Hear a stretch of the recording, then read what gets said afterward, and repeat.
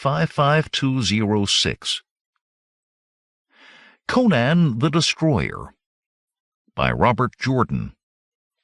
Copyright 1984 by Conan Properties Incorporated. Read by John Polk. This book was originally created for audio cassette playback. Any announcements concerning cassettes do not apply to this recording. This version contains a marker allowing direct access to the beginning of the book. Library of Congress annotation.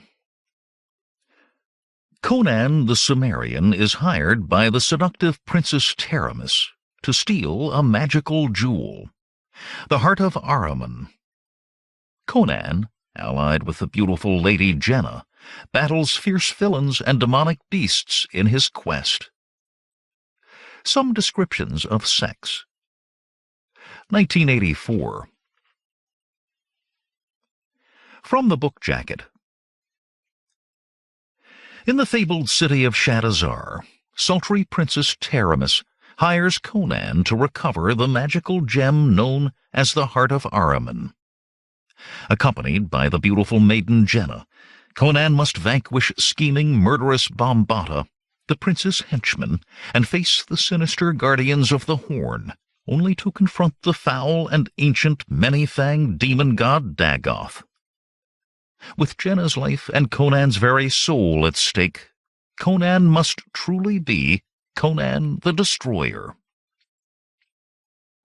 Other books by Robert Jordan.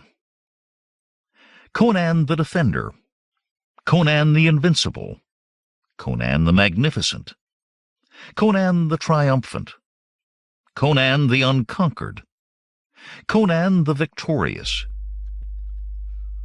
To Shere Khan, for his invaluable aid with the script. Reader's note: the map found in the print edition is not included in this recording. End of note. 1. The bloody sun baked the Zamoran plain, and baked, too, the procession that made its way across those rocky flats and rolling hills. The riders were armored in ebon breastplates and naseled helms. Sable was the chain mail that covered their arms, and sable the greaves that rose from booted feet to dark-breeched knees. No accoutrement of theirs but was the hue of deepest night. Their horses, too, were sheathed in black iron, chanfrons and crenets covering heads and necks, patrils protecting their chests. A long curved sword hung at each warrior's hip, and spike-headed maces swung at every high-pummeled saddle. But the hands that should have grasped lances held instead wooden clubs and long staves. Nets did they carry as well, thick-woven and weighted, stout enough to hold tigers. Last in the procession was a high-wheeled cart, drawn by 2 horses, and on it was bound a large cage of iron bars as thick as a man's wrist. The cart's driver worked his long whip ceaselessly across the backs of his team, for despite the heat of the sun and the weight of their armor, the column kept a rapid pace, and it would be more than his life was worth did he delay it a moment in reaching its goal. He who led the column was a head taller than any other man there, and broader of shoulder by more than a handspan. He was marked as a warrior of note, a man of position, by the intricate gold chasing of his gleaming sable breastplate, elaborate arabesques surrounding a leaping lion. It was a symbol he had chosen many years before, and many said he fought with the ferocity of that beast.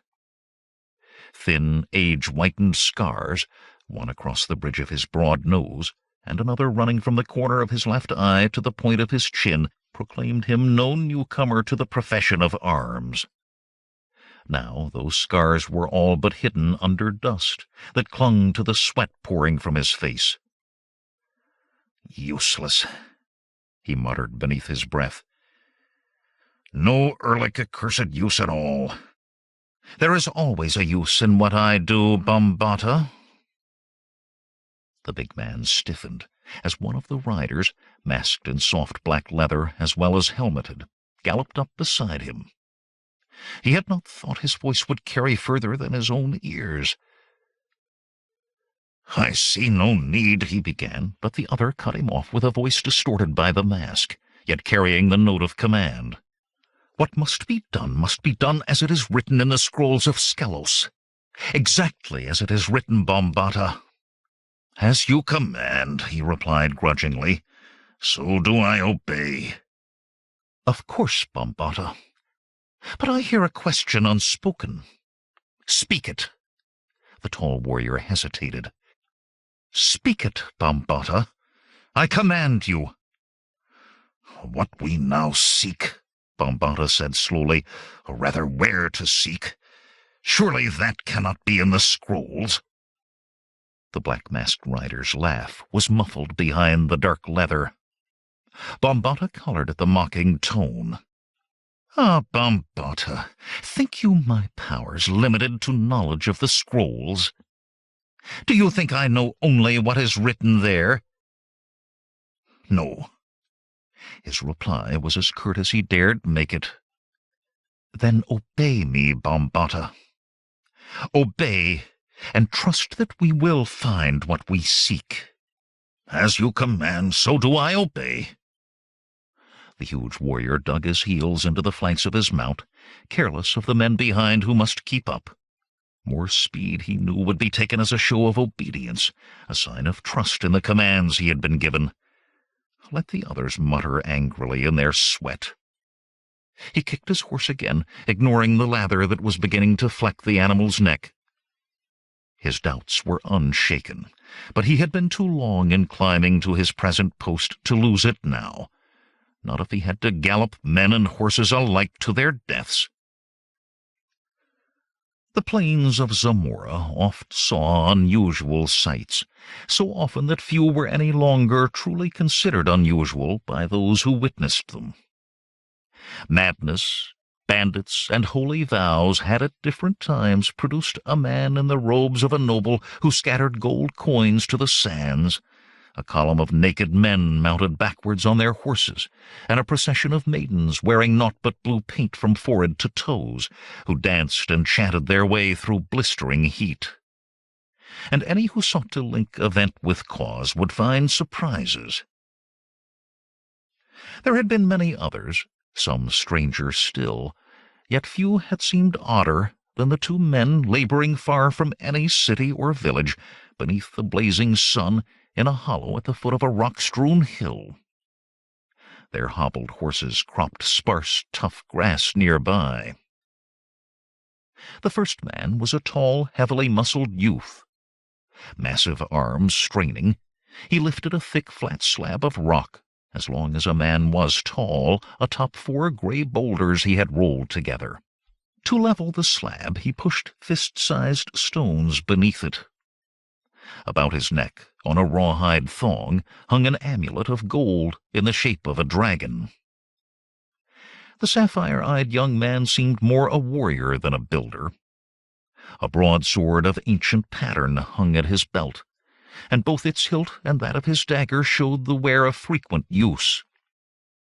His face, a square-cut black mane held back from it by a leather cord, showed only a lack of years to the casual observer. Those who looked deeply, however, could see several ordinary lifetimes' experience written there, lifetimes of blood and steel.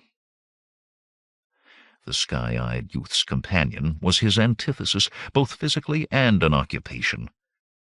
Short, wiry, and black-eyed, with greasy black hair tied behind his neck to fall below his shoulders, the second man stood to his thighs in a narrow pit, laboring to deepen it with a broken-handled shovel. 2 bulging leather sacks sat on the ground beside the hole. Continually the wiry fellow dashed sweat from his eyes and cursed work of a sort he was unused to, but whenever his gaze fell on those sacks, he set to again with a will. Finally, though, he tossed the broken shovel aside. "It's deep enough, eh, Conan?" The muscular youth did not hear. He frowned at the thing he had built. It was an altar, something with which he had little experience, but in the harsh mountain wastes of his native Cimmeria, he had learned that debts must be repaid, whatever the cost, whatever the difficulty. "Conan, is it deep enough?" The Cimmerian eyed his companion grimly. "If you hadn't opened your mouth at the wrong time, Malak, we'd not have to bury the gems. Euphrates wouldn't know who stole his jewels, the city guard wouldn't know who stole the jewels, and we could be sitting in Abulites' tavern drinking wine with dancing girls on our knees instead of sweating out on the plains. Dig it deeper. I did not mean to shout your name," Malak grumbled. He fumbled open one of the leather bags and scooped out a handful of sapphires and rubies, emeralds and opals. Green glittered in his eyes as he poured the polished stones back again, a sparkling stream of blue and crimson and green and gold. With a regretful sigh, he tugged the drawstring tight. "I just didn't think he would have so much. I was surprised. I did not do it a purpose." "Dig, Malak," Conan said, looking now at the altar rather than the other man. The Cimmerian closed his big hand around the golden amulet. Valeria had given it to him, and it seemed to him he felt her near him when he touched it. Valeria. Lover, warrior, and thief, all in one bundle of lithe, golden-haired beauty. Then she died, ripping the joy from his life. He had seen her die. But as well he had seen her return, come again to fight at his side, to save his life. Debts must be repaid. Malak had taken up the broken-handled shovel again, but instead of digging, he eyed the altar. "I did not think you believed in the gods, Cimmerian. I have never seen you pray." "The god of my land is Crom," Conan replied, "the dark lord of the mound. At birth he gives a man life and will, and never another gift. He will not pay heed to votive offerings, nor listen to prayers or pleadings. What a man does with the gifts Crom has given him are his own affair. But the altar?" Malak prompted when he fell silent. "This is a different land, with different gods. They are not my gods, but Valeria believed." Frowning, Conan released the dragon amulet. "Mayhap her gods listen, as the priests claim they do. Perhaps I can do something to help her fate with them." "Who knows what will sway gods?" Malak said, shrugging. The wiry thief lifted himself from the hole and sat cross-legged beside the leather sacks. "Even the priests do not agree, so how can you—" The clatter of galloping hooves from beyond the hill cut off his words. With a yelp, Malak snatched for the leather sacks.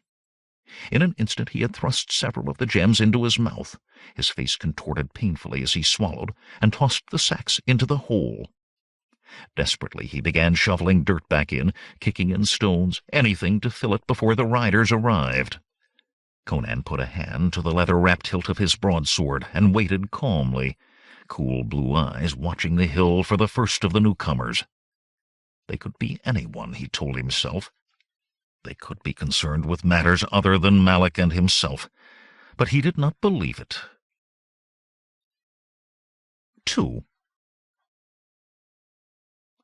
As a lone horseman in black nasaled helm and gold-chased ebon breastplate crested the hill, Malak laughed shakily.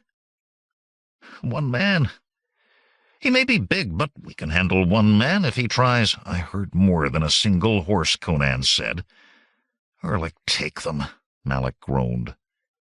Jamming the broken-handled shovel under the edge of a small boulder, he levered the stone toward the hole.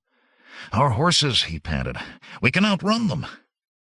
The boulder toppled into the narrow pit, plugging it.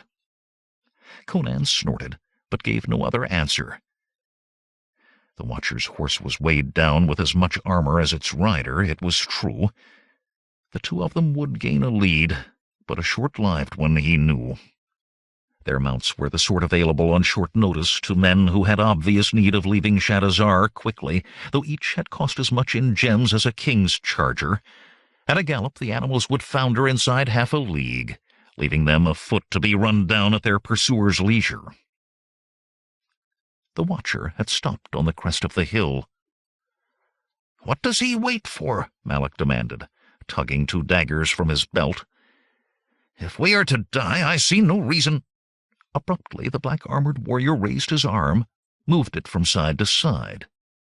Over the hilltop burst more than 80 yelling, armored riders, an ebon wave that split to either side of the man who still sat with upraised arm. At a dead gallop, the warriors roared to the right and left, sweeping out to encircle Conan and Malak at a distance of 300 paces. "You would think we were an army," Conan said. "Someone thinks we are dangerous, Malak." "So many," Malak moaned, and cast a regretful glance at their horses, now whinnying fretfully and dancing as if they wished to run. He seemed ready to run with them. The gold for hiring these would keep a man in luxury for months. Who would have thought Euphrates would become so angry? "Perhaps he did not like having his gems stolen," Conan said dryly. "We did not take all that he had," the wiry thief muttered. "He could be grateful that something was left. He could spend a coin or two for incense in the temples to thank the gods for what remained. He did not have to—" The Cimmerian was barely aware of his companion's tirade. He had learned long since to listen selectively to the small man, simply no longer hearing Malak's moans of what could have been or should have been, but obviously was not. At the moment, the steely-eyed Northlander was intent on 4 of the encircling warriors, 4 men who had ridden together and now fumbled with a long bundle one of them bore before his saddle. He glanced back at the hilltop. Another rider, masked, now sat beside the first, watching what occurred below. Abruptly, the tall watcher raised a curled brass horn, like the hunting horns used by nobles. A loud note rang from the hilltop, and the 4 who had worked at the bundle suddenly unfurled it between them and broke into a gallop straight for the 2 men afoot. 4 others galloped out to join them. The big Cimmerian's frown deepened. It was a net they held, and the outriders bore long clubs, as if they would cut off a quarry that sought to evade capture. Malak took 2 nervous steps toward the horses. "Wait!" Despite Conan's youth, there was a note of command in his voice that stopped the smaller man. "Wait for them, or we are meat for the taking." Malak nodded grimly and tightened his grip on his daggers. Closer the horseman thundered. 100 paces, 50, 10. Shouts of triumph broke from the charging warriors. "Now," Conan said, and leaped toward the net. Groaning, Malak followed. As he leaped, the Cimmerian's broadsword finally left its worn shagreen scabbard. Driven by massive shoulders, the blade sheared through a corner of the net. The rider who had held that corner galloped on with a startled yell, holding only a fragment of thick rope. The warrior following behind dropped his reins and drew the curved tulwar at his belt. Conan ducked under the slash, then thrust up, his steel sliding under the black breastplate. The impaled warrior seemed to leap backwards from the saddle of his charging horse. Even as the man fell, Conan tugged free his bloodied steel and spun, warned by a primitive instinct for danger. The face looming above him was twisted with rage beneath the dark helmet's rim, contorted as if the man wished he swung a sword rather than a club. Yet that thick billet, longer than a man's arm, could crack a skull if landed hard enough, and the club-wielder swung with a will. The Cimmerian's blade flashed upward, through flesh and bone. Club and still clutching hand sailed through the air. As the shrieking man grabbed his scarlet fountaining wrist with his remaining hand, his horse bolted, carrying him away. Hastily, Conan sought for a new enemy. Malak was grappling with one of the net carriers, attempting to pull him from the saddle. One of the small thief's daggers darted into the gap between helmet and breastplate. With a gurgling scream, the horseman toppled, carrying Malak to the ground with him. The dark-eyed thief bounded quickly to his feet, daggers at the ready. The other man did not move. For a frozen instant, Conan and his companion faced the 5 remaining of their attackers. The net lay abandoned on the ground now. The 2 who had helped bear the net rested their hands on their sword hilts. Those with clubs seemed more hesitant. Suddenly, one man threw down his club. Before his sword was half drawn, another blast of the horn rang out. The sword was resheathed with an oath, and all 5 galloped back toward the encircling line. Malik licked his lips. "Why are they trying to capture us? I don't understand." "Perhaps Euphrates is even madder than we thought," Conan replied grimly. "Perhaps he wants to see how much the Torturers' Guild can make us scream before we die." "Mitra," Malik breathed. "Why did you have to tell me something like that?" Conan shrugged. "You asked." Again the horn sounded. "Get ready. They're coming again." Again 4 riders bore the net spread between them, but this time the outriders brought their number up to a full score. As the horsemen pounded toward them, Conan motioned unobtrusively. Malik shrugged and nodded. The 2 men stood, waiting, as they had before. Closer the net came, and closer. Only 3 strides from the men on the ground, half the outriders swung in close to the net.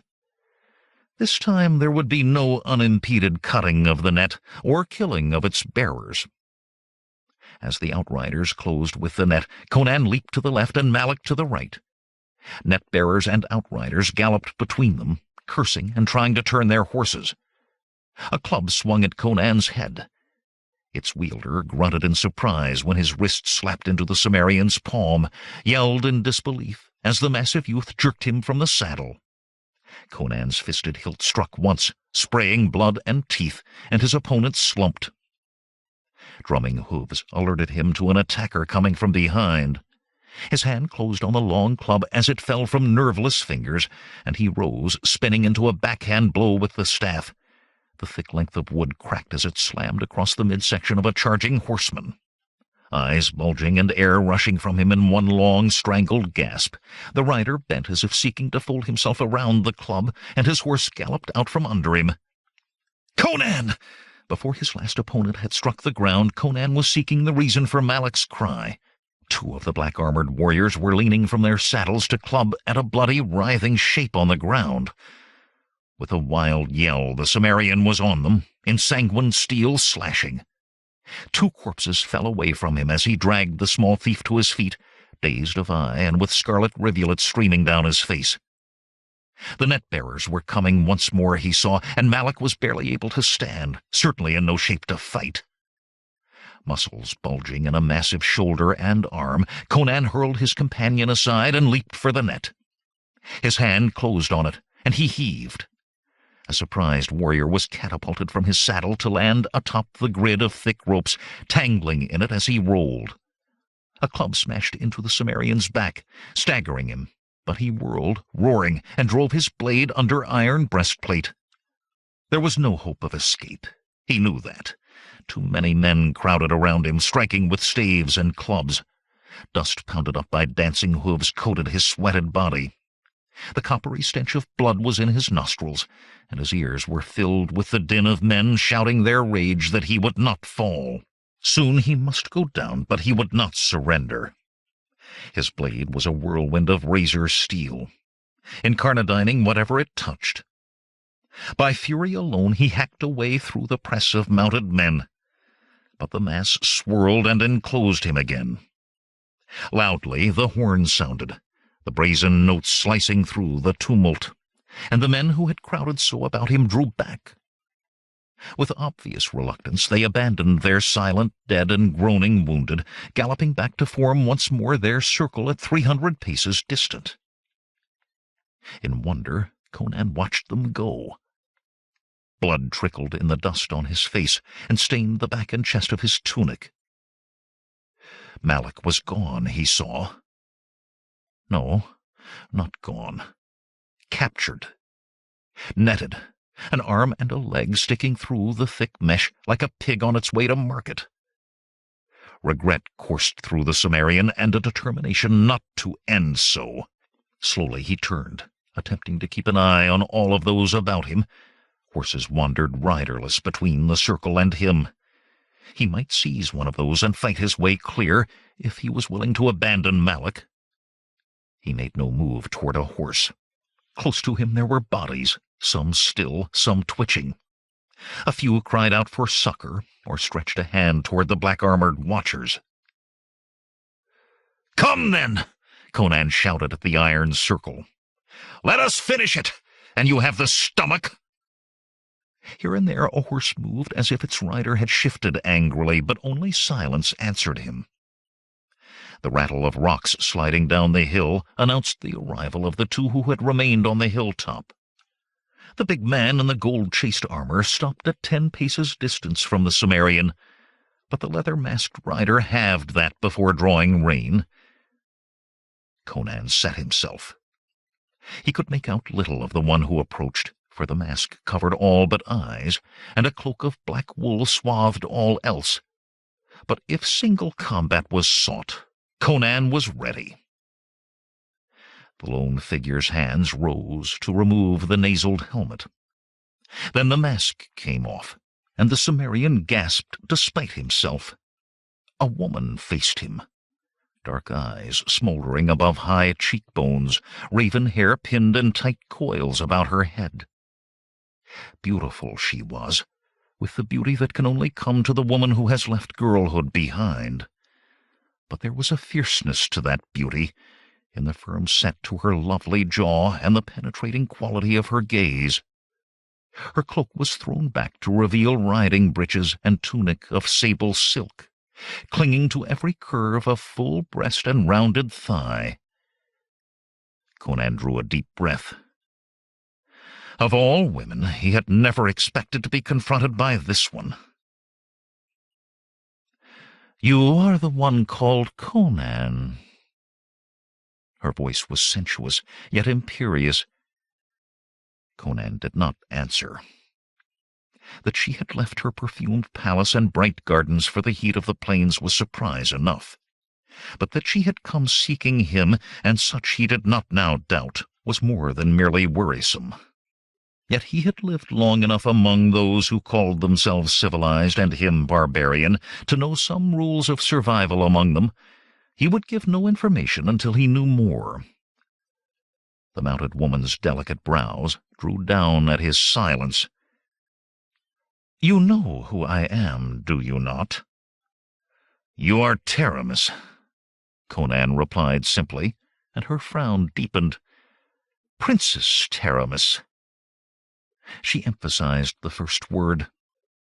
His face lost none of its grimness, nor did his sword lower from its ready position. She was tall for a woman, and she drew herself up to the last hair's breadth of her height. "I am the Princess Royal of Zamora. Tiridates, your king, is my brother." "Tiridates is not my king," Conan said. Taramis smiled as if she found herself back on a familiar path.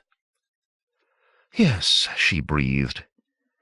"You are a Northlander, a barbarian, are you not? And a thief?" Conan stiffened. It was all he could do not to check the encircling horsemen to see if some were drifting closer with their nets. Yet he knew the true danger lay with the woman before him. "What do you want of me?" he demanded. "Serve me, Conan the thief."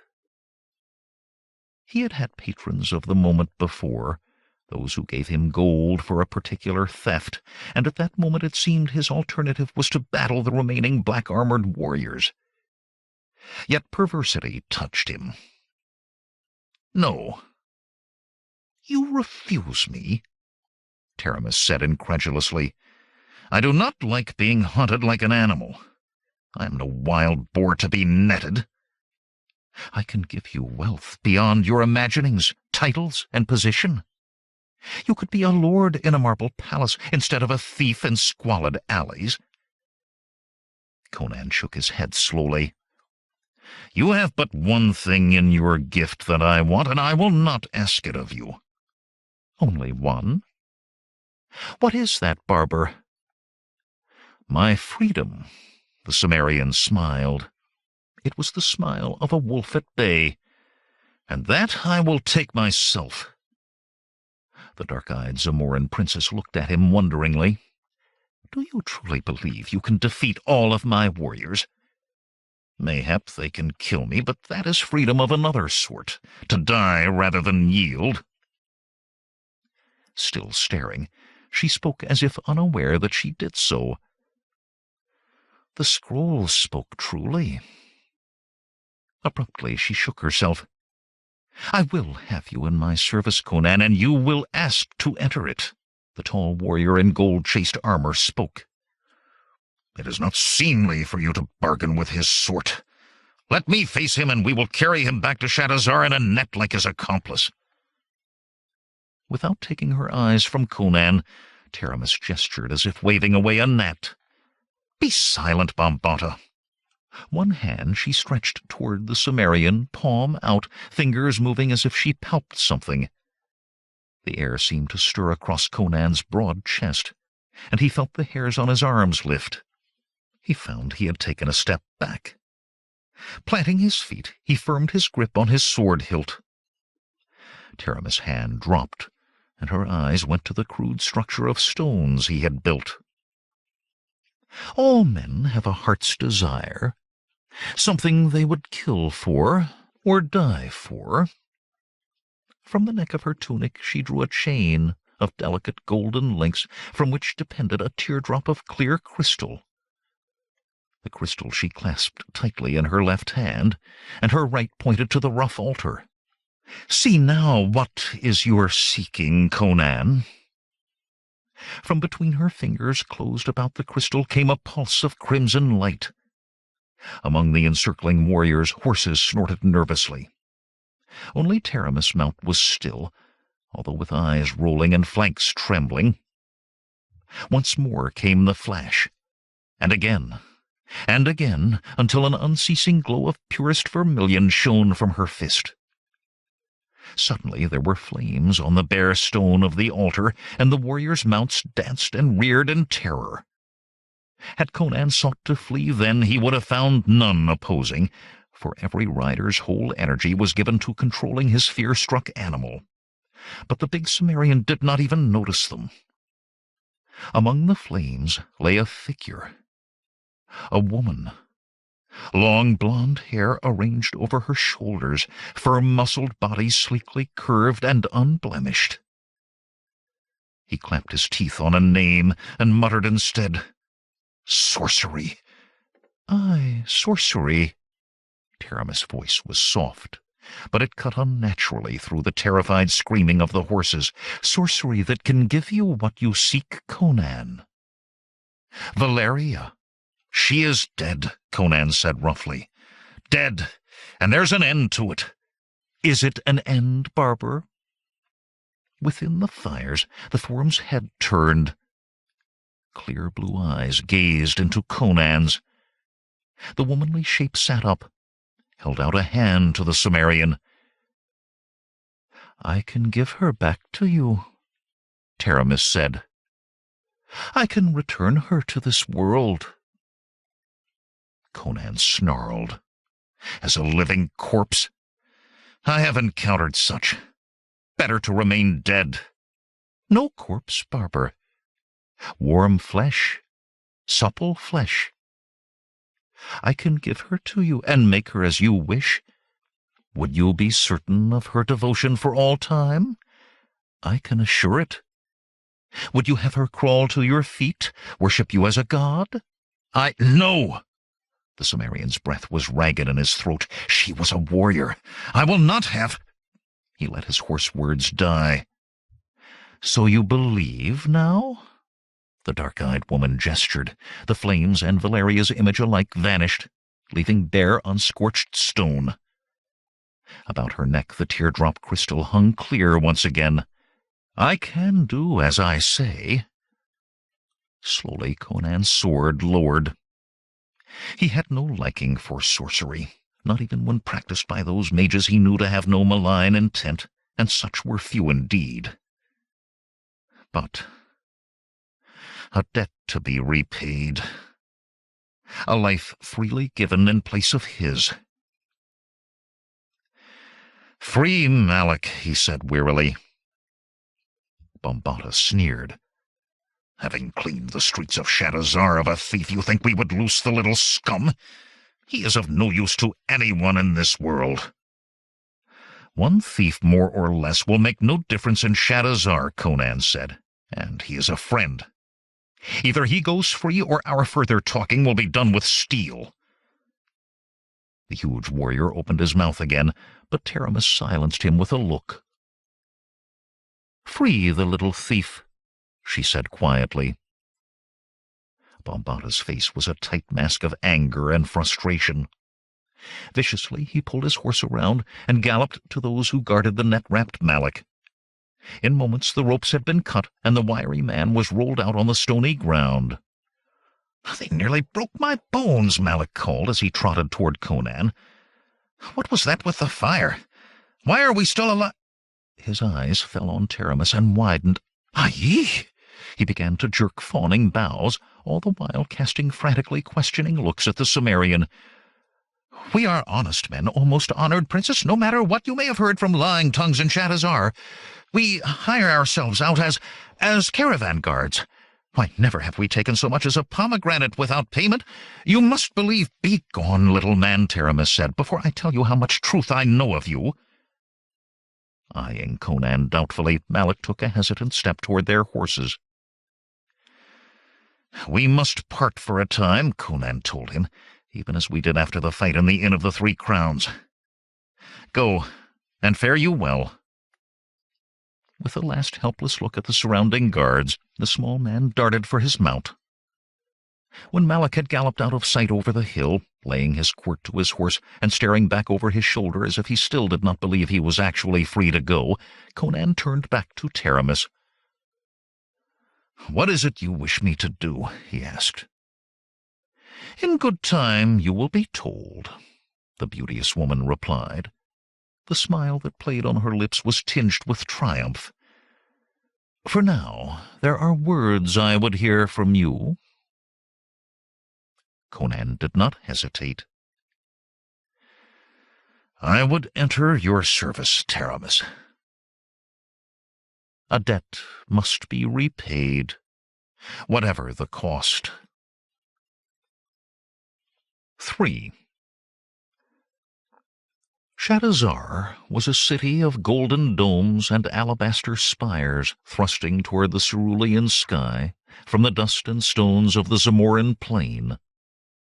Crystal-pure fountains splashed among fig trees in shaded courtyards, and a glaring sun was reflected from gleaming white walls that sheltered dark cool within. Shadazar the Wicked was the city called, and a score more of names, each less complimentary than the last, and all well-earned. Within the great granite city walls pleasure was sought as avidly as gold, and one was oft exchanged for the other. Sleek lords licked their lips over quivering maidens as over pastries. Hot-eyed ladies stalked their prey like sinuous, sensuous cats.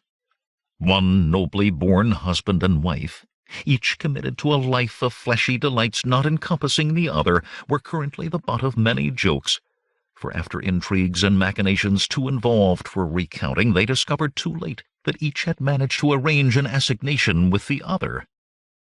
Yet if perversion and debauchery were the soul of Shadazar, it was trade that provided the gold to purchase them. From the far reaches of the world they knew came the caravans, from Turan and Corinthia, from Iranistan and Khoraja, from Koth and Shem. Pearls, silks and gold, ivory, perfumes and spices, all provided the music for the licentious pavan of the city of 10,000 sins. The streets of the city were crowded with commerce, as Conan rode into the city with Taramis' party of black-armored warriors. Rough-tunicked men carrying baskets of fruit dodged the whips of muleteers who drove their trains of braying beasts down streets lined with brightly striped shop awnings and tables displaying samples of the goods to be found within. Haughty silk-clad nobles and fat merchants in sombre velvets, leather-aproned apprentices and harlots wearing little but jingling girdles of coin, all dodged between the long-striding camels of caravans, driven by dusty men of foreign mien and greedy eyes. From building to building the air was solid with the bleats and squawks of sheep and chickens bound for sale, the cries of peddlers and strumpets hawking their wares, beggars pleading and merchants bargaining. Over all hung a stench compounded of equal parts of spices, offal, perfume, and sweat. Taramis did not allow herself to be slowed by the congestion of the narrow streets.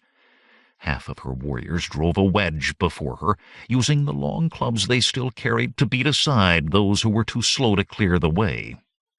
The rest of the ebon-armored guards brought up the rear, with Conan and Taramis in the middle. And guards they were, the big Cimmerian thought, for all the talk that he had entered the noblewoman's service. He bent from the saddle to scoop a fat pear from a fruitmonger's cart, and forced himself to sink into a lazy slouch as he rode, seemingly with no thought but eating the succulent fruit and staring at the crowds. The teeming throngs of people were driven to the sides of the streets, merchants and trolls, nobles and beggars crowded together, trampling blankets of trinkets displayed there, overturning tables before shops. Sullen faces stared at the procession. Bloody faces marked those who had been slow of foot. Most were silent, but the guards just ahead of Taramis shook their clubs at the onlookers, and scattered shouts rose of, "All hail to Princess Taramis!" or "The gods' blessings on Princess Taramis!" Conan's eye fell on a caravan forced into a side street ahead. The lead camel, people jammed about its feet, jerked continually at the halter rope held by a slim, dark-skinned man in a dirty turban. The camels behind, catching its feelings, grunted and shifted nervously. As Conan rode past the caravan, he tossed aside the core of the pair, right into the lead camel's nose. With a wild bray, the dusty gray beast reared, pulling its halter rope from the turbaned man's hand.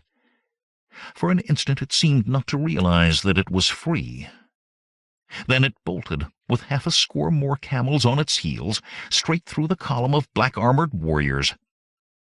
The Cimmerian gave his horse its head, and it joined the stampede. Shouts rose behind him, but Conan bent low over his saddle and let his horse gallop. Scattering peddlers and marketers, the knot of camels, with Conan in its center, rounded a slight bend in the street. The pursuit, there would certainly be pursuit, could not see him, but that shelter could last only moments.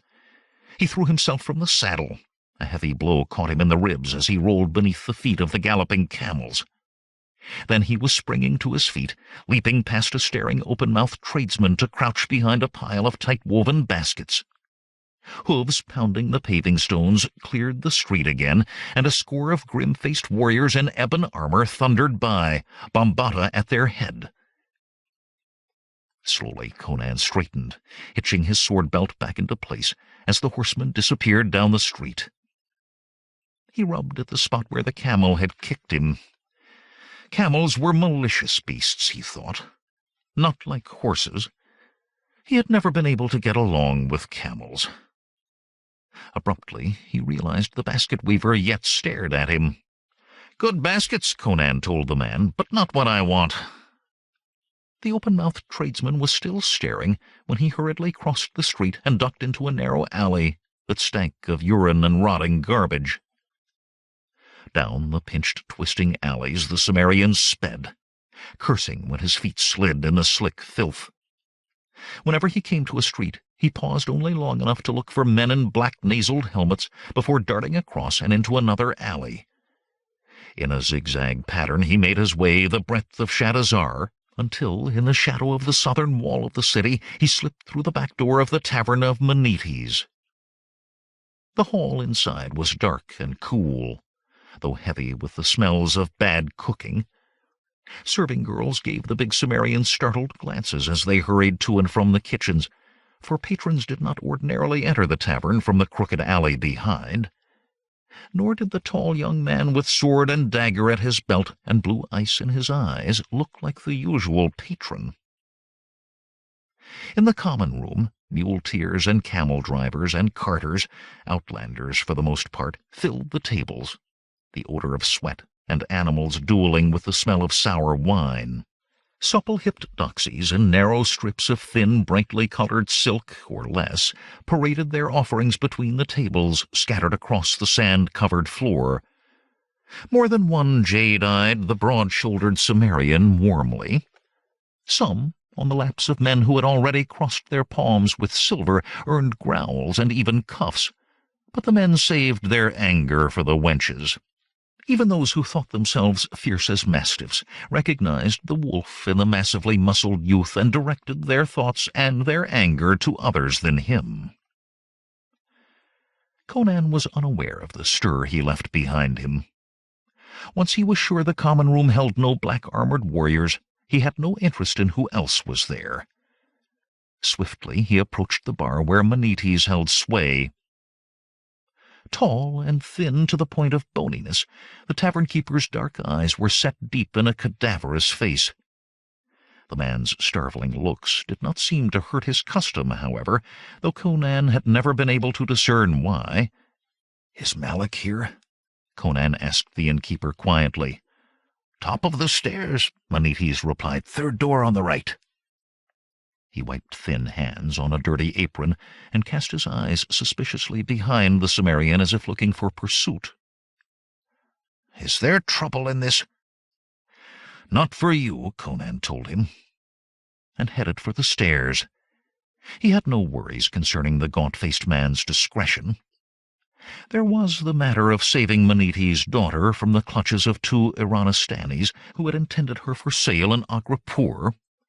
Menites would keep silent if there were hot irons at his feet. On the second floor, Conan slapped open the indicated door and jerked back as a slashing dagger barely missed his throat. "'Tis me, you fool!" he growled. Grinning nervously, Malak sheathed his blade and backed into the room. Conan slammed the door behind him as he entered. "Sorry," the wiry thief laughed shakily.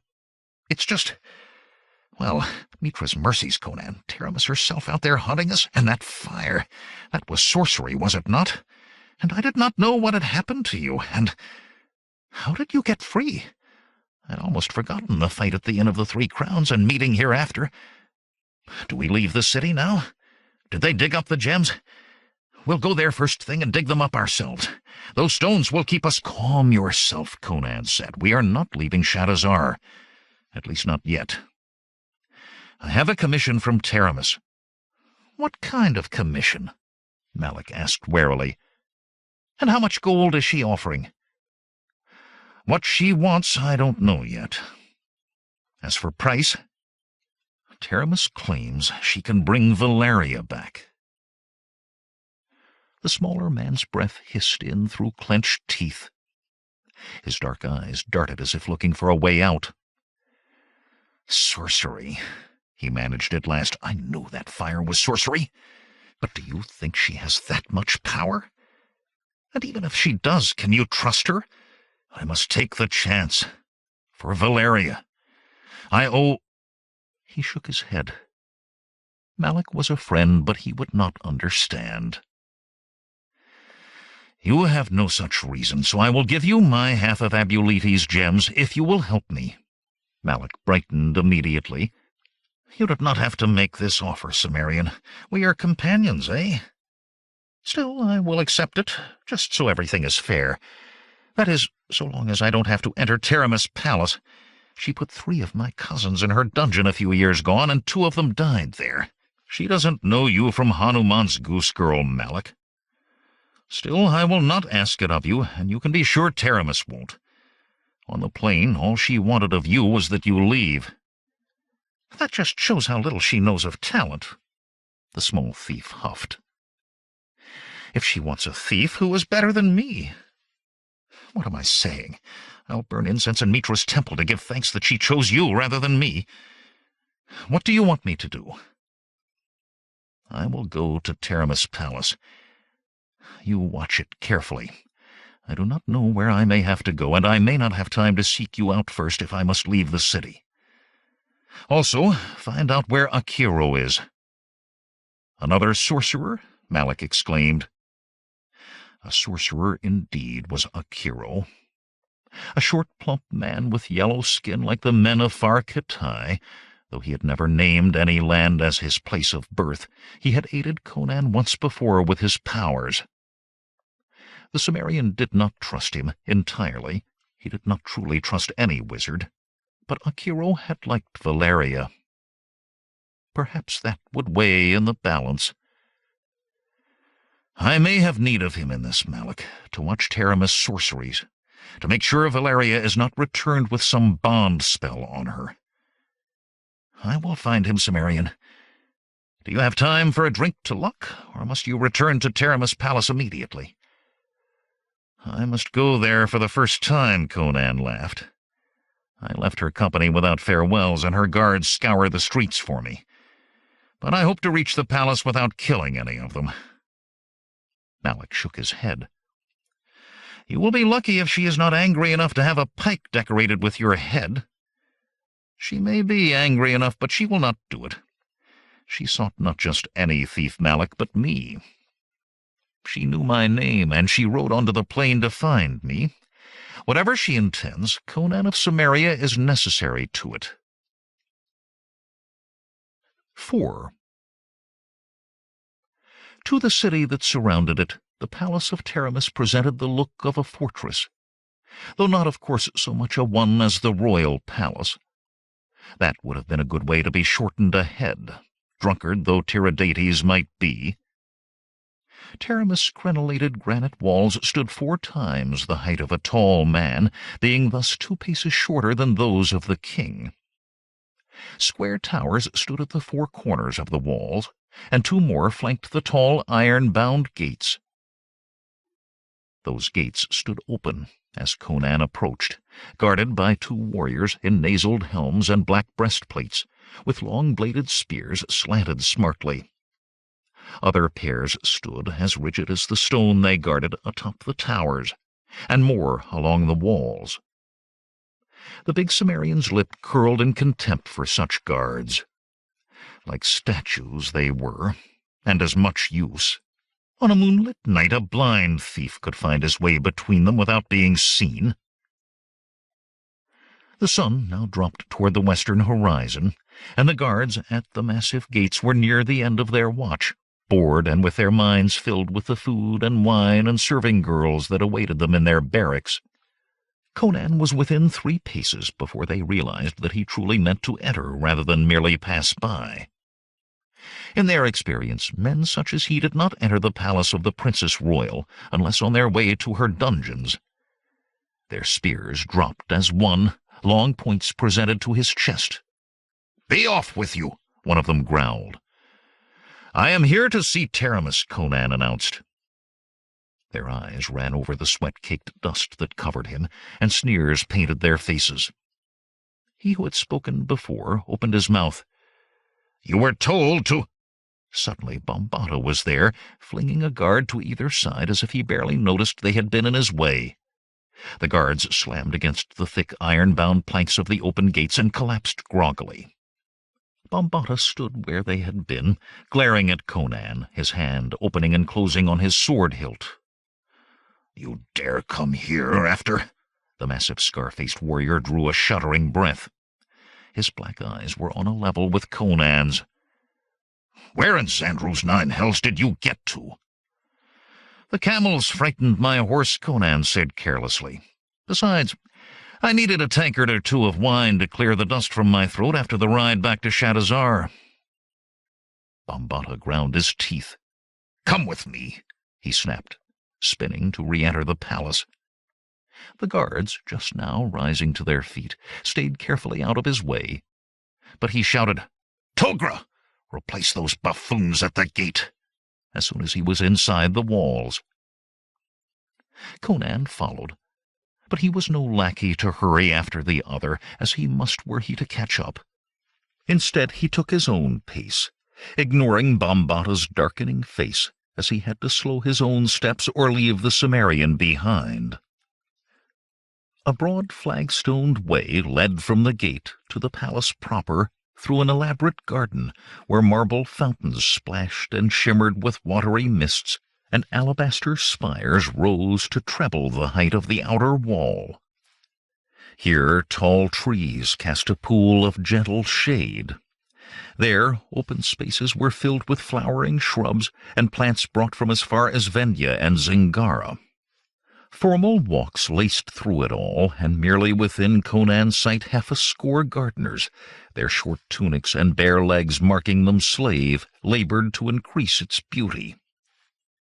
A portico of tall fluted columns surrounded the palace itself, and within was a profusion of courtyards, floored with polished marble, and overlooked by balconies piercing niveous walls that gleamed even in the fading light.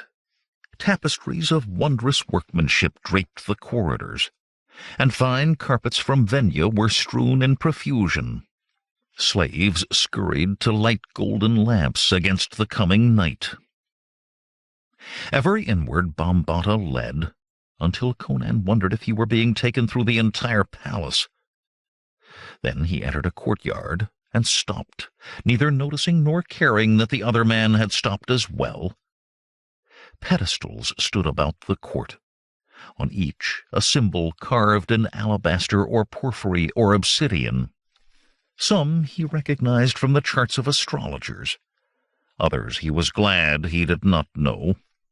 His gaze did not linger on those. Among the pedestals stood knots of men in robes of saffron and black, embroidered with arcane signs in varying degrees of complexity. Others, in robes of gold, held to themselves apart. All their eyes swung to him as he stepped into the court, eager eyes that weighed and measured and evaluated. "The man Conan," Bambatta said, and the Cimmerian realized he addressed not the watching men, but Taramis, on a balcony overlooking them all. The voluptuous noblewoman still wore her travel-stained garments, and her face was filled with arrogant fury. Her eyes locked with Conan's. She seemed to be waiting for him to look away, and when he did not, her head jerked irritably. "Have him washed," she commanded, "and brought to me." Without another word she left the balcony, even her back eloquent of rage. Her anger was no greater than Conan's own, however. "Have me washed?" he growled. "I am no horse." To his surprise, Bambatta's scarred face reflected his ire. "The baths are this way, thief." The ebon-armored man all but snarled the words and strode off, not looking to see if Conan followed. The Cimmerian hesitated only a moment, though. He would welcome the chance to sluice away the dust. It was only the means of its offering, if it could be called an offer, that rankled. The room to which Conan was led had walls mosaicked in images of blue skies and river rushes, and in its center was a large white-tiled pool. Beyond the pool was a low couch and a small table bearing vials of oils. It was the bath attendants who brought a smile to his face, though. 4 girls flashed dark-eyed glances at him and hid giggles behind their hands. Their hair was uniformly black and pinned in identical coils tight about their heads, but short tunics of white linen fit snugly over curves that ranged from slender to generous. "You will be sent for, thief," Bambatta said. Conan's smile faded. "Your tone begins to grate at me," he said coolly. "If you were not needed, do not let that stay your hand. I shall still be here after." Bambatta's hand twitched toward his sword. Then, the scars on his face livid, he stalked from the chamber. The 4 girls had fallen silent during the exchange. Now they huddled together, staring at Conan with frightened eyes. "I will not bite you," Conan told them gently. Hesitantly they moved to him, simultaneously beginning to tug at his garments and chatter. "I thought you were going to fight him, my lord." "Bambata is a fierce warrior, my lord, a dangerous man." "Of course, my lord, you are as tall as he. I thought no man could be as tall as Bambata." "But Bambata is bigger. Not that I doubt your strength, my lord." "Hold," Conan laughed, fending them off. "One at a time. Firstly, I am no lord. Secondly, I can wash myself. And thirdly, how are you called?" "I am Ania, my lord," the slenderest of them answered. "These are Taphis, Anuk, and Liella, and to wash you is what we are for, my lord." Conan ran an appreciative eye over her lithe curves. "I can think of better things," he murmured.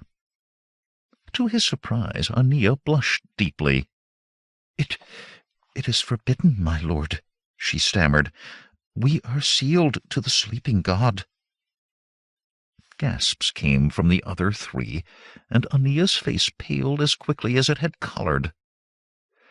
"The sleeping god?" Conan said. "What god is that?"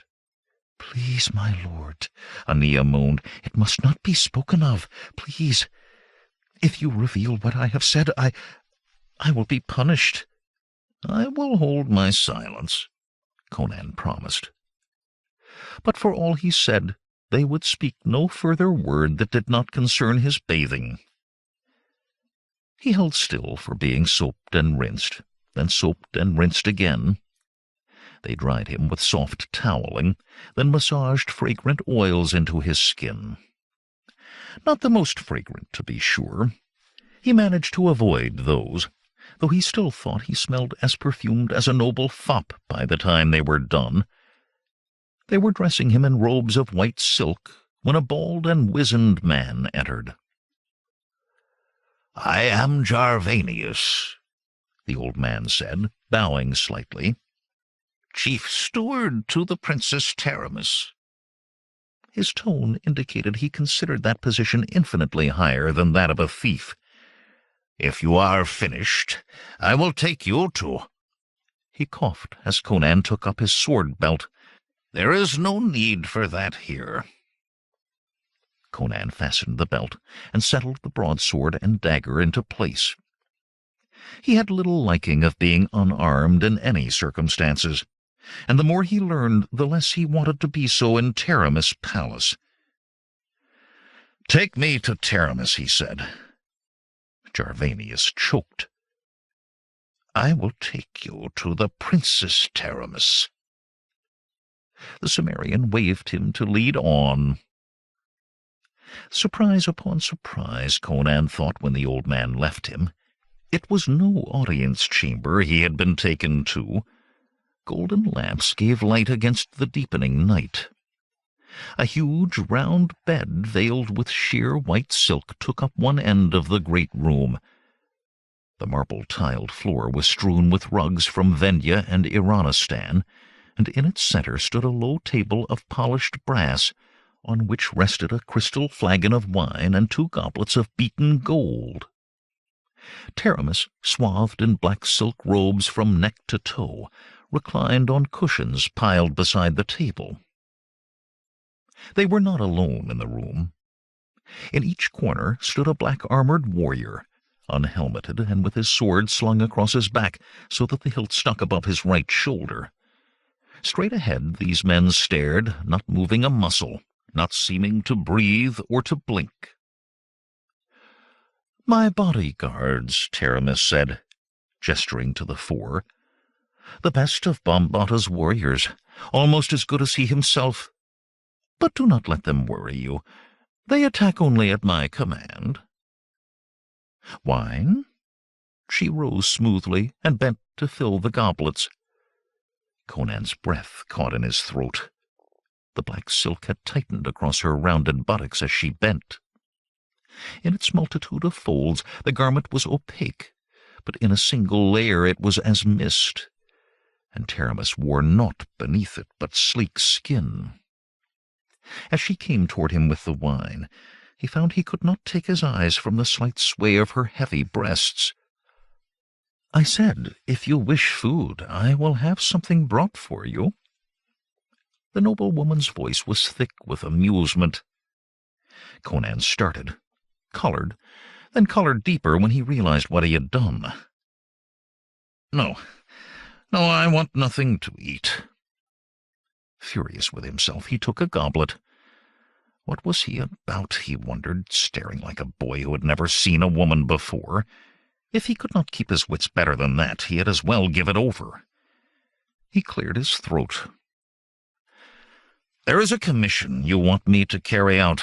I cannot do it until I know what it is." "You want this Valeria returned to you?"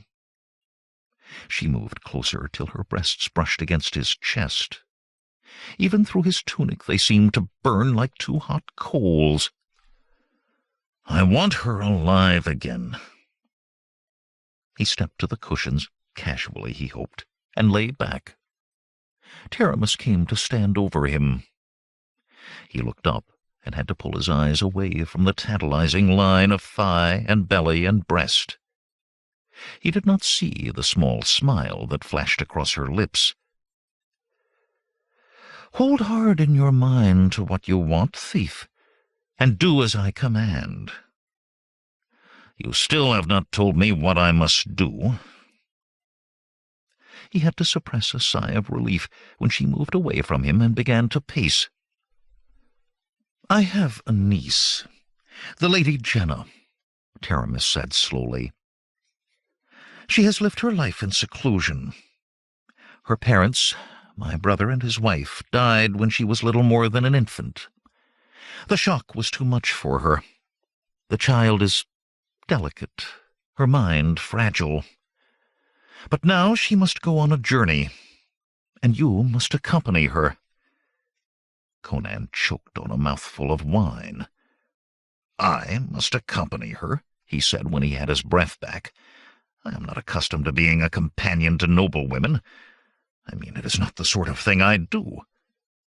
"You mean you are a thief," Taramis said, and smiled when he shifted uncomfortably. "I have not turned you over to the city guard yet, Conan.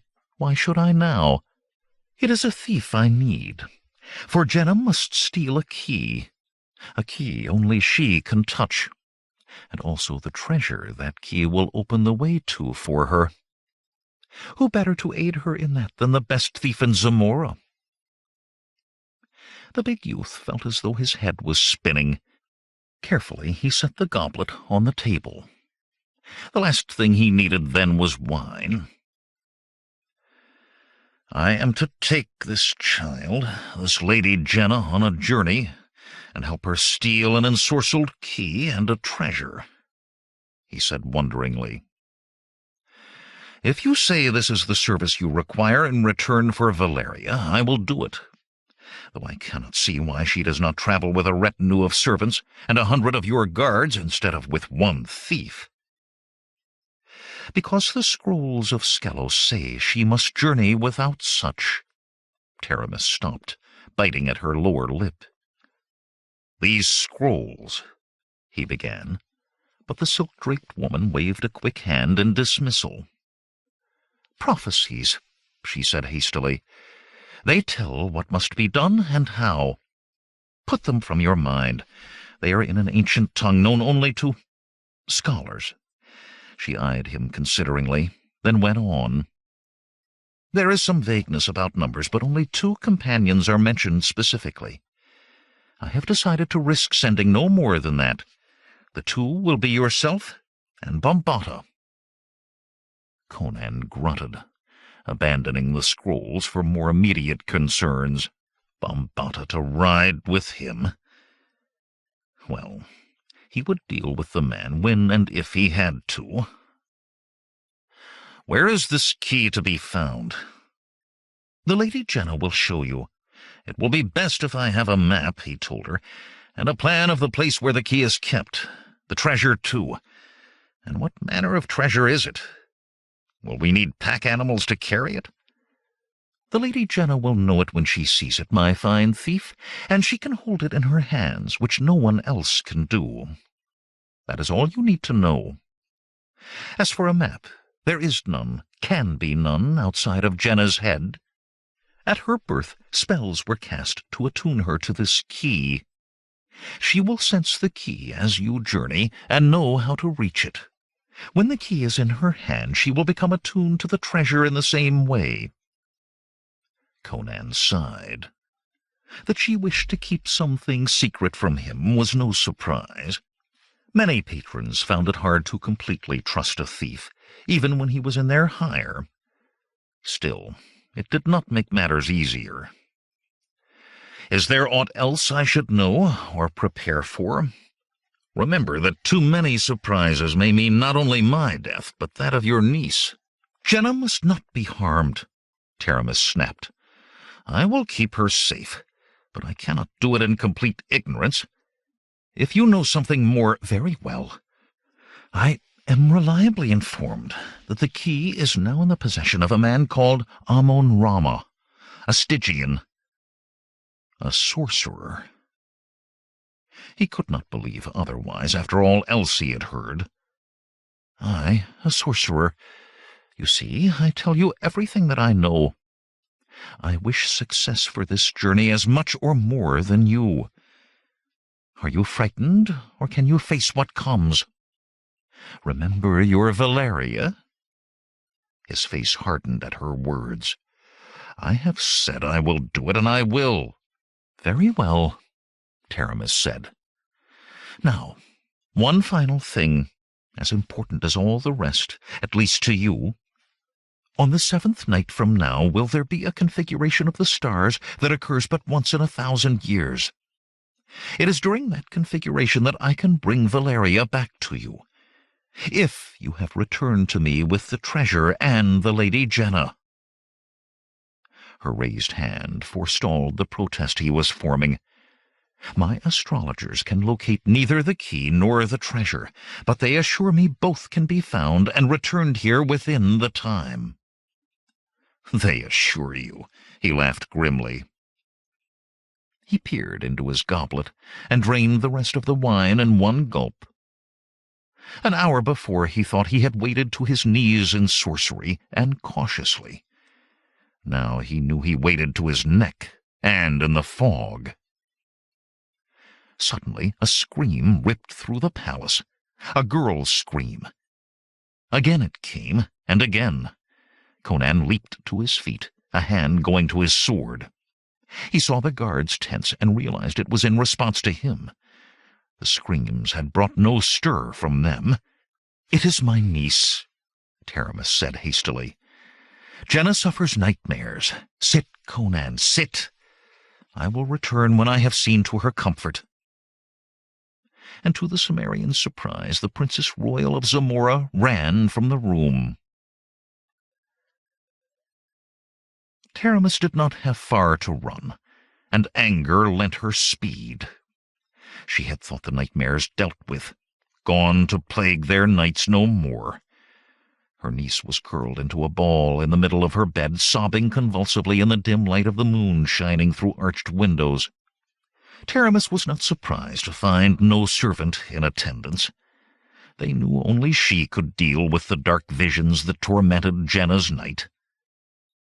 The noblewoman knelt beside the bed and put her hands on Jehnna's shoulders. The girl started, then saw Taramis and clutched at her. "It was a dream," she wept. "A horrible dream." Not yet 18, Jehnna was slender and pretty. But now her large dark eyes swam with tears, and her full lips trembled beyond control. "Only a dream," Taramis soothed, stroking the girl's long black hair. "No more than a dream." "But I saw... Shh! Rest, Jehnna. Tomorrow you begin your grand adventure. You cannot let dreams frighten you now." "But it frightened me so," Jehnna faltered. "Hush, child." Lightly, Taramis rested her fingertips on Jehnna's temples and chanted beneath her breath. Slowly the girl's sobs quieted, her tremblings stilled. When her breathing took on the slow, deep rhythm of sleep, Taramis straightened. 100 times she had thought the dream and the memories of the dream were banished, but each time the accursed dream returned to haunt her. She rubbed at her own temples. The same power that gave the girl her destiny made it harder each time to push away the nightmare. But without that power and destiny, there would have been no nightmares. Jehnna was the one spoken of in the scrolls, and that was what was important. This time, the banishment would last long enough. It had to. All of her life had Taramis been on this path, truly since infancy. As soon as she was old enough to be aware of herself, her own aunt, the Princess Elfane, began to teach her of the only 2 ways a woman could truly have power: seduction and sorcery. When Elfane died, the child Taramis, but 10 years of age, did not attend the funereal rites. Older heads thought her absence was an indication of her grief. In actuality, she had been ransacking her aunt's private chambers, stealing the sorceress tomes and magical artifacts that Elfane had spent a lifetime collecting. And there she found the scrolls of Skelos. Within a phasing of the moon, she began the 20 years of labor that now approached culmination. She became aware of Bombata standing in the doorway, staring at the girl on the bed. Swiftly she crossed the room and took him by the arms. For a moment he resisted. Then he allowed himself to be drawn into the darkened corridor. "You no longer even hide it, do you?" she said with deceptive quiet. "You desire my niece. Do not attempt to deny it." He towered over her, but he shifted from foot to foot like a boy awaiting chastisement. "I cannot help myself," he muttered finally. "You are fire and passion. She is innocence and purity. I cannot help myself, and she must remain innocent. It is written in the scrolls of Skelos." In truth, the scrolls did not require Jehnna to be virgin, merely innocent of the slightest seed of evil, a pure soul incapable of thinking wrong or harm toward anyone, or of believing that anyone might mean such toward her. Her carefully cloistered life had assured that. But Taramis had seen what was happening in Bombata long before he had become aware of it himself, and nurtured his belief. Even were it not, she told him, "You are mine, and I will not share what is mine." "I like it not that you are alone with the thief," he growled. "Alone?" Taramis laughed. "The 4 best of your guard stand ready to seize him or cut him down should he threaten me." The huge warrior spoke under his breath, and she frowned. "Speak loudly enough for me to hear, Bombata. I do not like things hidden from me." For a long moment he stared at her, black eyes burning, then said, "I cannot bear the thought of the thief looking at you, wanting you, touching you. You forget yourself." Each word slashed like an icy razor. Bombata took a step back, then slowly sank to his knees, head bent. "Forgive me," he muttered. "But this Conan cannot be trusted. He is an outlander, a thief." "Fool! The scrolls say that Jehnna must be accompanied by a thief with eyes the color of the sky. There is not another such in Shadazar, perhaps not in all of Zamora. You will do as I have commanded you. You will follow the instruction of the scrolls exactly, Bombata." "As you command," he murmured. "So do I obey." Taramis touched his head, much as she might fondle the head of one of her wolfhounds. "Of course, Bombata." She felt flushed with victory, for it certainly would come now. The horn of Dagoth would be hers. Immortality and power would be hers. The knowledge sent sparks through her, and flashes of heat that coiled in her belly. Her hand trembled on Bombata's black hair. She took a deep breath. "Rest assured that all will occur as I have planned, Bombata. Now return to your chambers and sleep. Sleep and dream of our triumph." Unmoving on his knees, Bombata watched her go, his obsidian eyes glittering in the dark. Conan got to his feet as Taramis entered the bedchamber. "Your niece?" he asked. "She is better. She sleeps." The voluptuous noblewoman raised a hand, and the ebon-clad guards marched from the room without a word. "Do you sleep, thief, or are you awake? It is late, and you would talk of my niece." Folds of diaphanous silk moved as she walked, showing flashes of bare skin beneath. The Cimmerian eyed her doubtfully. With a serving girl or even a rich merchant's daughter, he would have been certain what she meant. With the princess, he was unsure. "Are you still a man?" she laughed. "Has mourning for your beloved Valeria unmanned you?" Conan growled. He knew he could not explain to Taramis what had stood and did stand between Valeria and himself. He was not sure he had it entirely clear in his own mind. But of one thing he was sure. "I am a man," he said. Taramis' hands went to her neck. Black silk cascaded to pool about her feet.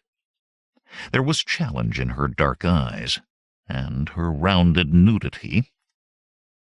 "Prove it," she taunted. Disdaining the bed, Conan bore her to the floor and gave the proofs she asked. 5. Conan stared into the fire of dried dung, small so as to attract no unwanted attention from others who might be spending the night on the Zamoran plain, and thought briefly of other sorceress flames on a crude stone altar. A full day's ride from Shadazar, and still Malak had not appeared. The Cimmerian did not like admitting to a need for anyone's aid, but he was more certain than ever that he would need a hero before this journey was done, and after, if Taramis delivered what she promised. Where in Xandru's 9 hells was Malak? Scowling, he pulled himself from the useless reverie and found himself studying his companions. Or rather, one of them. Bombata solicitously filled a silver cup from one of their goatskin water bags and offered it to Jehnna. With a thankful smile, she reached one hand from under her cloak of the palest white wool, pulled tight about her against the chill of the night. The girl was not at all what Conan expected, and he still had not accustomed himself to the difference. Taramis had spoken of her niece as a child, and he had formed an image of a girl of 9 or 10 years, not one of his own age, with a slender body that moved beneath her concealing robes with the unconscious grace of a gazelle. "Our direction," the Cimmerian said abruptly. "Do we continue the same way on the morn, Jehnna?" "The Lady Jehnna, thief," Bombata corrected in a growl. Jehnna blinked, as if startled at being addressed. Her brown eyes, as large and tremulous as those of a newborn fawn, stared at him for a moment, then turned to Bombata. She addressed her answer to the black-armored warrior. "I will know more later, but for now I know only that we must ride to the west." Toward the Karpash Mountains, Conan thought. They were a rugged, towering range, where a man could easily become lost if he had neither a familiarity with the region nor a guide with the same. Maps showed only the major passes, used as trade routes. And the people, if not so fierce as Kazankian hillmen, were yet far from friendly toward strangers. They had a way of smiling in welcome until they put the knife into your ribs. The Cimmerian was not surprised that she had not answered him directly. Since leaving Taramis' palace before dawn, she had spoken no word to him, only to Bombata. But he was skilled in his chosen profession, and knowledge was as life's blood to a thief. "How do you know the way?" he asked. "Does the key draw you to it?" "She is not to be questioned, thief," Bombata growled. A wolf howled in the night. The long, mournful sound seemed to blend with the crescent-mooned darkness. "What was that, Bombata?" Jehnna asked curiously. The scar-faced man gave a last glare to Conan before replying. "Only an animal, child. Like a dog." Her brown eyes turned eager. "Will we see one?" "Perhaps, child." Conan shook his head. The girl seemed to delight in everything and to know of nothing. The empty streets of Shadazar, as they rode from the city, the tents and sleeping camels of a caravan outside the city gates, the pack of hyenas that had followed them at a distance for half the day without ever quite gathering the nerve to attack, all fascinated her equally, bringing bright-eyed stares and questions to Bombata. "What I do not know can kill us," Conan said. "Do not frighten her, thief," Bombata snapped. Jehnna laid a hand on the tall warrior's chain-mailed arm. "I am not frightened, Bombata. My good Bombata." "Then tell me how you know where to find the key," Conan insisted. "Or tell Bombata if you still will not speak to me." Her eyes flickered to Conan, then settled on a space halfway between the Cimmerian and the black-armored warrior. "I do not know exactly how I know the way, only that I do. It is as if I remember having been this way before." She shook her head and gave a small laugh. "Of course it cannot be that. I do not in truth remember ever having left the palace of my aunt until this day." "If you can tell me where we are to go," Conan said, "even if only vaguely, I may be able to take us by a shorter route than the one you know." Thinking of the configuration of stars Taramis had said was necessary for restoring Valeria to life, he touched the golden amulet hanging at his neck and added, "Time is short." Once more, Jehnna gave a slight shake of her head. "If what I see before me is the proper way to go, then I remember it. But I must see it first." Abruptly she laughed and let herself fall back to stare up at the sky. "Besides, I do not want this journey to end quickly. I wish it could last forever and ever." "It cannot, child," Bombata said. "We must be back in Shadazar in 6 more nights." It was all Conan could do to keep his face expressionless. The configuration would occur in 6 nights, but Bombata had no care for Valeria's return. What else was to occur on that night? "Now it is time for you to sleep, girl," the scarred man went on. "We must travel onward early." He began preparing her bed, clearing rocks away from a space of ground, then digging at the earth with his dagger. "Please, Bombata," Jehnna said, "can I not remain awake a little longer? The stars look so different here than from the palace gardens. It seems I could almost touch them." Bombata wordlessly spread blankets over the softened ground. "Oh, very well," she sighed, then covered a yawn with her hand. "It's just that I want to experience everything, and there is so much." As she lay down, Bombata put another blanket over her with surprising gentleness. "I will let you experience as much as I can," he said softly. "As much as I can, child. But we must be back in Shadazar in 6 nights more." Pillowing her head on her arms, Jehnna mumbled sleepily. A lover, Conan thought, watching the way Bambata remained bent over the girl. Were Jehnna not so obviously a virgin, he would have been sure the other man was her lover. Rising to his feet, Bambata walked to the fire and began to kick dirt over it. "I will take the first watch, thief," he said. Without another word, he returned to Jehnna's side, drew his sword, and sat cross-legged with the naked blade across his knees. Conan's mouth tightened. The man had placed himself between Jehnna and the Cimmerian, as if it were he who must be guarded against. Not taking his eyes from Bambata, Conan stretched out on the ground, one hand gripping his own sword hilt. He drew no blanket over himself. He was inured to more cold than the Zamoran plain had to offer, and a blanket would slow him an instant should he need to bring his sword into play. Such could be fatal against a man with steel already in his fist. Yet even through his distrust of Bambata, he wondered about the new mystery that had been added to the rest. What was to occur in Shadazar in 6 nights? His mind was still on that when he allowed sleep to overtake him.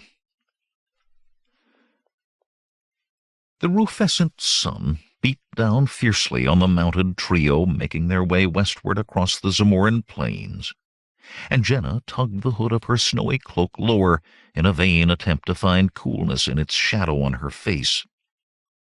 She knew Bambata was right when he said the cloak protected her from the sun. She had held a hand out from under the cloak long enough to feel the strength of the sun's direct rays and been convinced. But that did not lessen the heat. This was one experience she felt she could do without. Ahead loomed the gray bulk of snow-capped mountains, the Karpash Mountains, promising both cool and wetness. She licked her lips, but they were dry almost as she was done. "The mountains, Bambata," she said. "We shall reach them soon." He turned toward her, and a thrill of fear shot through her at his scarred, sweaty visage in the ebon helmet. Foolishness, she told herself, to be afraid of Bambata, whom she had known all of her life. Foolishness indeed. "Not soon, child," he replied. "Tomorrow, in the morning, perhaps." "But they seem so near," she protested. "It is the air of the plains, child. Distances seem nothing to the eye. The mountains are many leagues distant yet." Jehnna thought of asking for another drink of water, but she had seen Bambata eyeing the waterskins after her last drink, weighing what remained. He had taken only 2 drinks since waking. Her eyes went to Conan, leading them, with the pack-horse's rope tied to his saddle. The Northlander had taken 1 swallow of water on waking, and had not looked at the water-bag since. Now he rode easily, one hand resting lightly on his sword hilt, eyes always searching ahead, apparently not even noticing that the sun had broiled them since dawn and was still not halfway to its zenith. What a strange young man he was, she thought, though she had little with which to make comparison. He was no older than her, she was sure, but his eyes, such a peculiar color for eyes, blue, seemed unimaginably older. Thirst did not bother him, nor the heat. Could anything slow him? Rain, or wind, or snow? She had heard stories about snow in the mountains, piled as high as a palace. No, she was certain he would go on, deterred by nothing. Perhaps that was why her aunt had sent him. Perhaps he was a hero, a prince in disguise, as in the stories some of the serving girls told her when her aunt was not there. She shot a glance at Bambata from the corner of her eye. "Is he handsome, Bambata?" "Is who handsome?" he asked gruffly. "Conan." His head swiveled toward her. For an instant she was afraid again. "You should not think of such things." His voice was hard, with no trace of the gentleness he usually had with her. "Especially not about him." "Do not be mad at me, Bambata," she pleaded. "I love you, and I do not want you to ever be angry with me." A pained look flashed across his face. "I love you too, Jehnna. I am not angry with you. It is just that... Do not think about the thief. Put him from your mind entirely. That is best." "I do not see how I can do that when he rides with us. Besides, Bambata, I think perhaps he is handsome, as in the stories about princes." "He is no prince," Bambata snorted. Jehnna felt a flash of disappointment, but went on. "Even so, I think he is. Handsome, I mean.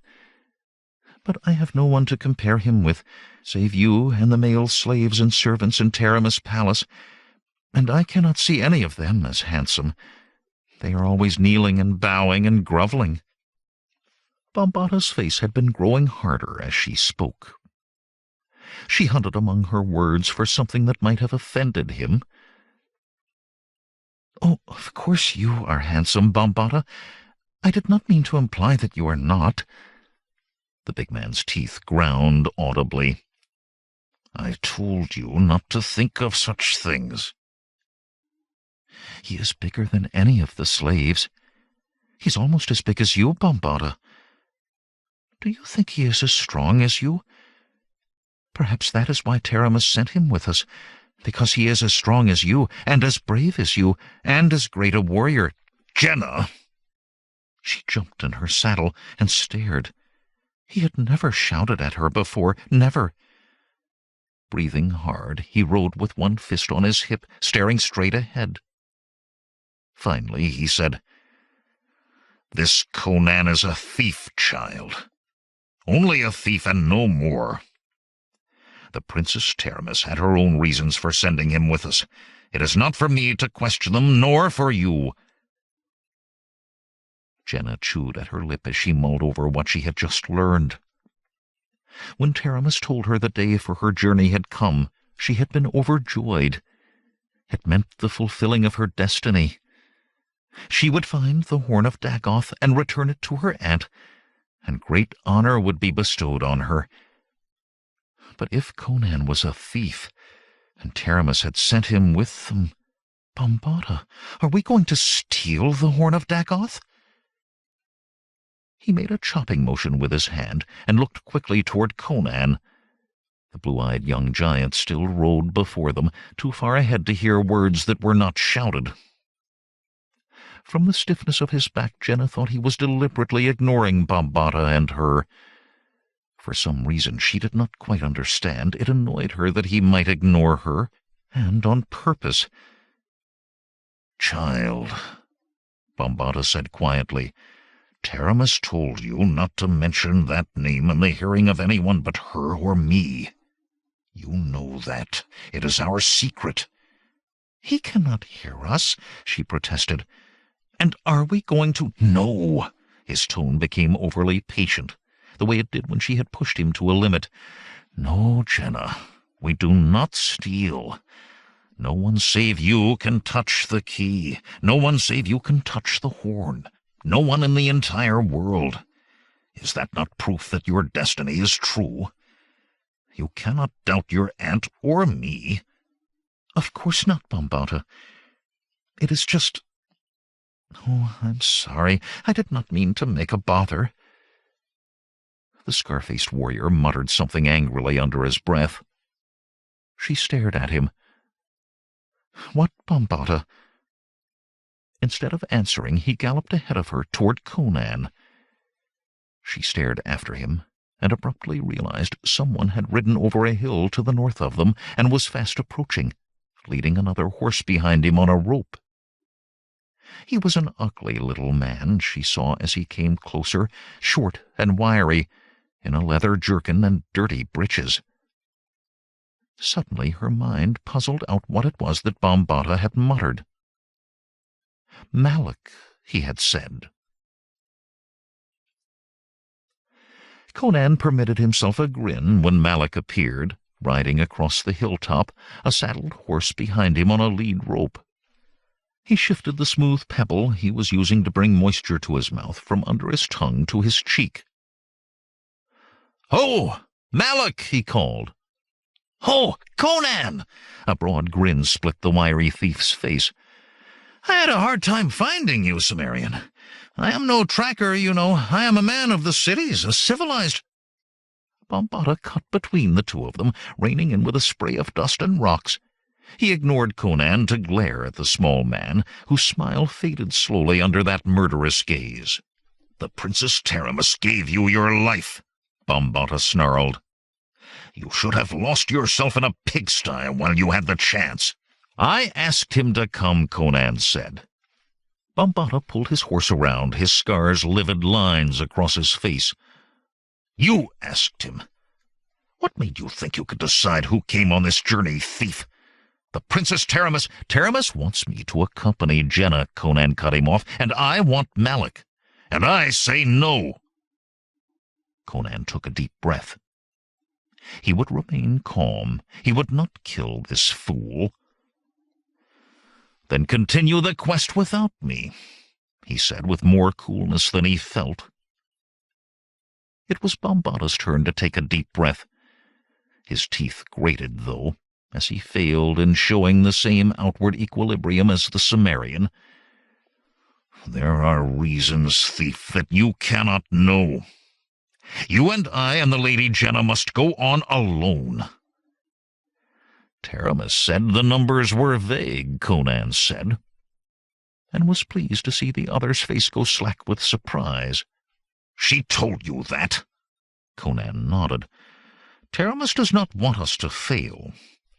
She told me everything." "Of course," Bambata said slowly, but there was that about his tone that suddenly made Conan doubt his own words.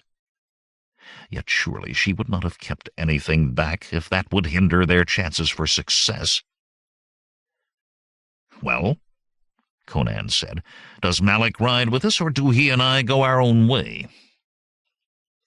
Bambata's hand tightened on his sword hilt until his knuckles paled. "Keep the little wretch, then," he breathed hoarsely. "But make no mistake, thief. If we fail because of him, I'll slice both of you for dog meat, and keep a proper respect about you for the Princess Taramis and the Lady Jehnna." Sawing at his reins, he galloped back to Jehnna, who sat her horse watching worriedly. "I do not think that man likes me," Malak laughed weakly. "You have survived other men who did not like you," Conan replied. "You will survive Bambata.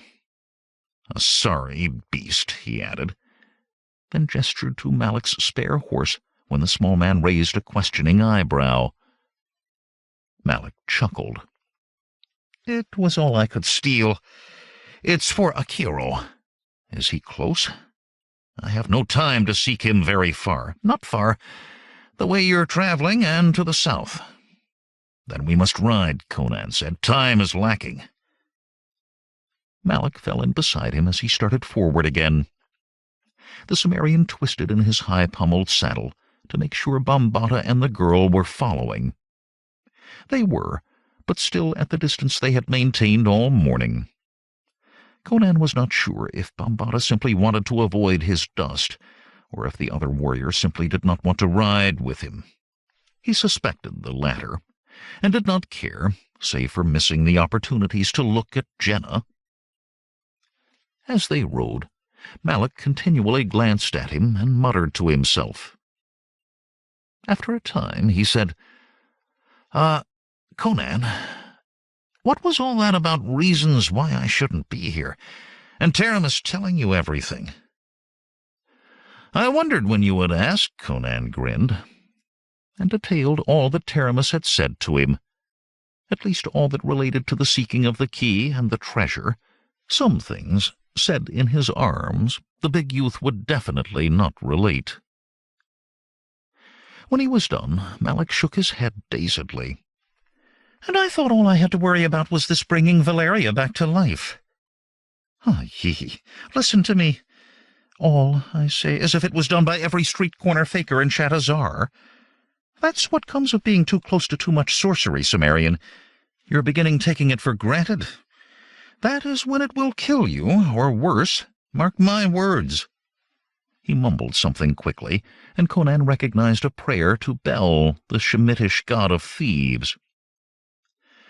"It is not so bad as it could be," the Cimmerian said. "Not so bad?" Malik all but squealed. "A girl with a map in her head. There is sorcery there, grant me. A magical key guarded by a wizard, and a sorceress treasure no doubt under the protection of another mage, if not two or three. This is more than a prudent man should expose himself to. Listen, I know 3 sisters in Erengen, triplets with bodies to make a man weep and a father who's deaf. I'll even let you have 2 of them. We put Shadazar from our minds as if we have never been there or even heard of it. Taramis would never find us in Erengen, even if she thought to look. Nor would Amphrates. What do you think? We ride for Erengen, right?" "And Valeria," Conan said quietly. "Do I put her from my mind also?" "Go to Erengen if you wish, Malik. I have been there and have no reason to return." "You mean to go on, then?" Malik said. "No matter what I do?" Conan nodded grimly. The smaller man closed his eyes and murmured another prayer, this time to Kiala, the Iranistani goddess of luck. "Very well," he said at last. "I will go with you, Cimmerian, but only because you're giving me your half of Amphrates' gems. This is business." "Of course it is," Conan said lightly. "I would never accuse you of doing anything out of friendship." "Of course not," Malik said, then frowned suspiciously at the Cimmerian, as if he suspected he had not gotten the straight of the exchange.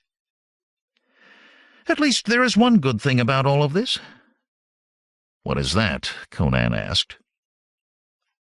"Why, as we are the best thieves in Shadazar," Malik laughed, "which is to say the best in the world, this Amun-Rama will not know we have entered his domain until long after we are gone." 6. Once the mountain had brought forth molten rock from the bowels of the earth.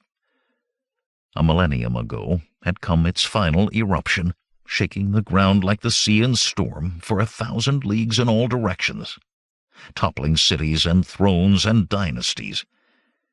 It had blackened the skies with its ash, and in a final deadly joke, the mountain of fire brought snows where the green of spring should have been, and ice in place of the heat of summer for 3 years. The villagers of the Karpash Mountains no longer remembered why, but they knew it for a mountain of death, and knew their souls were forfeit should they set foot on it. Half of the mountain had gone in that last titanic explosion, leaving a long oblong crater with a deep lake nearly half a league across at its bottom. 2 sides of the great pit were sheer walls, towering 100 times the height of a man. The other 2 were gentler slopes, and at the foot of one, abutting the lake, sat a palace such as only one pair of human eyes had ever seen. Like a gigantic, infinitely faceted gem the palace was, with towers and turrets and domes of adamantine crystal. No join of stonework showed at any place in it. It seemed a monstrous carving from a single mountainous diamond, glittering in the sun. In the center of that jewel palace was a huge domed chamber, its mirrored walls hidden behind long golden draperies. In the center of the room stood a narrow, pellucid plinth, supporting a gem redder than red, a stone glowing as if fire and heart's blood had been compressed and solidified to form it. Amun-Rama, once a thaumaturge of the Black Ring of Stygia, moved closer to the thin spire, his scarlet hooded robes flowing liquidly about his tall, lean form. His swarthy, narrow face was that of a predator, His nose had the raptor's hook. 10,000 soulless sorceries had extinguished the last light in his black eyes. Like claws, his hands curled about the gem, but he was careful not to touch it.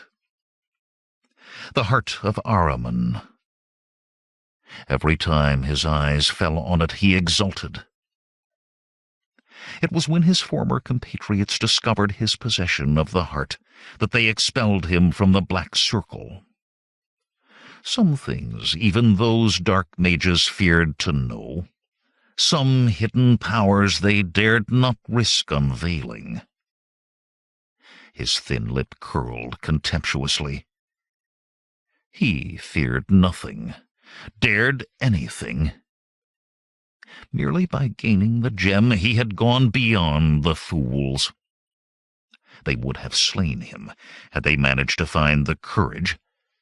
But each one of them knew his powers, now that the heart was his, and feared the counterstroke should their attempt fail. On either side of the heart, his long fingers set themselves in a precise fashion, and he began to chant in a language dead for 1,000 years. Abath tabak, udamai moras, Abath tabak, endal kafa'ar, Abath tabak, Abath moras, Abath kafa'ar. The crystal walls of the palace chimed faintly with the words, and with each word the glow of the Heart of Ahriman deepened and clarified. Still more crimson than rubies and blood, it yet became clear as water, and within its depths figures moved across stony hills. Amon-Rama's eyes narrowed as he studied the shapes. Riders.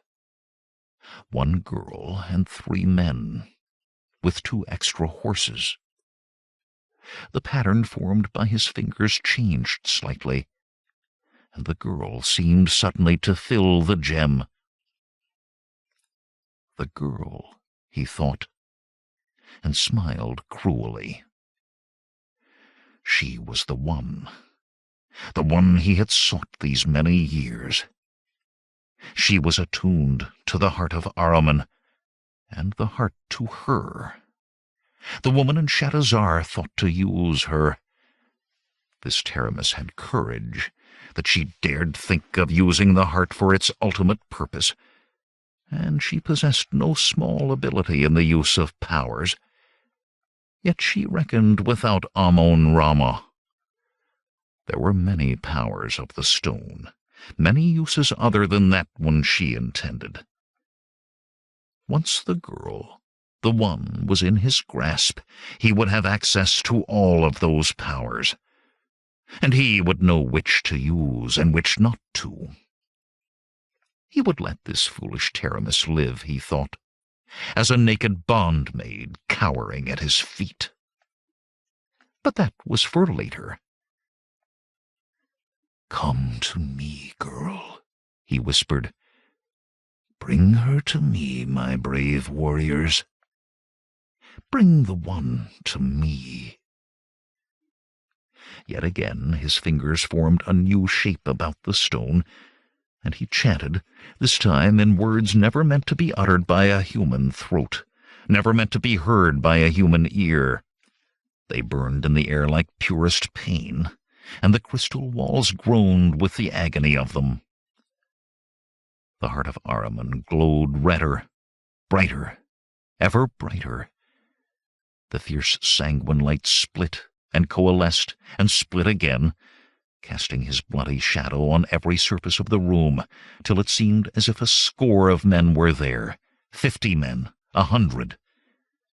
And still he chanted, and brighter still grew the piercing light. A sense of urgency built in Conan, intensifying with his horse's every stride toward the towering Karpash range, so near now, so near. He must turn aside to find Akiro, he told himself, but the rejoinder came that time was desperately short. Every hour spent seeking the rotund wizard was an hour less available to search out the key. Somewhere in the mountains ahead, an hour less to find the treasure and return to Shadazar. Each hour's delay was the risk of being an hour late, the risk that Valeria would not be reborn. The necessity of finding Akiro faded gradually to insignificance. The need to reach the mountains became paramount. Above all else, he must take Jehnna to the mountains. "Here, Conan." The Cimmerian turned his head at Malak's words, but he did not slow his mount. "Akiro," Malak said. He gestured with the hand holding the lead rope of the spare horse. "We must turn south here. That is, we were going to. I thought we—" With a shaky laugh he shook his head. "Maybe it isn't important after all." Doubtfully Conan reined in. Frowning, he gazed toward the mountains, then to the south, then once more to the mountains. Akiro was important. Speed was of the essence, delay intolerable. Bombata and Jehnna drew their horses up beside the two mismatched thieves. Strands of the girl's raven hair stuck to her flushed face, and her gaze was fixed on the gray heights filling the horizon. The black-armored warrior scowled through his sweat. "Why have you stopped, Barber?" Conan's jaw tightened, but he made no answer. Irritably he twitched the halter rope of the pack mule. Time, he thought. Time. He knew that he wasted time sitting his horse there, neither seeking out the old mage nor riding for the mountains. But which was the correct decision? "Erlich, curse you, Barber, we must keep moving. We are almost to the mountains. We must reach the heart, the key. We must reach the key quickly." Malak broke in on Bombata's tirade. "What about Akiro, Cimmerian? Do we find him or not? By Ogin's toenails, I no longer know what to do." A strangled curse erupted from the scarred man's throat. "Another, Barber? You would add still another to our number? Taramis may say you are essential, but I say you endanger us all. One more in our party may be enough to rupture the prophecy. Or do you care for that at all? Do you just seek delay, fearing to face what lies before us? Do you, you stinking Northland coward?" He ended on a shout, with a handbreadth of sword bared and bloodlust eager on his face. Conan stared back with glacial eyes. Rage, beyond his strength to control, burst into white heat. His words were flat and hard. "Draw your sword, Zamorin.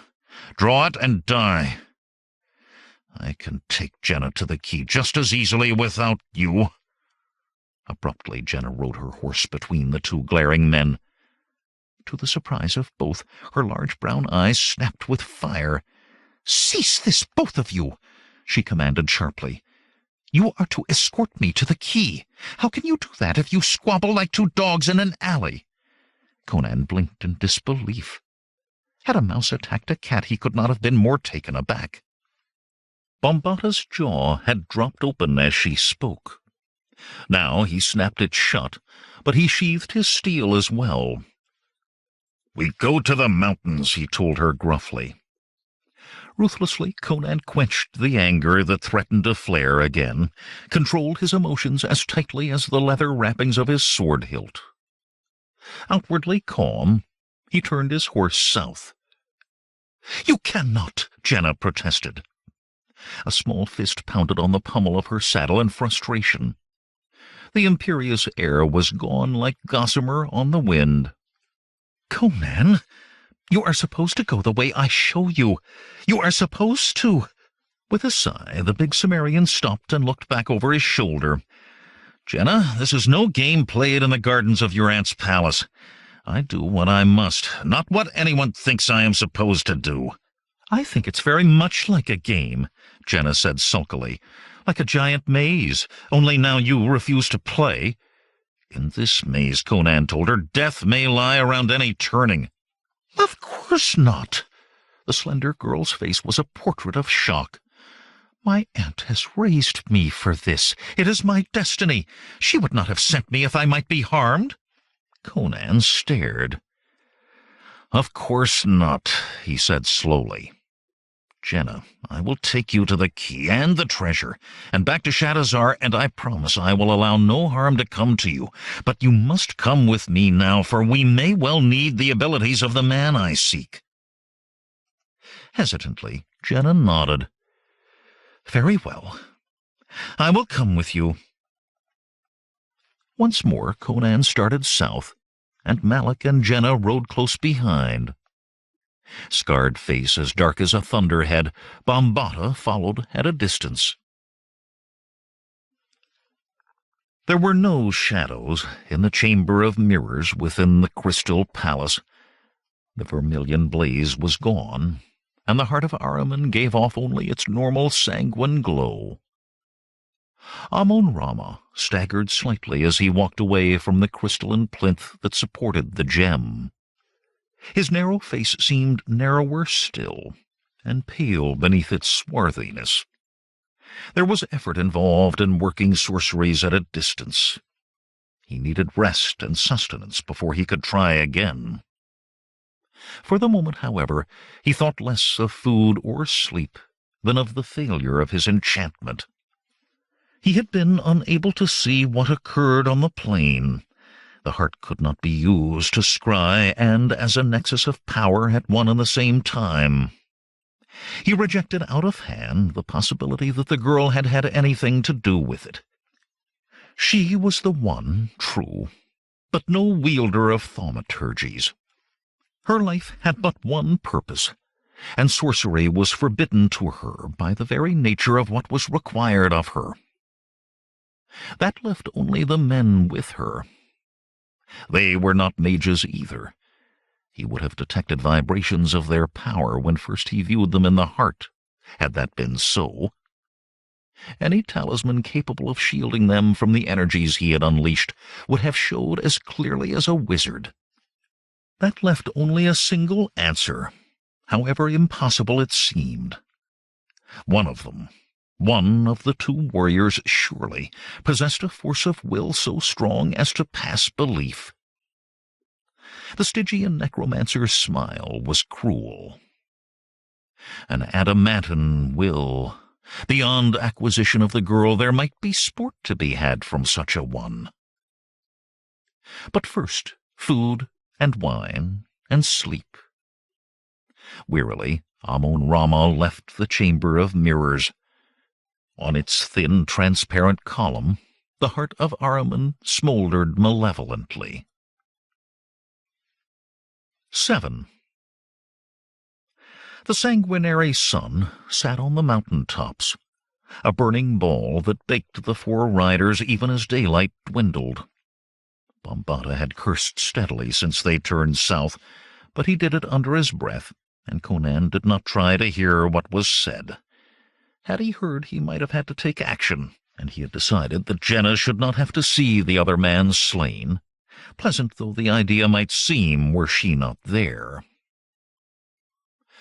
"Over this next hill, Conan," Malak said suddenly. "Sulket stab me if Akiro's camp does not lie there, if I was not lied to in Shadowzar." 3 times have you said that, Jehnna said irritably. The wiry man shrugged and grinned. "Even I make mistakes now and again, my lady, but this time I assure you I am right." Stones turned beneath the hooves of Conan's mount as it made its way up the slope. The Cimmerian was beginning to wonder if Malak even had an idea in which country Akiro was to be found. Then he topped the hill and growled, "Hanuman's stones."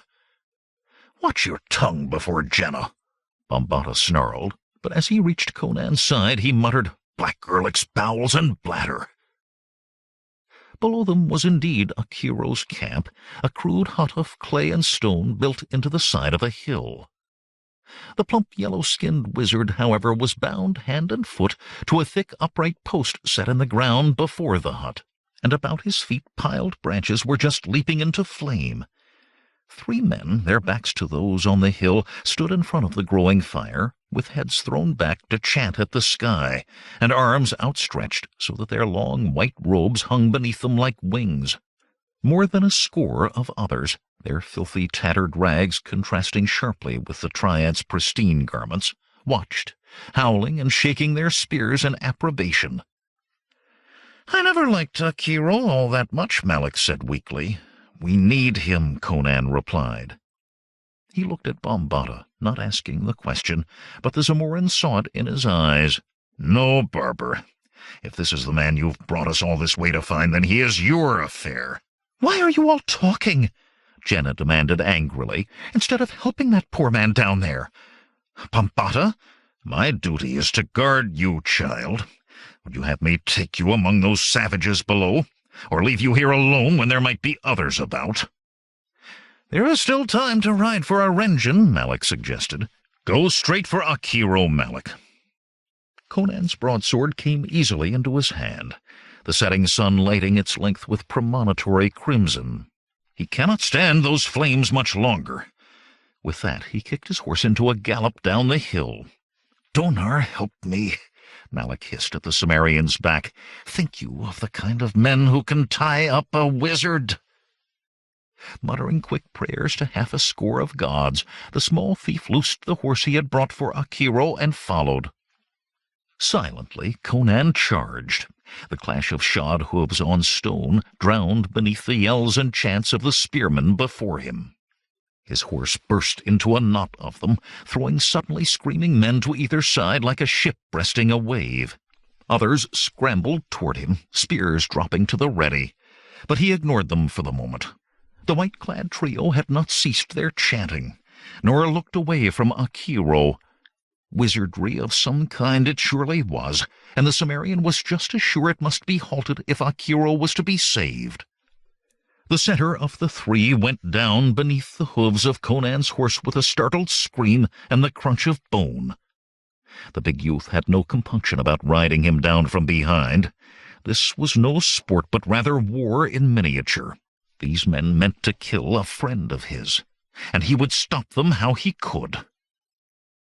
The long-robed man to his right snarled at him, produced a dagger from his voluminous sleeve. The Cimmerian could not help staring in horror even as his sword went up. That snarling mouth held teeth filed to points, and below it hung a necklace of shriveled human hands, small hands, children's hands. Conan made his first sound then since leaving the hilltop, a roar of rage as his steel slashed into that foul, sharp-toothed gap. With a gurgling scream, the man jerked himself off the blade. Clawed hands rose to clutch at a ruined face. Blood poured between quivering fingers, and spreading scarlet stained the pale robe. Then Conan had no more time to think of the wizard, if such he was, or of the last of the 3 who seemed to have disappeared. Shock had frozen the trio's followers at first. Now they came at a rush. The first spear to thrust at him Conan grabbed just behind the head, ripping it from the grasp of a man whose throat was torn out by the Cimmerian's broadsword an instant later. With the haft of that spear he beat aside another thrust, while his blade was slicing yet another shaft in 2. Desperately he shifted his hold on the spear, and sank its long point into the face of one of his attackers. His steel clove a skull to the eyes. 3 were dead in as many heartbeats, and the rest fell back. They were enough to sweep over him by sheer weight of numbers, but some would surely die. They had proof of that now, and none wanted to be in the forefront. They shuffled nervously, edging forward, dark eyes burning with a mixture of fear and shame at that fear. Carefully, not taking his eyes from the slowly approaching spearmen, Conan stepped down from his horse. They would have the advantage with their long spears should he remain mounted. Not, he told himself wryly, that there was not some advantage for them merely in outnumbering him 20-1. Best to take the initiative. He eyed their straggly line, chose the weakest point, and set himself to attack. Suddenly a ball of fire shot past his shoulder to strike a ragged spearman in the face and explode in lumps of charred flesh. Conan jumped in spite of himself, and looked over his shoulder. Beside the fire, Malak capered wildly, grinning like a fool. In front of the wiry little thief stood Akiro, his rough brown tunic and cross-gaitered leggings still smoldering in patches. The old wizard's lips moved as if he were chanting, but no sound emerged that Conan could hear. Parchment-skinned hands moved in elaborate patterns, ending in a clap at chest height. And when Akiro's hands parted, another fireball hurtled from between his palms. Immediately he began gesturing again, but two corpses with blackened stumps where their heads had been were more than enough. Howling with terror, the rag-clad spearmen threw down their weapons and ran into the deepening twilight. Their cries faded quickly to the south. "Misbegotten half-breed spawn of diseased camels," Akiro muttered. He peered at his hands, blew on his palms, dusted them together. His wispy gray hair and long mustaches stood out in disarrayed spikes. He smoothed them angrily. "I will teach them a lesson to make their grandchildren's grandchildren shake at the mention of my name. I will make their blood freeze and their bones quiver like jelly." "Akiro," Conan said. Malak squatted to listen, an interested expression on his face. "I will visit them with a plague of boils to the 10th generation. I will make their herds fail, and their manhoods wither, and their teeth fall out." "Akiro," Conan said. The saffron-skinned mage shook a fist in the direction of the fleeing men. "They claimed I maligned their gods." "Gods!" He grimaced and spat. "Fool shamans do not know a fire elemental when they see one. I told them if they sacrificed one more child, I would bring lightning down on their heads, and by the ninefold path of power I will do it." "Maybe you can't," Malak said. "I mean, they managed to tie you up and half-cook you. Maybe you had better leave them alone." Akiro's face smoothed to an utter lack of expression. "Do not fear, Malak," he said mildly. "I will not make your stones fall off." Malak toppled over backwards, staring with bulging eyes at the wizard. "Is that proper respect that I see on your face?" Akiro asked gently. "Then I shall recount what happened. The 3 shamans who call themselves priests managed to put a spell on me while I slept. A minor spell, but it enabled their followers to fall on me and bind me." His tone hardened as he spoke, and his voice rose higher word by word. "They tied my hands so I could make no gesture of significance. They stuffed rags into my mouth," he paused to spit, "so I could utter no words of power. Then they proposed to sacrifice me to their gods. Gods! I will show them gods.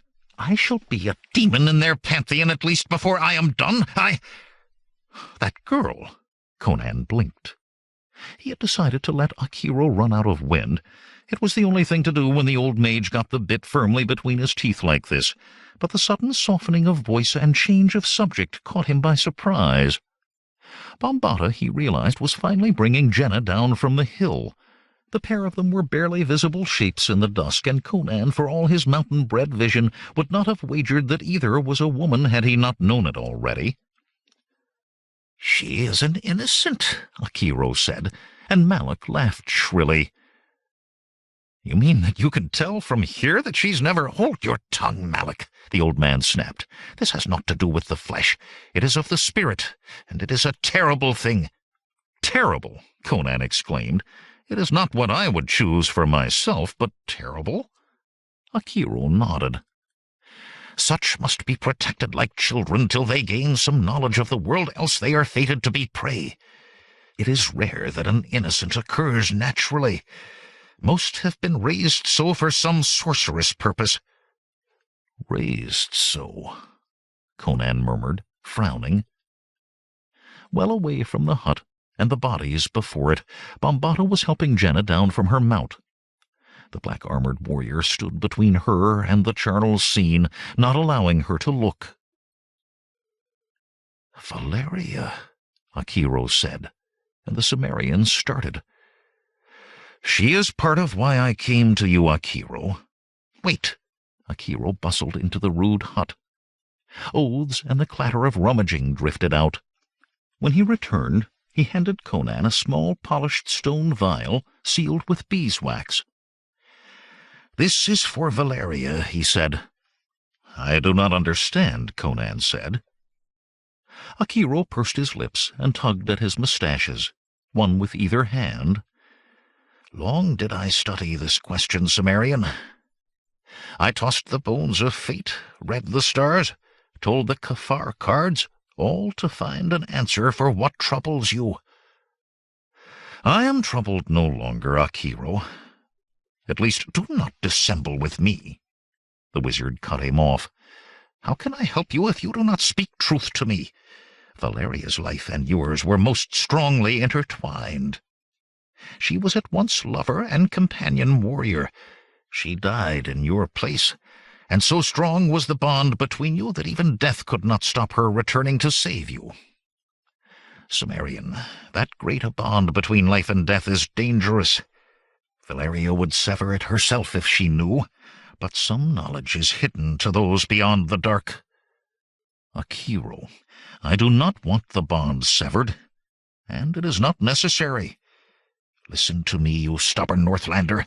You cannot cut your way out of this with a sword. I know your fate if you will not listen. The cards, the bones, the stars all agree. Eventually the bond will pull you into a living death.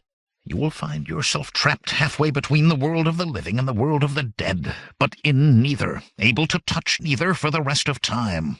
Only forgetfulness can save you. I went to great pains to concoct the potion in that vial. It will wipe from your mind all memory of Valeria. Not connected to her will remain. Believe me, Cimmerian, could she know the choice you face, Valeria would tell you to drink from that vial without delay. She was not one to shirk a hard decision. And if Valeria could return once more? Conan asked quietly. Not for moments, as she did before, but to live the rest of the life she should have had. What then, Akiro? The rotund mage was silent for a long moment. His eyes traveled to Jehnna, and he licked his lips slowly. I think we must clear away these bodies so we can eat, he said finally. I shall need food in me to hear this. 8. The old wizard would not take back his vial, and finally Conan stuffed it into his belt pouch. In the end, it was he and Malik who dragged the corpses away. Akiro muttered vaguely about his back and his aged bones, though there was considerable muscle under those layers of fat. Bombata again refused to leave Jehnna, or to let her come close enough to see what the big Cimmerian and his diminutive friend carried to the far side of the hill. Akiro had said he required food before listening, and now he insisted on it. Rabbits taken that morning by the wizard by the normal means of a sling and stone were spitted and roasted, and a half-filled basket of small Corinthian oranges was produced from the hut. Finally, the last bones were gnawed, and orange peels were tossed into the fire that cast a golden pool before the small hut. Bombata took a whetstone from his pouch and bent himself to tending his tulwar's edge. Malik began juggling 3 of the oranges, to the delight of Jehnna, though he dropped one at every second pass. "'Tis a part of the trick," the wiry thief said, as he picked an orange from the ground for the 4th time, "to make the later things I do seem even greater by comparison." Akiro touched Conan on the arm, and motioned with his head to the darkness. The 2 men withdrew from the fire. None of the others seemed to notice their going. When they had gone far enough that their voices would not carry back to the hut, Akiro said, "Now, tell me how Valeria is to be brought back to life." Conan eyed the plump mage speculatively, though he could see nothing of his visage but shadows in the moonlight. Wizards did things in their own way and for their own reasons, even the most benign of them. Not that many could be called benign. Even Akiro, with whom he had traveled before, was largely a mystery to him. But then, was there anyone in all of this whom he could afford to trust totally? Taramis, Conan began, "the Princess Royal has promised to return Valeria to me, not as a shade nor as an animated corpse, but living, as once she lived." The wizard was silent for a time, tugging at the long mustaches that framed his mouth. "I would not have thought to find one of such power alive in the world today," he said finally. "Most especially not as a princess of the Cimmerian royal house." "You think she lies?" Conan sighed, but Akiro shook his head. "Perhaps not. It is written that Malthanius of Ophir did this thing 1,000 years gone, and possibly Ahmad al-Rashid in Samara twice so far in the past. It could be that it is time for the world to once more see such wonders." "Then you believe Taramis can do as she promised?" "Of course," Akiro continued musingly. "Malthanius was the greatest white wizard since the circle of the right-hand path was broken in the days before Acheron, and Ahmad al-Rashid, it is said, was thrice blessed by Mitra himself."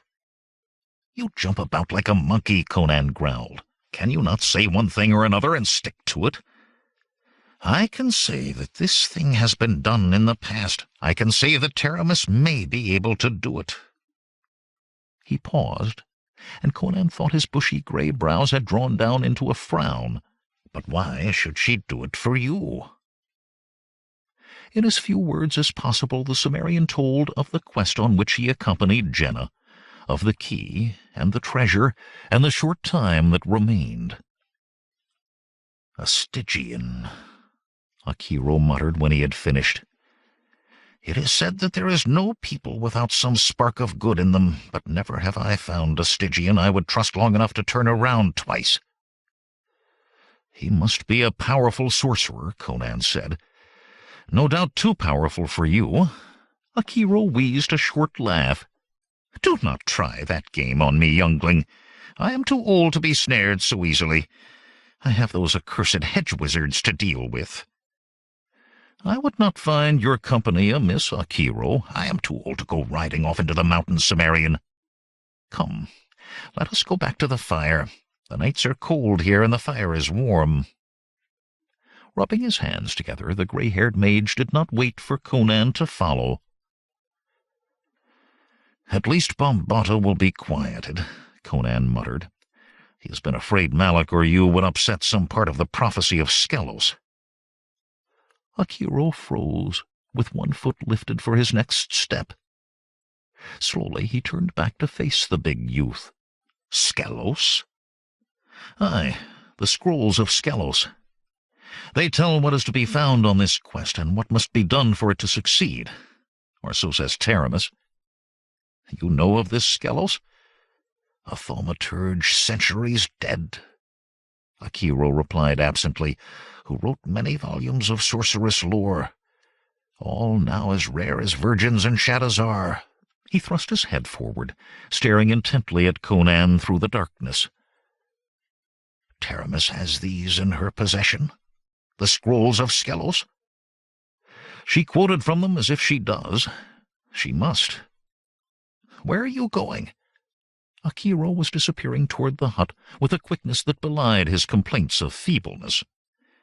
"Time is short, you say," he called over his shoulder. "We must leave for the mountains before first light, and I need my sleep."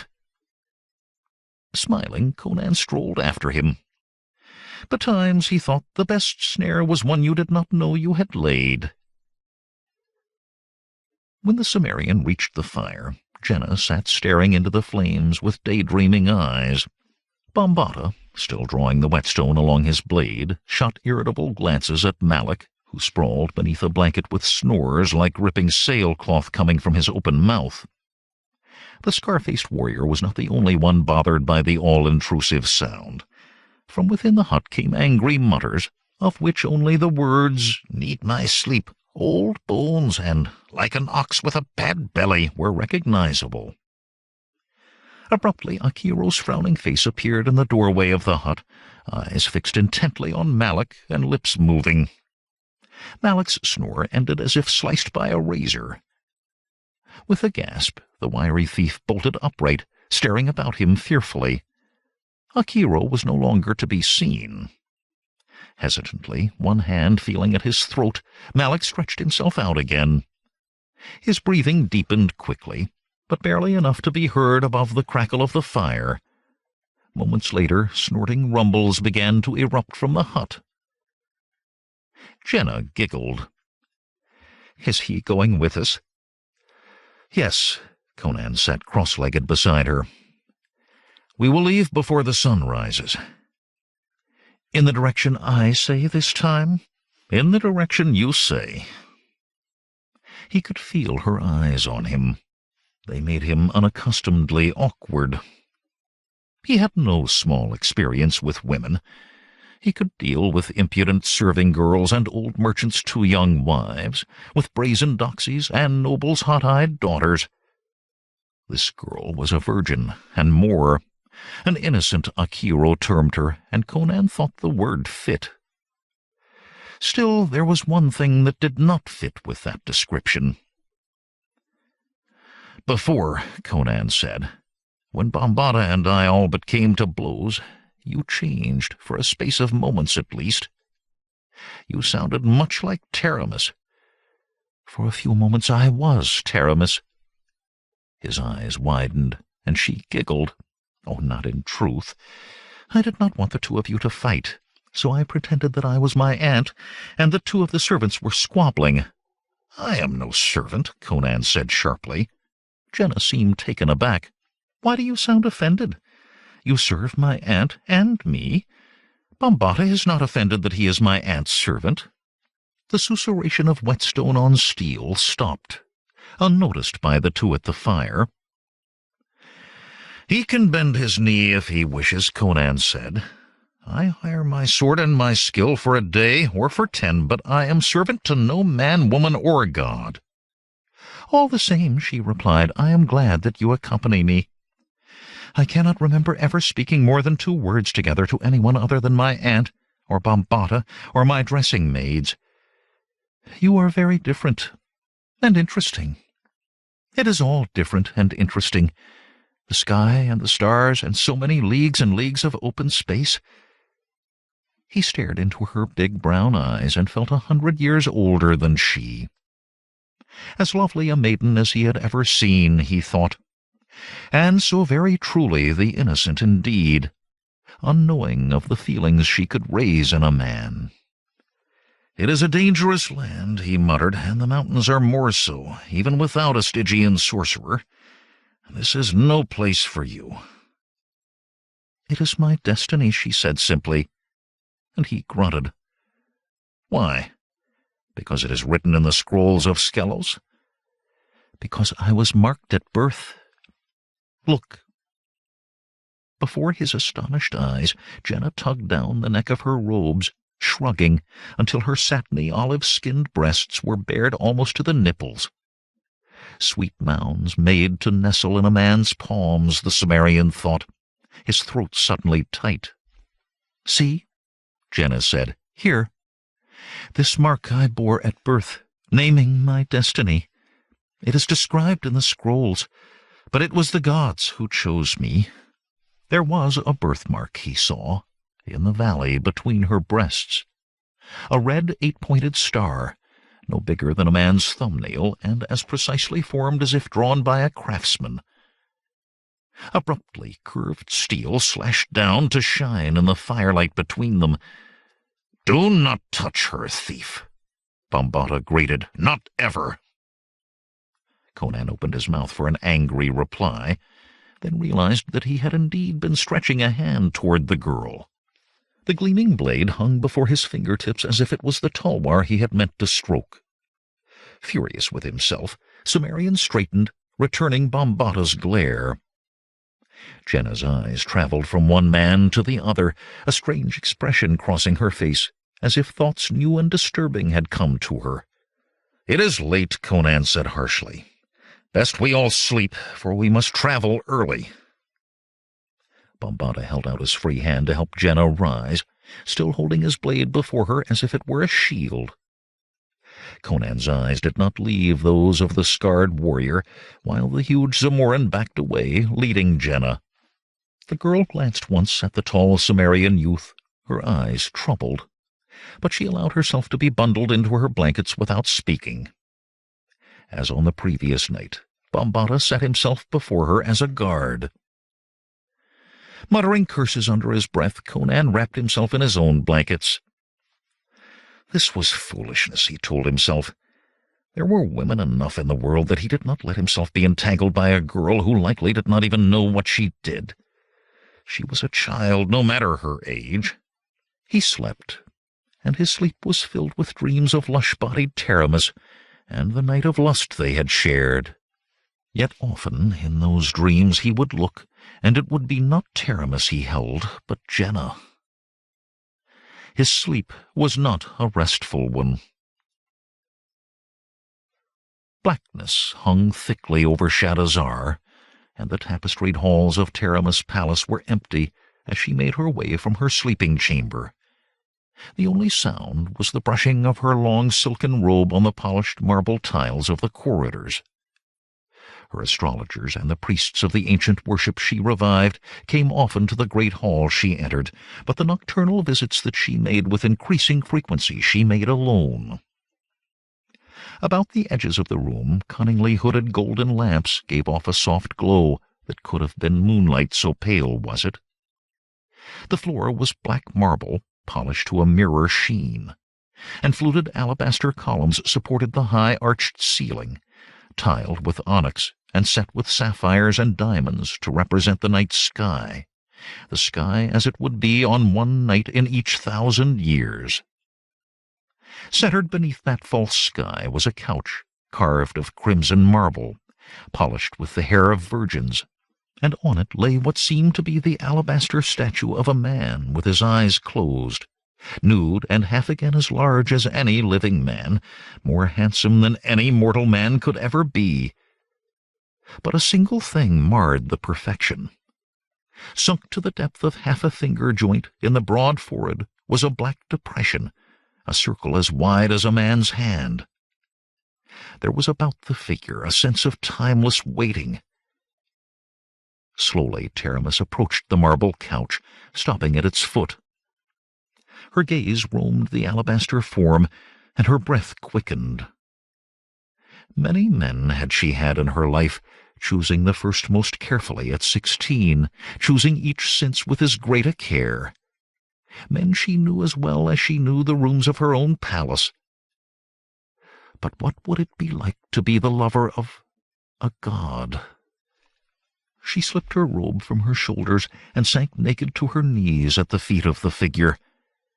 No word in the scrolls of Skelos required this of her, but she wanted more than even they promised. Pressing her face to those cold alabaster soles, she whispered, "I am thine, O great Dagoth." A compulsion to go further than ever before seized her, and she rained moaning kisses on those feet. Slowly she worked her way upwards, leaving no portion of that pale surface undampened by her ardent lips, caressing it with her lush roundness, until she writhed atop the great form as she would atop a man. Trembling fingers reached up to softly stroke the face.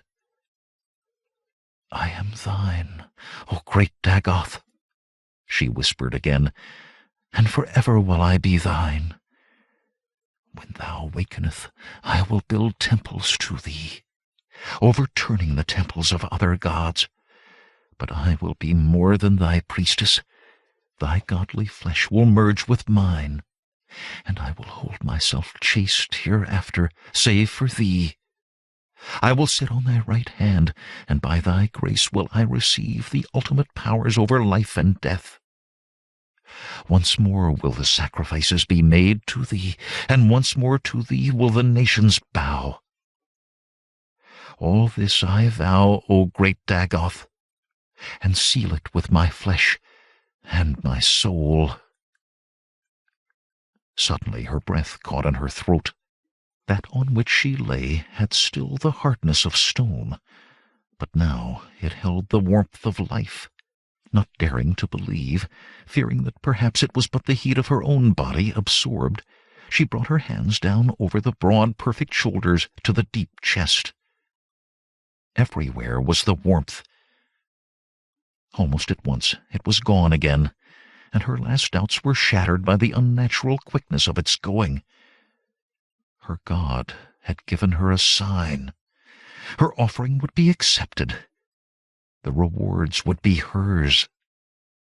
Smiling, she let her own sleep claim her there, lying atop the form of the sleeping god.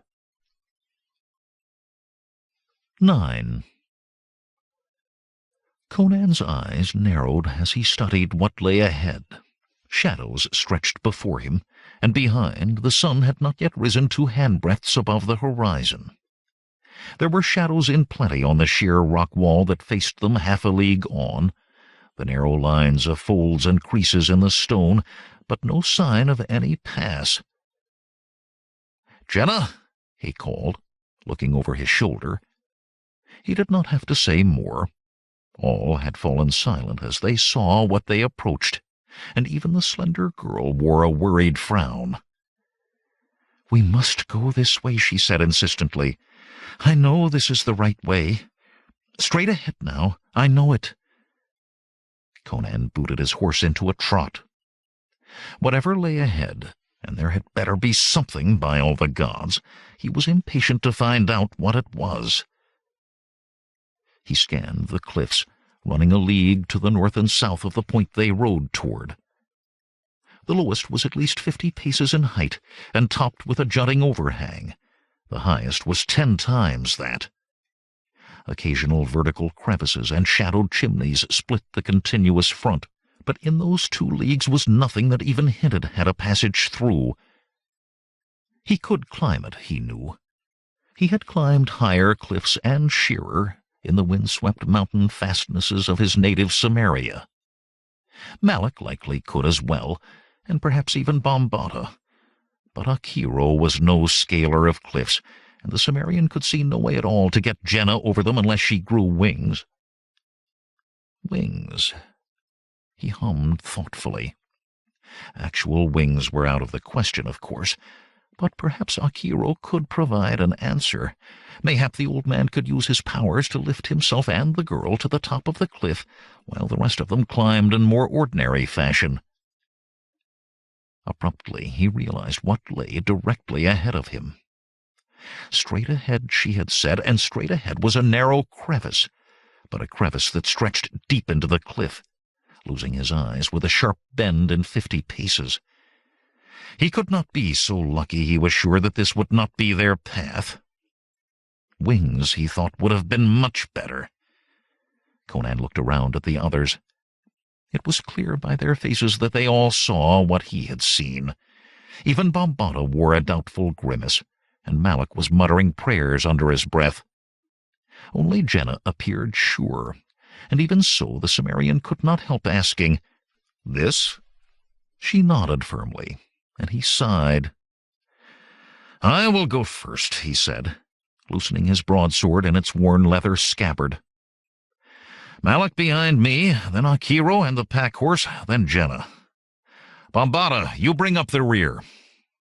The scar-faced warrior nodded, easing his own curved blade.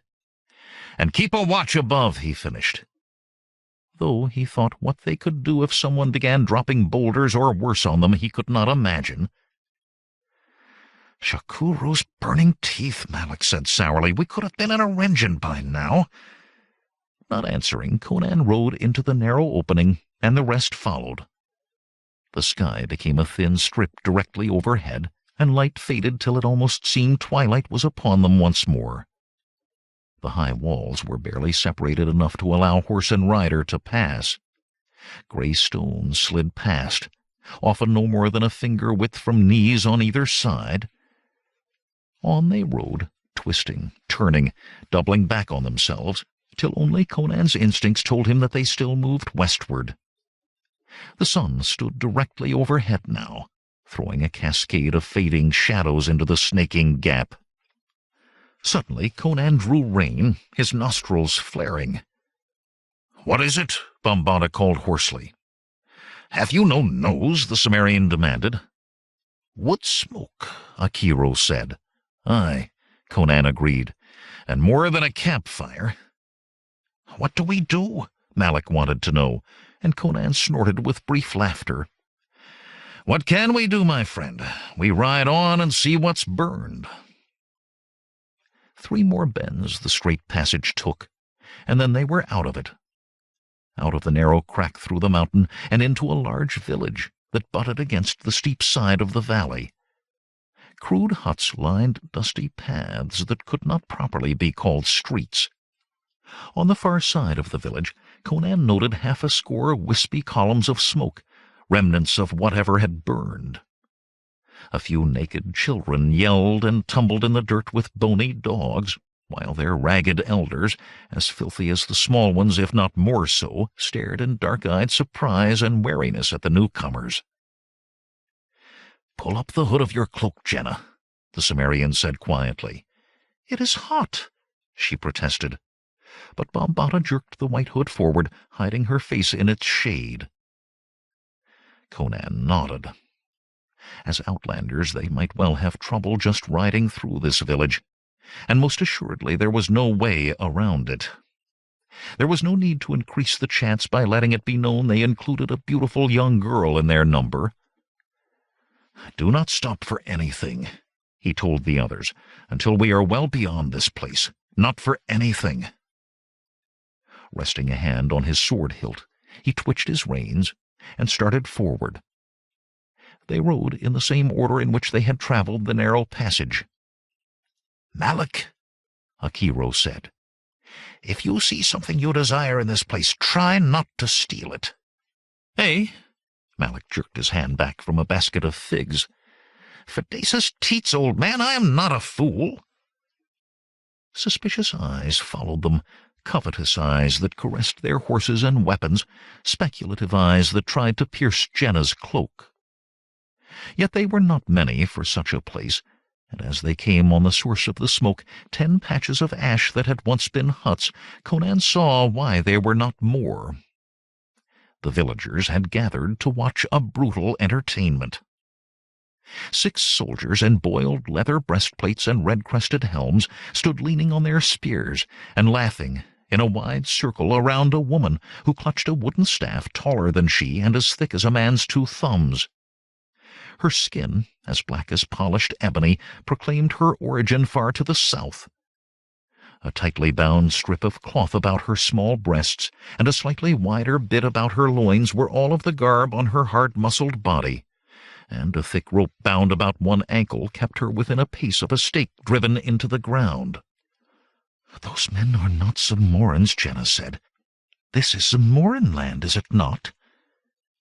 Conan did not think that it was the proper moment to explain the border situation to her. The men wore the armor of one of the Corinthian city-states. The mountains on the border between Zamora and Corinthia were claimed by both, and the villages paid such taxes as they could not avoid to whomever sent soldiers, denying the sovereignty of either when there were no soldiers. The black woman stooped slowly, not taking her eyes from the encircling soldiers, to feel the knot at her ankle. As her fingers touched the rope, one of the Corinthians dashed forward, jabbing with his spear. The woman leaped back as far as the rope would allow, the staff spinning in her hands like a thing alive. The spearman stopped his rush, laughing, and another, behind her, jumped forward. Again she darted away from the spear point, then had to dodge yet another. "What did this woman do to deserve this?" Jehnna demanded. Conan stifled an oath and gripped his sword hilt more firmly. A dirty-faced man on the edge of the crowd looked up at Jehnna, frowning. "She's a bandit." He twisted his neck, trying to see her face under the edge of her hood. "We took another and killed him slow, but the soldiers came before we could get to her." "They'll do for her," another man said, joining the attempt to make out Jehnna's features. A swollen bruise stood out blue beneath the grime on his forehead. "They shouldn't have given that stick back, though. She killed a man with it and near got away." His gaze slid from Jehnna to each of the others in turn, and his mouth pursed thoughtfully. "Bombata," Jehnna said, "you must stop them. Whatever she has done, these men have no right to treat her so. They are Corinthians, and this is Zamoran land." "Bandits and thieves deserve to die," the scar-faced Zamoran said harshly. "And it is time we were going on." He snatched for her bridle, missing as she pulled her horse around to face Conan. "And will you do nothing either?" she demanded. Conan drew a deep breath, but the situation had gone beyond cursing. More villagers were turning to look at them, weighing the value of their possessions with intent eyes, trying to see if Jehnna were pretty enough for the auction block. Such were not usually dangerous in the open and the daylight, but their blood was heated by the bandits' raid and by the soldiers' cruel sport. The desire was there, writ plain on their faces, in licked lips and shifting glances. In moments, soldiers or no, daylight or no, these men would try for fresh prey, and an attempt to leave now would only set off the eruption on the instant. "Stand ready," the Cimmerian commanded quietly. "They'll watch over us," Malik breathed as Conan moved his horse into the crowd. Wondering villagers parted slowly before him as he rode slowly toward the soldiers. Casually, nodding to the Corinthians, he rode into their circle. They frowned at each other, at him, obviously unsure what he was about. He drew his broadsword. "Do not kill her and spoil the fun," one of the Corinthians shouted. The sable-skinned woman stepped smoothly to the limits of the rope, her staff at the ready and untrusting eyes on his face. Conan gave her a smile he hoped was reassuring. His blade flashed in the sun, slashing through the rope close to her ankle. Their eyes met. She had not moved a muscle. There was no fear in her, he thought admiringly. "What did he do?" a soldier called. "I could not see. Did he strike her?" As casually as he had entered the circle, Conan rode out of it, heedless of the doubtful glances the Corinthians cast at him. Before the Cimmerian reached his companions, the black woman took advantage of her chance. Staff moaning with the speed of its whirling, she attacked. "Ride!" Conan roared. The thick butt of the woman's weapon crushed a soldier's throat before her captors had time to realize she was truly free of the rope. The wooden shaft crashed against a crested helmet, buckling the Corinthian's knees, then spun to shiver a spear from another's grasp, and rebound into his face with the crunch of bone and a spray of blood. Shouting villagers scattered before Conan's waving sword and prancing horse. Bombata struggled to reach Jehnna's reins while she protested, yelling words the Cimmerian could not hear and pointing at the woman who fought. 3 soldiers had gone down in almost the space of as many breaths, and the 3 remaining hesitated at closing with the woman responsible. She whirled the long staff about her head, giving a high, ululating cry. The 3 exchanged glances and reached their decision. As one man, they ran. Again the woman gave voice to her battle cry, this time in triumph. Then she disappeared after the soldiers. Angrily, Conan snatched Jehnna's reins from her hands. She tried to speak, but he booted his horse to a gallop, pulling hers behind, and all she could do was cling to the high pommel of her saddle. Villagers shook fists at them, and here or there a spear or rusty sword, but they made no effort to hinder the speeding riders. Only when the village was out of sight around a bend in the valley did Conan slow and return the girl's reins to her. She snatched them from his hand and glared. "Why did we leave that woman in the village? She has more chance now than she did an hour gone," Conan barked. "Did we come here to rescue bandits or to find a key?" He made an effort to control his anger. She had no idea of the danger in which she had placed them, not even now. A clatter of hooves in the distance brought a growl from Bombata. "The Corinthians. There's little chance they will leave us out of their report." "They will leave out the dark-skinned woman," Akiro observed dryly, "and make us many more than we are. To be driven off by a large party of armed men is one thing, to be defeated by a single woman another." Jehnna looked from one to another of them. "We had to do it," she maintained stubbornly. "That woman could not have deserved to be tormented." "Which way?" Conan asked, breathing heavily. Jehnna pointed silently down the valley. At least, the Cimmerian thought, it was not back toward the village. There was no talk among them as they resumed their journey. 10.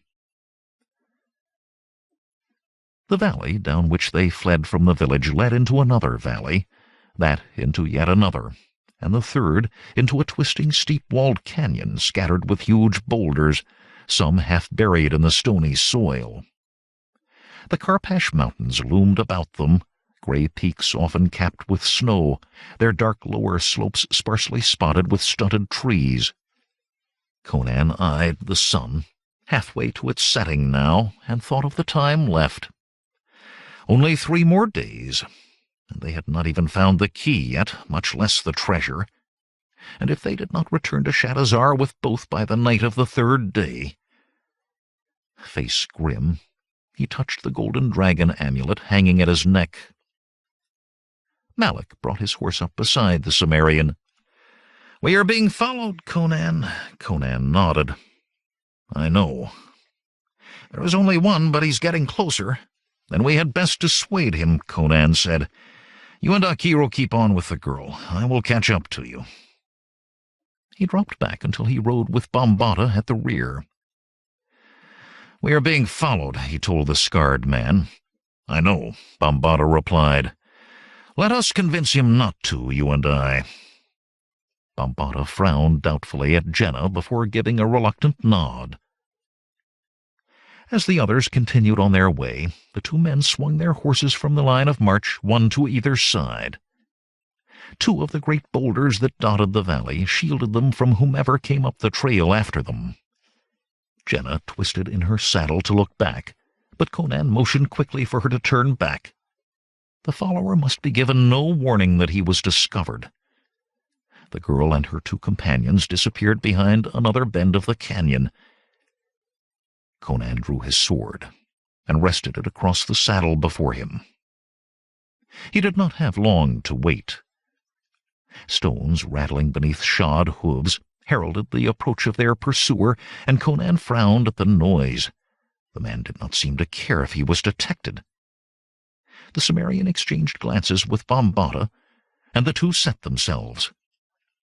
The first glimpse of a horse appeared between the boulders that hid them, and Conan charged out. "Hold!" he shouted, and then his jaw dropped in surprise. Beside him, Bombata began to curse. The ebon-skinned woman from the village started and stared, then drew herself up. Her horse, 2 hands shorter than theirs, bore a Corinthian military saddle, and behind it hung a leather water bag. "I am Zula," she announced proudly, "a warrior of the people of the mountain, who live to the south of the land called Keshan. I would know the name of he who gave me my life again." "I am called Conan," the Cimmerian said, "of Cimmeria." Zula peered at his face intently.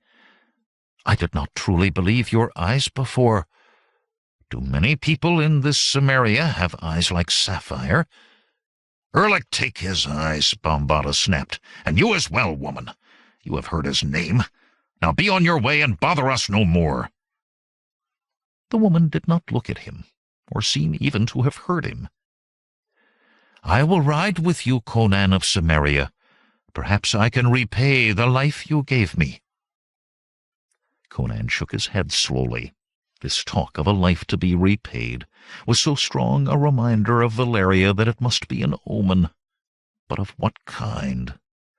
"What I did was not done to save your life, but rather to allow us to escape that village without having to fight our way out. You owe me nothing. Reasons do not matter," she said, "only actions. And for your actions I live and am free, where else I would be dead or captive."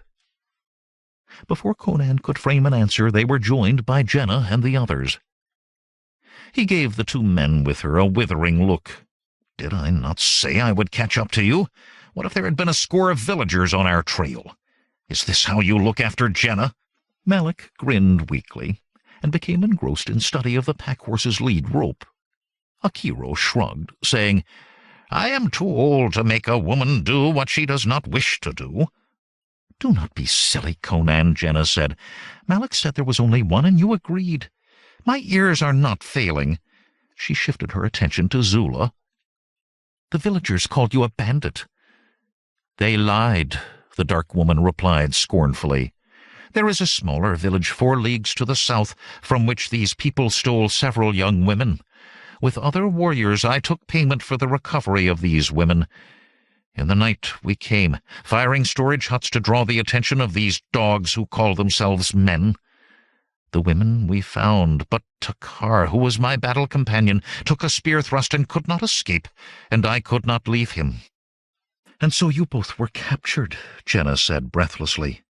"It was a brave thing you did, a thing such as romances are made of." "He was my battle companion," Zula said simply. Jehnna jerked a nod, as if reaching a decision. "You will come with us." "No!" Bambata shouted. "Mitra's mercies, Jehnna, will you endanger everything? Remember the prophecy." "I remember nothing that says I cannot have a woman with me." Jehnna's tone was firm, but still she turned to Conan. "Say that she may accompany me. You have Malak and Akiro. I have only Bambata, and he shouts at me of late. He never shouted at me before." "She could not even keep up with us on that Corinthian sheep," Malak laughed. Zula eyed him calmly. "I will ride you into the ground, little man, even after you attain full growth." Conan touched the amulet on his chest. Bambata could be right. Perhaps they did endanger the fulfilling of the prophecy, and thus the rebirth of Valeria. But there was the matter of the omen, a life to be repaid. "I will not say no," he said finally. Bambata cursed, but Jehnna overrode him with her enthusiasm. "Then you will ride with me, and be my companion." "I will ride with Conan," Zula said, "and so with you." Jehnna smiled as if she had not caught the distinction the ebon woman made. "Let us all ride, then," Conan said, and turned his horse once more down the canyon. In the sanguine glow of the gem, Amun-Rama studied the moving figures. 2 more, he thought, and concentrated his study on the rotund, yellow-skinned man with the wispy gray hair and mustaches. There was power there. A wizard. His thin mouth twisted in a malevolent smile. Not enough power. Merely more sport. "Come to me," he whispered. "Bring the one to me." "And when you have carried this key and this treasure to Shadazar," Zula said, "what then?" Jehnna looked at the other woman in surprise. She had never thought of such a question. "Why, I will live in the palace, as I always have." That brought a vaguely dissatisfied frown to her face. But what else was she to do? "This is my destiny," she said firmly. Zula only grunted. Feeling ill at ease without knowing why, Jehnna let her eyes travel ahead to wiry, laughing Malak and round-bellied, wise-eyed Akiro, to broad-shouldered Conan, riding in the lead as they wended their way around a snow-tipped mountain. Bambata still brought up the rear, his gaze always on the heights, searching for danger in the fading reddish-gold light that announced the imminence of dusk. It was the Cimmerian who held her thoughts, however. He was so different from what she had expected. Akiro and even Malak had their places in the stories her dressing-maids told, but the tall Northlander fit nowhere in those tales of handsome princes and lovely princesses. And it was not just him. He made her feel very peculiar indeed, in ways she did not recognize. None of her feelings seemed to correspond to what she imagined she would feel like if he were to recite long poems to her eyes. It was difficult to imagine him doing that in any case, or to see him giving her a single golden rose for her to weep crystal tears over while he went far away. Conan might rather sweep her fiercely to his saddle before him, and what? She was not sure, but she was certain that whatever he would do would be something not in the stories. Zula, she thought, might have useful advice, but something made her feel awkward about simply asking. But perhaps if she made her way to it in slow steps. "Women warriors," she said abruptly, "are strange to me. Are all women of your land warriors?" The dark woman nodded. "Our mountains are surrounded by enemies, and we are few. Too few to allow us your ways, where only men are warriors, and some few women who want to be. All of us must fight if we would live." "I did not know there were women in my land who are warriors," Jehnna said, diverted for the moment. "Could I be a warrior?" It would certainly be a different thing than living the rest of her life in Taramis Gardens, she thought. "Perhaps," Zula replied, "if you were willing to accept hard training, and if you have the heart. It is a harsh life, though, and you must ever be ready for death, your own or that of someone close to you." The sadness in the other woman's voice reminded Jehnna of her purpose. "Takar," she said softly. "You called him your battle companion. Was he your true love?" "My lover, you mean? Aye, he was my lover, and in all ways as good a man as I have ever known." How did it begin? Between you and Takar, that is."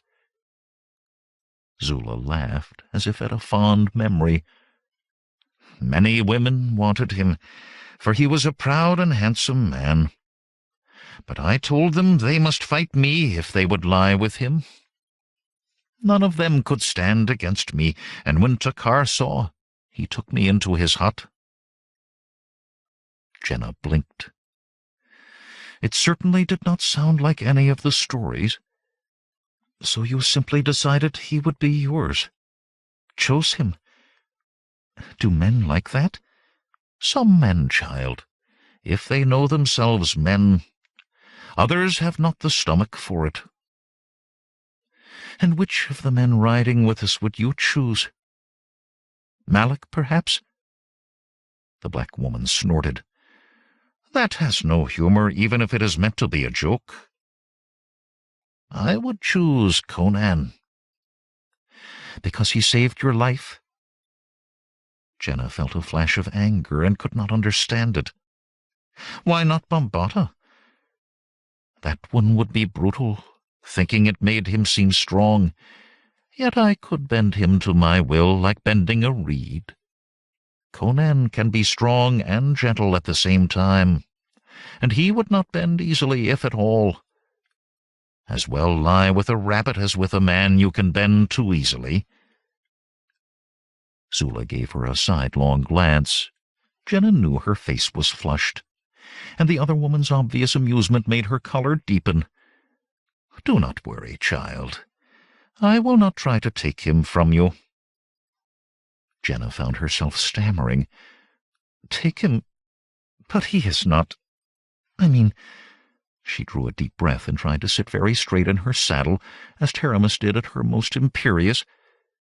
"Do not call me child," she said frostily. "I am a woman." "Of course. Forgive me, Jehnna." Zula was silent for a time before continuing. "Among my people, there is a custom at the death of a lover.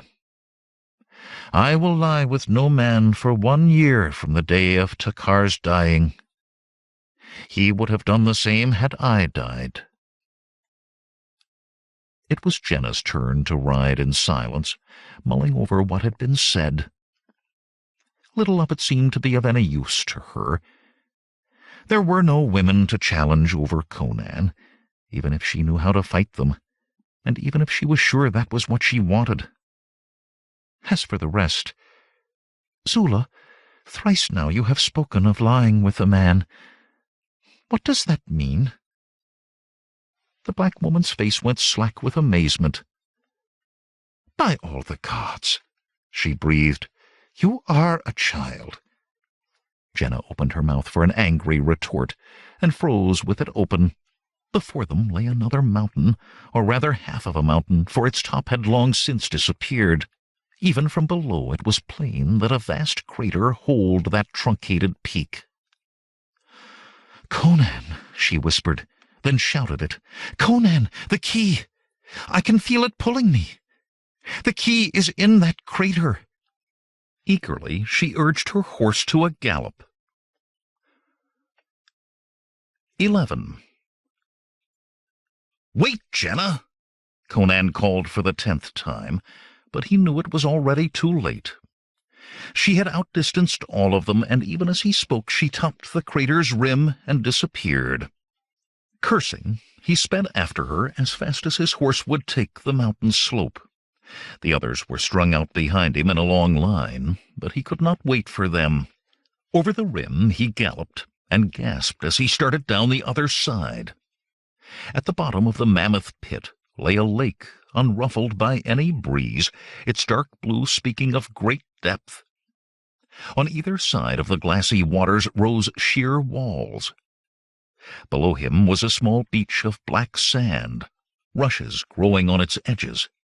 Jehnna's mount was already halfway to the water in its headlong plunge, and on the far side of the lake stood a palace of crystal, an impossible structure of glittering facets that made the hair stand up on the back of his neck.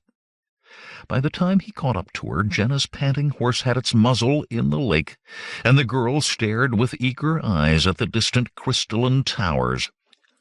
The crater's deepness created an early dusk on the sands.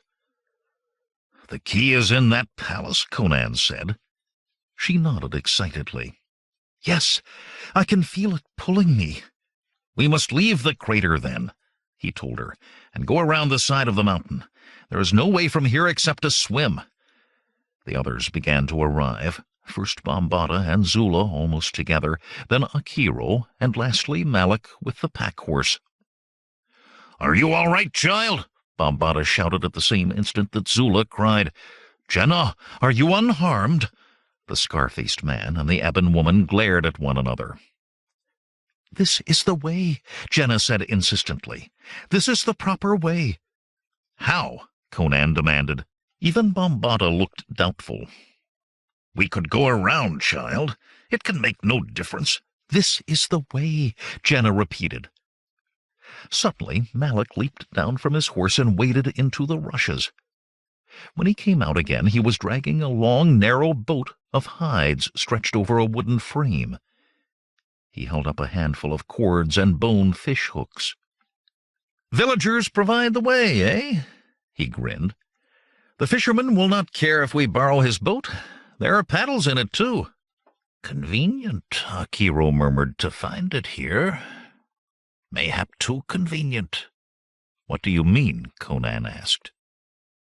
The wizard tugged at a dangling gray mustache and peered toward the palace, sparkling still, even now that direct sunlight was gone. "I do not think the Karpash mountain folk are fishermen. And even if they were, would you fish in a place where that was?" "But here it is," Malik protested. "You cannot deny your eyes." "I can deny any of my senses," Akiro replied mildly, "except those of the mind.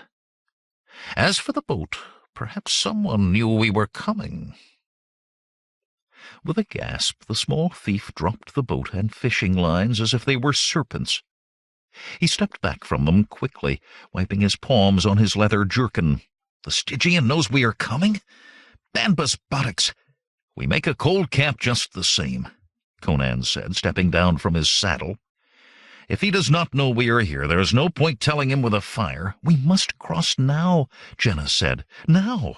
The key is there, I tell you." "It will still be there in the morning," the Cimmerian replied. With clear reluctance, she took her eyes from the palace for the first time since reaching the beach, her jaw firming determinedly. But he went on before she could speak. "I have as much reason not to delay as have you, Jehnna. We will cross with the dawn." "The thief is right, child," Bombaata said. He gestured to the lake, its waters blackening as sunlight failed. "Did the boat tip over in that, you could drown before I found you. I cannot risk that." Jehnna lapsed into sulky silence, and Conan turned his attentions to Malak. "You can go if you wish. Neither of us reckoned with this Amun-Rama knowing about us. Consider the jewels yours." "Jewels?" Bombaata echoed, but the two friends ignored him. Malak took a step toward his horse, then stopped. "Conan, if we had a chance, Cimmerian, but he knows we're coming. Balor's glaring eye. You heard Akiro?" "I heard," Conan said. "You are staying?" Malak asked, and Conan nodded. The wiry man sighed. "I cannot travel in these mountains in the night," he muttered. "I will leave in the morning." "Now that that is settled," Akiro said, climbing from his horse with a groan, "I am hungry." He dug his fists into the small of his back and stretched. "There is dried lamb in the packs, and figs." A heavy, solemn air hung over everyone as they set about making camp. The crater had the effect of making each of them grow silent and introspective. All save Jehnna, and she was rapt with the approach to a part of her destiny. Soon the horses were hobbled, the dried meat and fruit had been consumed, and full night was on them. Jehnna wrapped herself in her blankets, and Zula, to everyone's surprise, sat cross-legged beside the slender girl, crooning soothingly while she fell asleep. Bombaata glowered jealously, but the black woman's fierce glare whenever one of the men came close to Jehnna was enough to make even him keep his distance. As the full moon rose higher, the darkness lessened, for it seemed as if the crater in some fashion trapped and held that canescent glow. The air took on a thick pearlescence of unearthly paleness, where faces could be dimly yet distinctly seen. Conan and Akiro sat alone amid the blanket-swathed mounds that marked where the others slept. They sat and stared across the dark waters at the palace, shining yet illumining nothing, as a diamond on black velvet shone by holding every glimmer of light.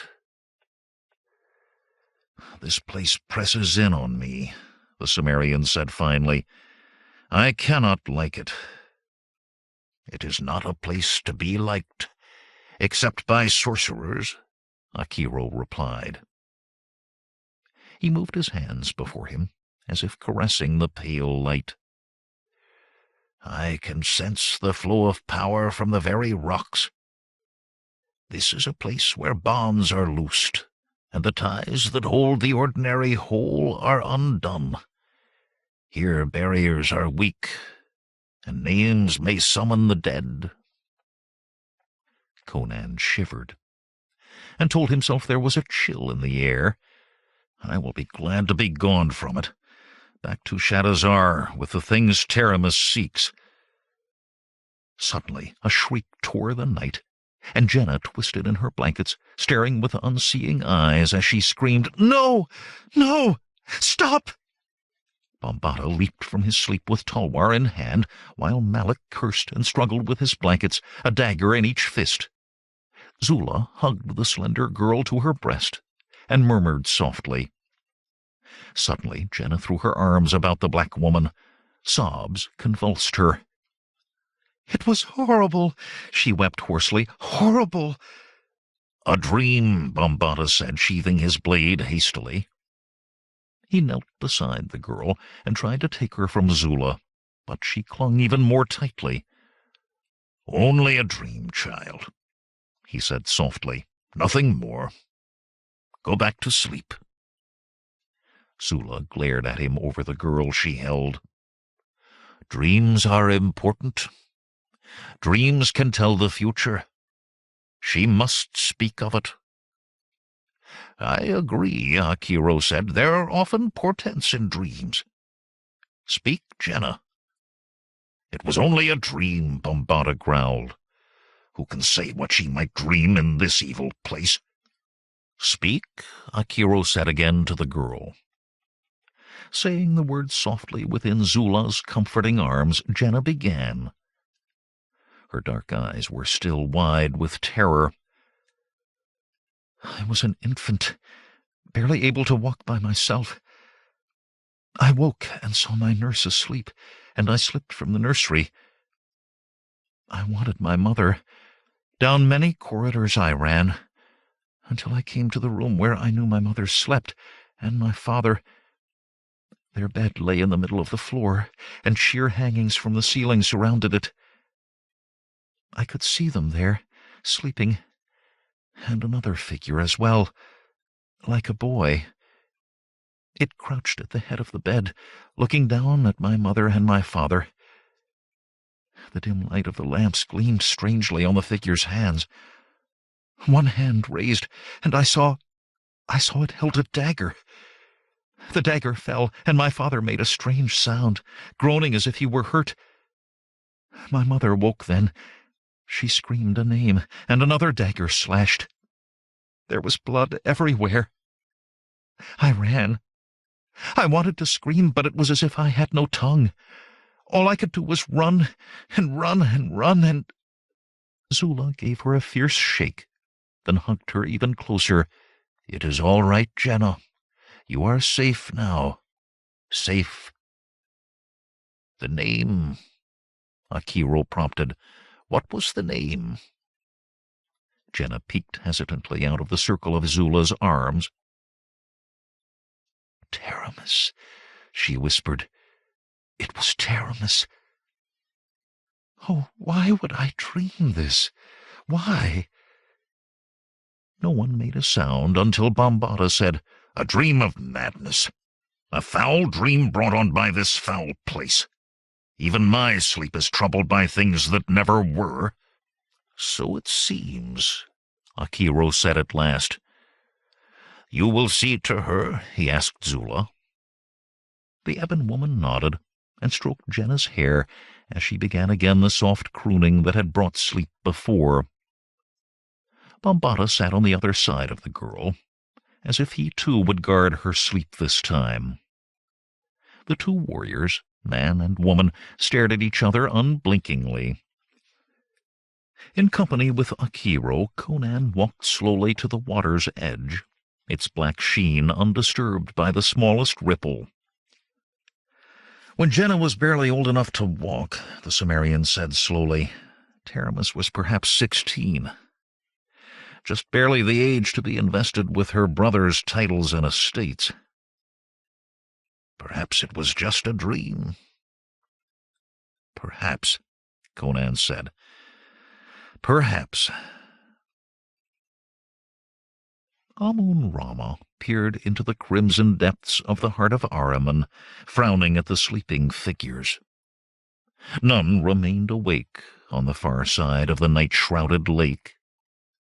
Last to slumber had been the yellow-skinned wizard, peering into the sky and attempting— this brought a momentary sneer to the Stygian's hawk-nosed face— attempting to touch the powers cupped in the crater. The wizard had retired long after the others breathed deep and slow beneath their blankets, but now even he slept. On the morn they would come, and his frown deepened to a scowl. On the morn.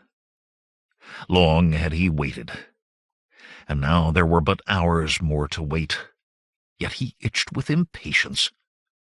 Naught could go wrong at so late a moment, so why did he feel as if ants crawled on his skin? He released his concentration from the heart, and the glow faded, leaving only a gem more scarlet than rubies. He would not spend a night so. There would be an end to it.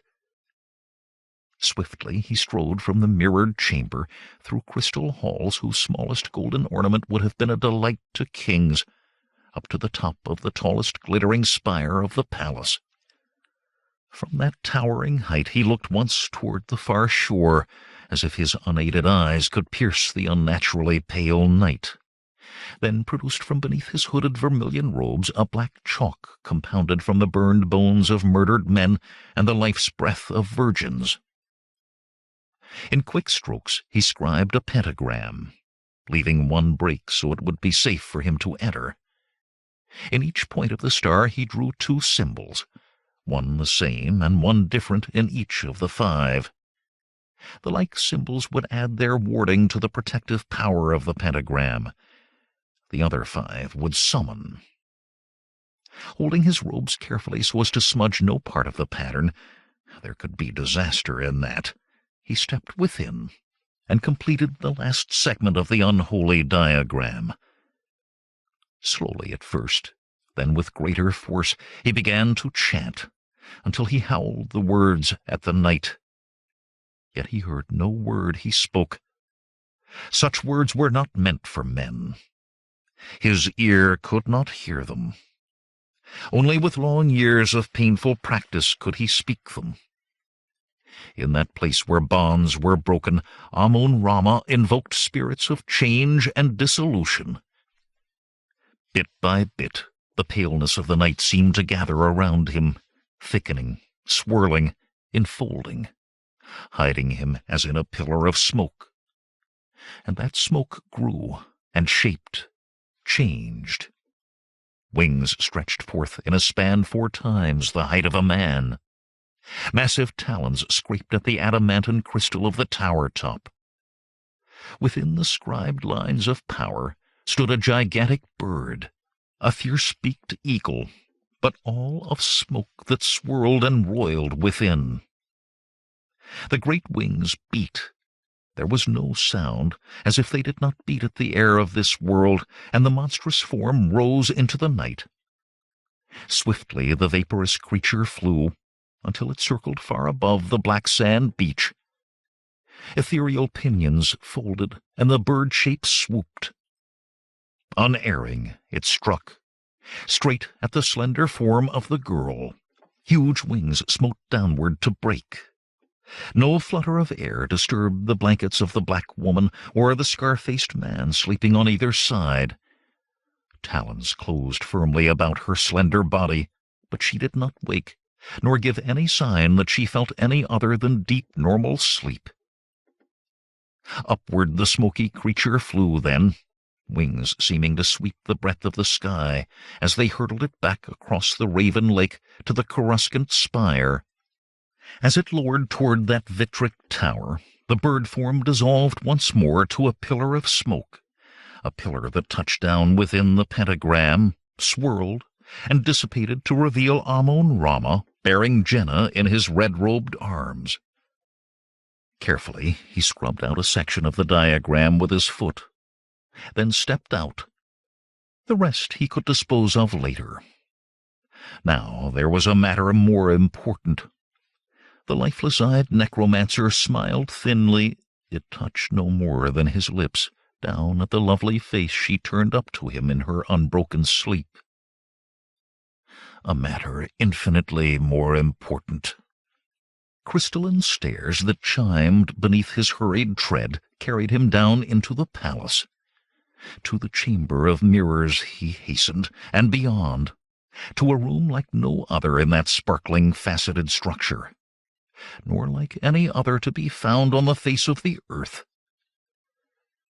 Elsewhere in that crystal palace was there always light and brightness, without need of lamp or sun.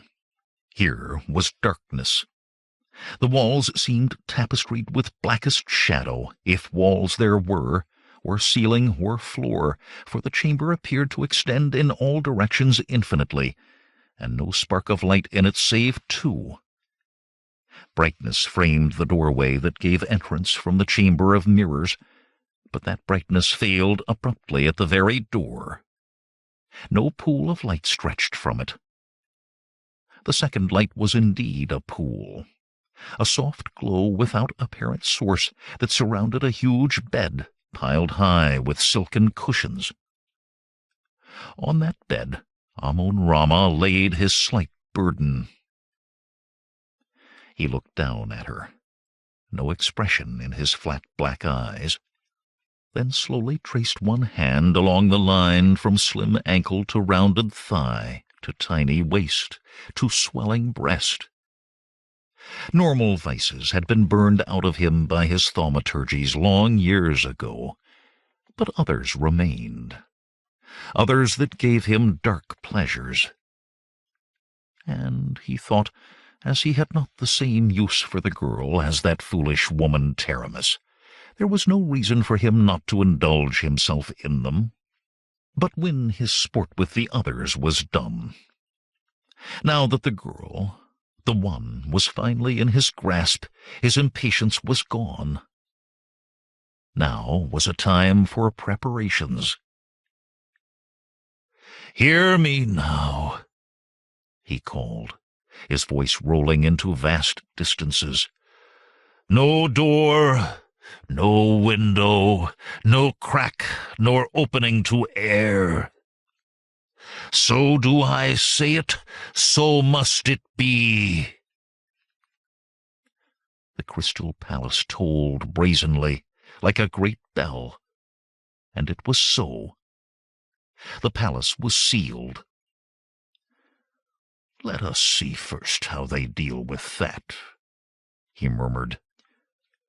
With a final glance at Jehnna's unmoving form, he made his way from the place.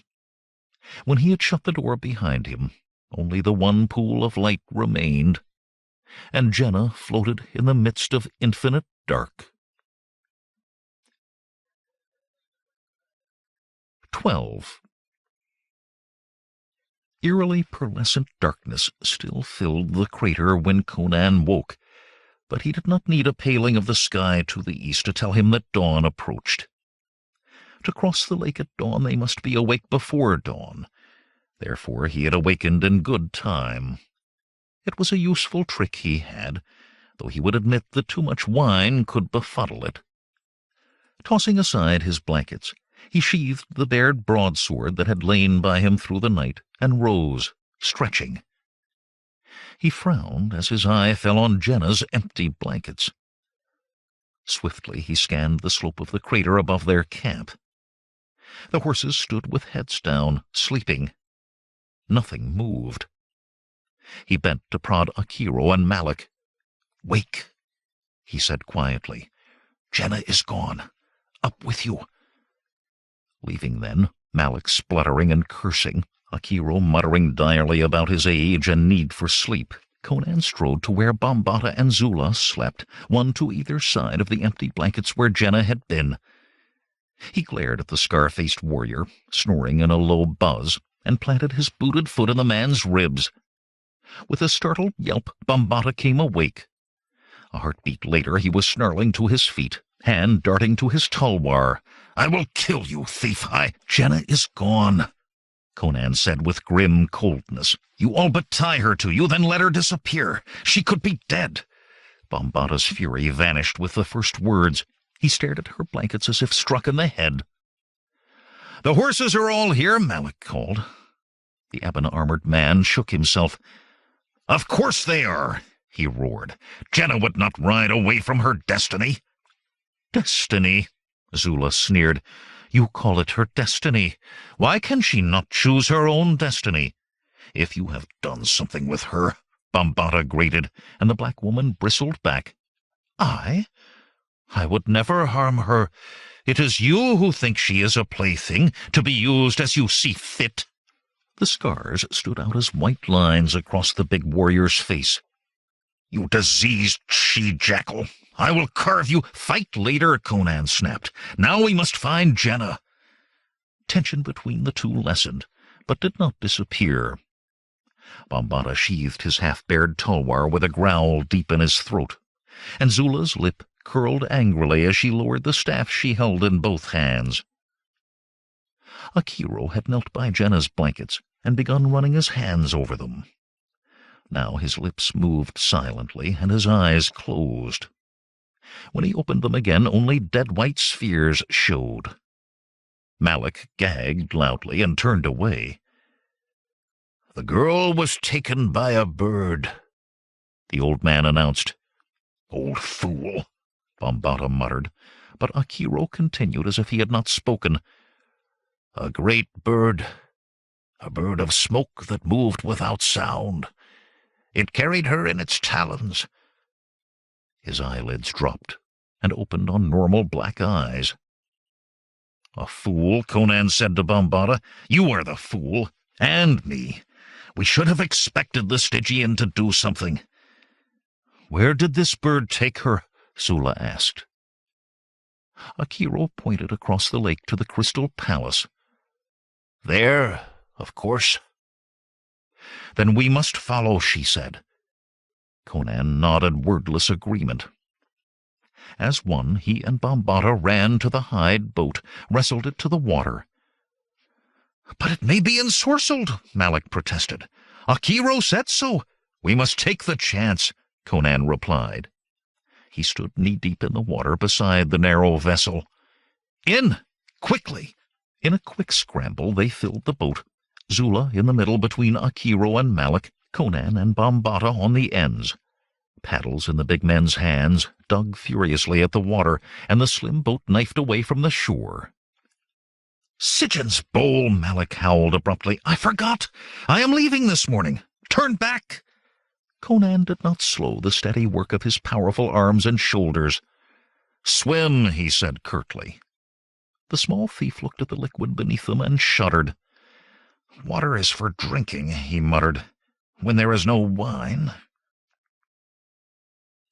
With neither wind nor wave to hinder, and 2 strong men working the paddles, the hide boat all but flew over the lake. Ripples from its passage spread incredibly far, for no other thing disturbed that glassy surface. The Crystal Palace loomed before them. Along its border with the water there was a landing, perfectly ordinary, except that it too seemed carved from a single huge gem. The sun topped the crater's rim as they reached the palace, and the vast structure became a riot of scintillation. Conan held the boat close to the strange landing while the others clambered out. When he was on the glittering stone as well, he lifted the hide boat from the water. A thief did not last long in Shadazar, who failed to plan for his exits and escapes.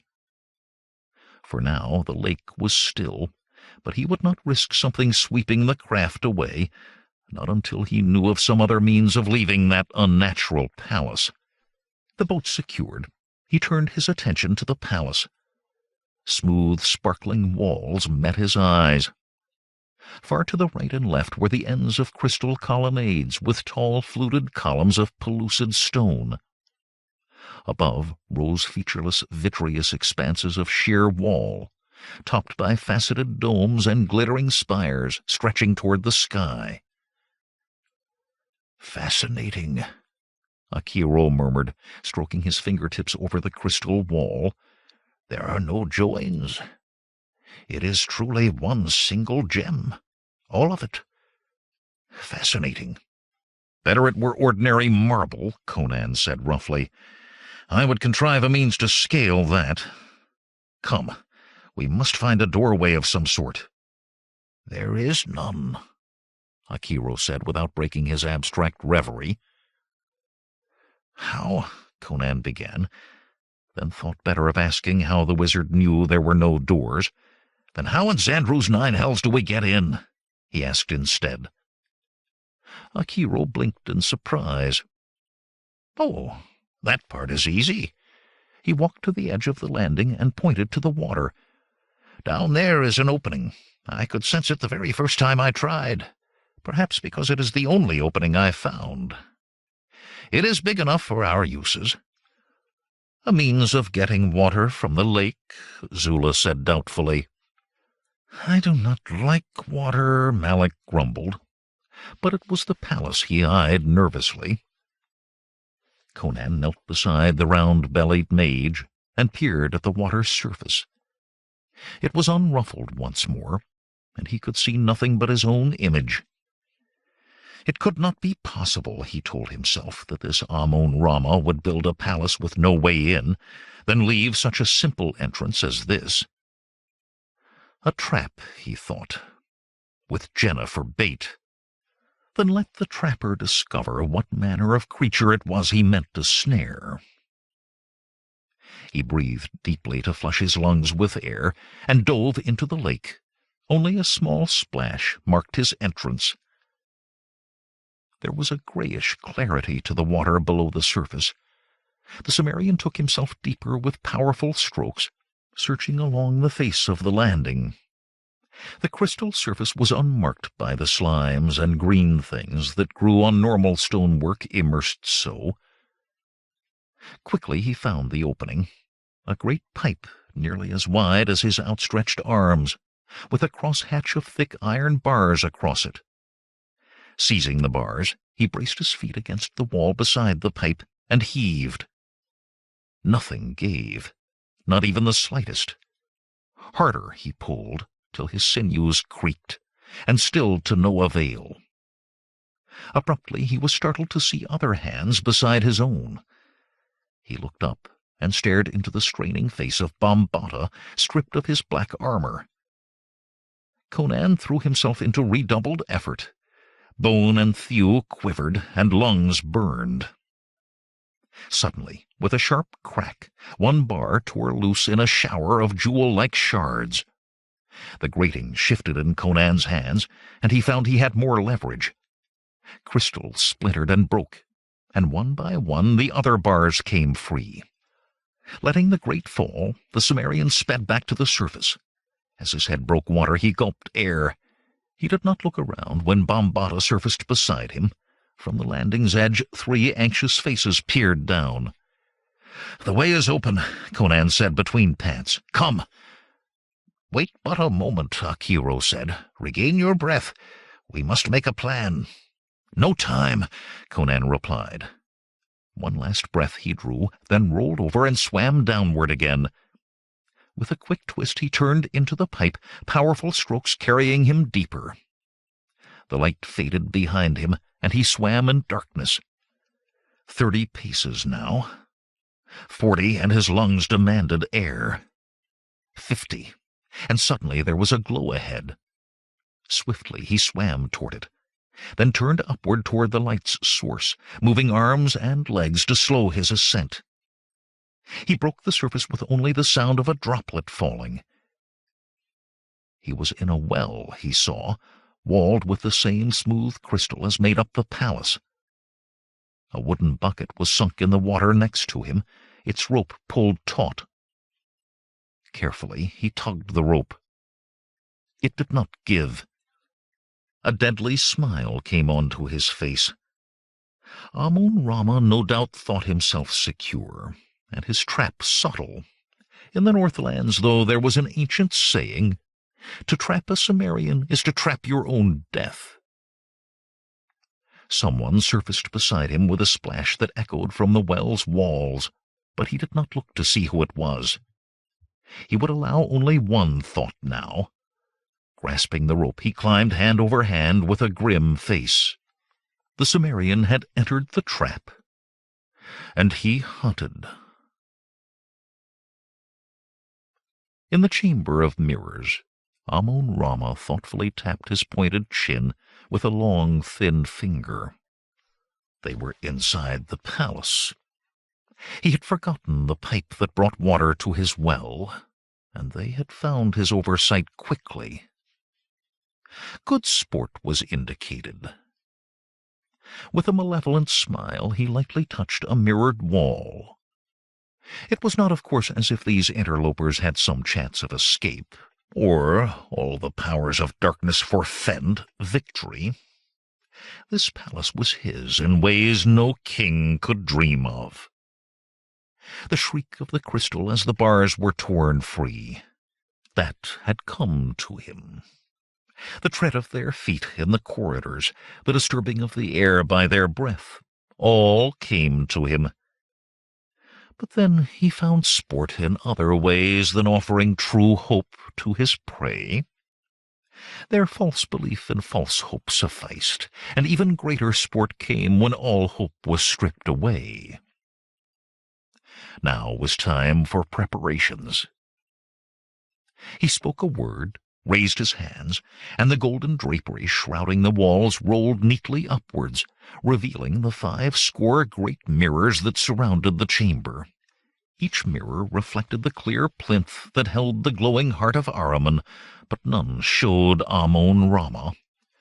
A lifetime drenched in darkest thaumaturgies had many peculiar effects on the earthly body of the practitioner. He had no reflection to be shown in any surface. Only 2 breaks were there in the phalanx of mirrors. One was the door to the corridor. Through the other he could see endless dark, and the bed on which Jehnna's still sleeping form lay. It was through this last that Ammon-Rama moved. A sound rolled round the chamber like the splash of a rock in a pool of water, and there was but a single gap unmirrored in the wall. 51 reflections of the heart of Ahriman waited with the original. Akiro pulled himself from the well with a grunt, and, ignoring the water that dripped from him, stood staring at gem-like walls and ornaments of gold and silver so finely wrought that it seemed the mind of man could not have conceived them. Everywhere were tapestries of other-worldly scenes, and carpets that changed in infinite variety of color and pattern as he watched. "Akiro?" Malik said. The rotund wizard shook his head admiringly. "All done with sorcery. No one of these things had ever been crafted by a human hand. It was magnificent." "Akiro?" Irritably the mage turned to regard the small thief. Malik's hair hung in his face, and a pool of water about his feet splashed with a rain of drops from his garments. He looked like a drowned rat, Akiro thought, then quickly scrubbed his own dripping hair from his face. "Yes," he snapped. "They are going," Malik said. Akiro looked in the direction the other pointed and bit back an oath that would have curdled the air. Bambata and Zula were disappearing around a bend in the corridor, and Conan was no longer to be seen. "Fools," he muttered. "Wait!" As swiftly as he could make his old bones move, he ran after them with Malik dogging his heels. "Half-wits," the old mage growled. "You do not wander about a wizard's lair as if it were a merchant's garden. Here anything can happen." As he rounded the corner, Akiro saw the others ahead, with Conan far in the lead. Sword in hand, the Cimmerian darted through a doorway at the end of the corridor, and in the same instant a door slid down with a clang, sealing the passage behind him. Bambata and Zula rushed forward to pound on the door, he with his sword hilt, she with her staff. Cursing under his breath, Akiro ran to help, but for moments after reaching them he could only stare. The door was as transparent as glass. Clearly they could see Conan looking warily about a mirrored chamber, his broadsword at the ready, yet the blows of Bambata and Zula rebounded as if from an iron-bound castle gate. As if to add to the hollow booming, all began to shout at once. "Can he not hear us?" Malik cried. "Conan! Ogin's toenails! Conan!" Zula dropped to her knees, feeling along the bottom of the door. "If we can lift—" "There is no crack. None. Stand back!" Bambata roared, taking a two-handed grip on his sword. "I'll break it, if it can be broken." "All of you stand back," Akiro shouted over them, "and be quiet," he added. He rummaged in his pouch, sighing as he tossed aside powders ruined by the wet, yet continued to speak hastily the while. "This is no tavern brawl to be settled with brute might. This Stygian is a sorcerer of puissance. Treat him as such, or we will all— here it is." Smiling in satisfaction, he brought out a small vial covered entirely with purest beeswax, and marked with a seal of power. "I do not see Jehnna, Bombada said suddenly. "The thief must be left to his fate. Jehnna must be found. She is here," Akiro said, not looking up from the task of peeling away the wax. The peeling must be done properly, or the contents would be useless. "Can you not sense? Of course you cannot. The nexus is here, the center of all the powers of this palace." The last of the wax fell away, revealing a darkly shimmering compound that seemed at once grease and smoke. To this he touched the tip of the smallest finger of his left hand and scribed a rune on the right-hand side of the transparent door. With the smallest finger of his right hand, he drew the same symbol on the left-hand side of the door. Akiro frowned as the runes began to hiss, as if boiling, but there was nothing to be done for it. Quickly he began to chant in silence. There were powers invoked with words spoken aloud, but he had found those dangerous, unreliable, or foul, and often all three. Pressure built. He could feel it inside his head. They were spirits he summoned, spirits concerned with opening things that could not be opened, spirits concerned with lifting what could not be lifted. The pressure grew, and he knew they obeyed the calling. The pressure grew, and sweat beaded on his forehead. The pressure grew, and with a gasp he slumped and would have fallen had he not caught himself against the door. "Well?" Bombada demanded. Shaking, Akiro stared at the door in wonder. The pressure was still there, enough to burst the gate of a castle, and to no effect. "A wizard most puissant," he whispered, then added as he peered into the mirrored chamber, "If you believe in gods, then pray." 13. Slowly, Conan moved around the mirrored chamber, broadsword held ready for any attack. The huge mirrors cast back his stalking form, multiplied 10,000 times, as reflections of reflections were in turn reflected, and that of the glowing crimson gem that stood on a slim crystalline spire in the center of the room. Without break was the wall of grim images, and he realized that he was no longer certain which had fallen to hide the door through which he had entered. He had avoided the gem before. The glow and its color told him all he needed of its nature. Never had he seen anything so scarlet. The hue alone made him want to squint. Such items of sorcerous power were dangerous when not understood, as he had learned in hard lessons, and scarcely less so when comprehension was complete. Still, it was the only thing in the chamber other than himself. Slowly he approached the narrow plinth and stretched forth a hand.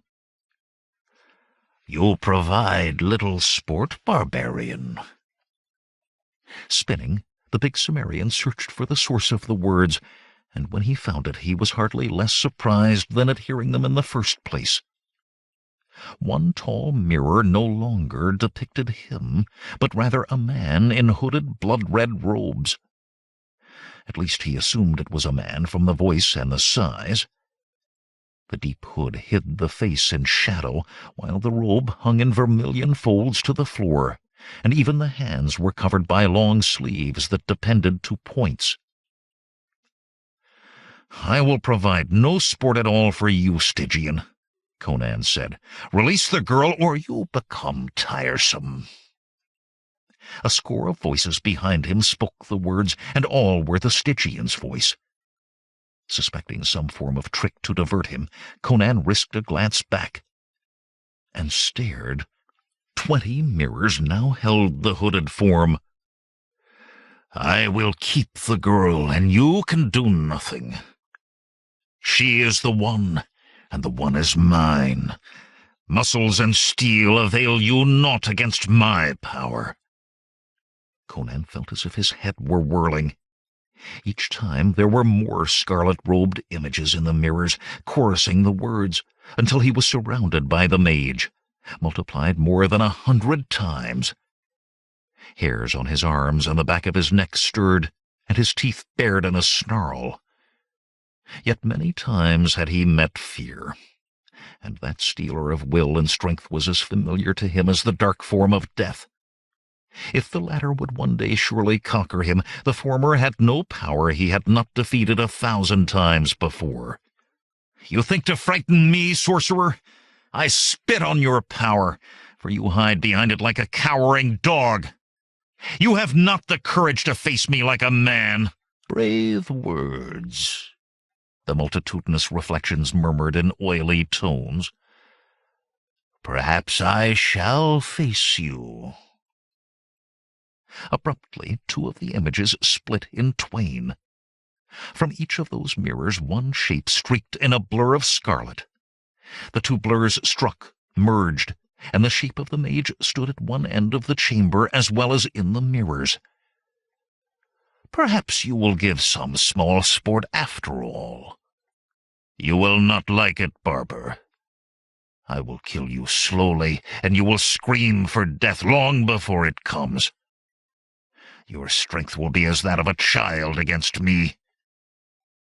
With every word, more of the mirrored forms divided, more flashes of crimson blazed across the chamber to sink into the hooded figure, and with each the figure grew slightly larger. Twice, as blood-red streaks passed close to him, Conan struck at them with his sword. The steel whistled through them as through the air, with only a tingling along his arms to tell him the blade had met anything. The Cimmerian stood then, waiting rather than waste his effort in futility, until at last each mirror had given up its portion of the red-robed form that faced him. Taller than he by a head it was, and twice as broad. "This you call facing me?" Conan sneered. "Well, come then." The huge shape stripped back its hood, and as Conan started in spite of himself, 100-fold laughter rolled from the mirrors. An ape's head glared at him from atop the scarlet robes, as black as pitch, and with gleaming white fangs made for the ripping of flesh. Its eyes held malevolent ebon fire. A tiger's claws tipped its thick, hairy fingers. Slowly it shredded the robes, revealing a massive ebon-haired body and heavy bowed legs. No sound came from it, not even that of breathing. A creation of sorcery it most certainly was, Conan thought. But perhaps it still could bleed. With a roar he bounded the length of the chamber, his broadsword a razor-edged windmill. Like a leopard, the creature danced away from him, moving faster than he would have believed anything of that bulk could possibly move. And even in its dodging it struck, almost casually it seemed, opening 4 crimson welling slashes across his chest. Grimly Conan followed. 3 more times he struck at the great beast. 3 more times, with silent snarls, it avoided his steel like quicksilver, and blood now dripped from his thigh, his shoulder, and his forehead. Full-throated laughter flowed from the mirrors, in counterpoint to the frustrated curses the Cimmerian muttered under his breath. The creature's every move was lightning, exhibiting none of the clumsiness of its shape. He had not so much as touched it yet. Abruptly the monstrous sable ape charged, seized him in an instant, lifted him toward that slathering fanged mouth. He was too close to hack or stab with his sword, yet he slashed his blade sideways across the snarling face, slicing a gash through eye and nose and mouth. Claws dug into his ribs as green ichor rose in the wound, and the one remaining bulged in agony. With a heave of its massive arms, Conan was sent hurtling across the chamber. It could be hurt, flashed through the Cimmerian's mind, and then he slammed into the wall, all the air leaving his lungs, and slid to the floor. Desperately he struggled to breathe, fought to regain his feet before the beast could reach him. He staggered to his feet, and stared in amazement. The huge ape had sunk to all fours, and its mouth hung open as if it would moan if it were not mute. Yet that agonized sound was supplied 100 times over by the images of the mage, In every mirror the form of the necromancer sagged and groaned in pain. Not in every mirror, Conan realized suddenly. The mirror he had struck in his flight was crossed by a web of cracks and showed only shattered reflections, including now his own once more. He swung his blade against the next mirror.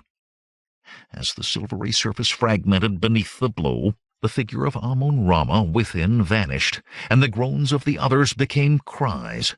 "I have you, sorcerer!" Conan shouted above the shrill ululations. Along the wall he ran as fast as he could, pausing only to smash at each mirror as he passed. Image after image of the thaumaturge disappeared to the splintering of glass, to cries becoming howls, then shrieks. The skittering of claws on the crystal floor warned the Cimmerian, and he threw himself into a roll just as the ape creature lunged at him. His broadsword flashed as he came to his feet. A gash ran down the beast's ribs, while he had gained another along his own ribs.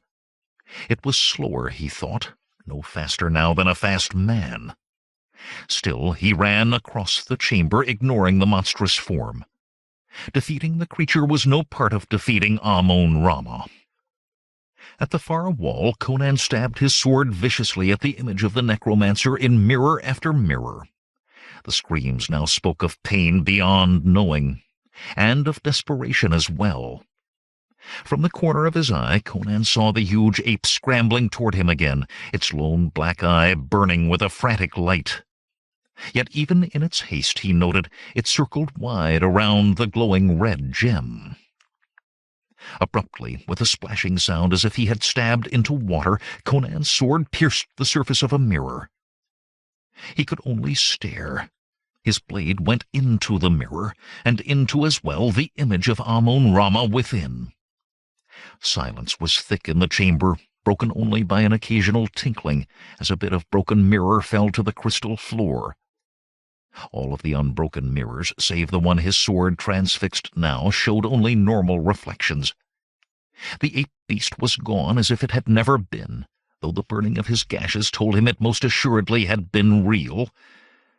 Beneath the scarlet hood in the mirror, a hawk-nosed face was painted with disbelief, and raven eyes shone hatred at the big youth.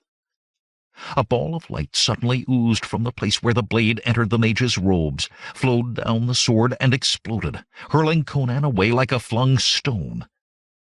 Shaking his head, the Cimmerian got dazedly to his feet, just as Amun-Rama stepped out of the mirror, its surface first bulging around him, then suddenly vanishing into vapor. The necromancer did not look at Conan. Once he touched the sword that thrust from his chest, as if to convince himself of its actuality. With staggering steps he moved toward the crimson gem atop its slim, pellucid column.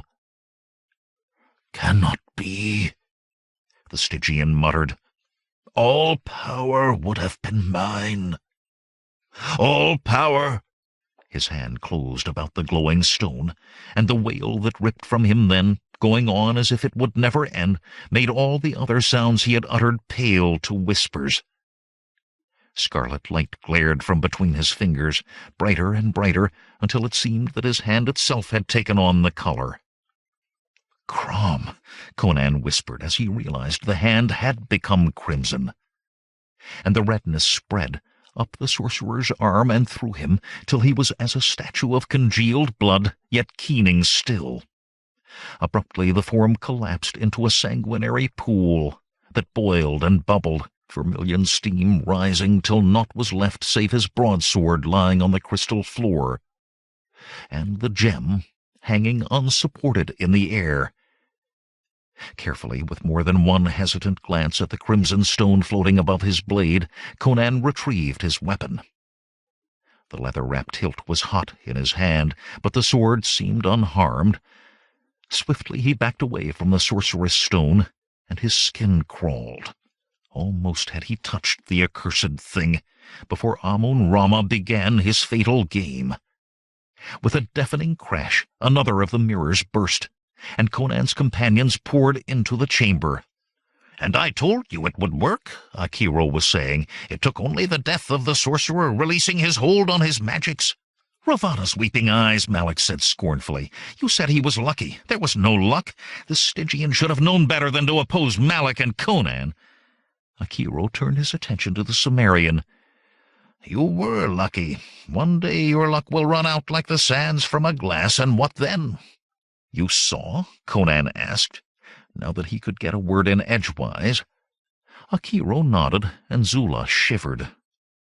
That ape, she murmured, looking about as if she suspected it might only be hiding. It is gone, Conan said. Let us find Jehnna, and this Mitra accursed key, and be gone as well. As though her name had summoned her, Jehnna appeared, stepping through the gap left by the mirror from which Amun-Rama had come. Behind her was blackness, made darker by the glittering crystal and mirrors in the chamber.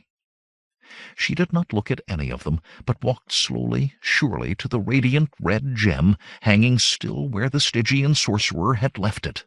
No!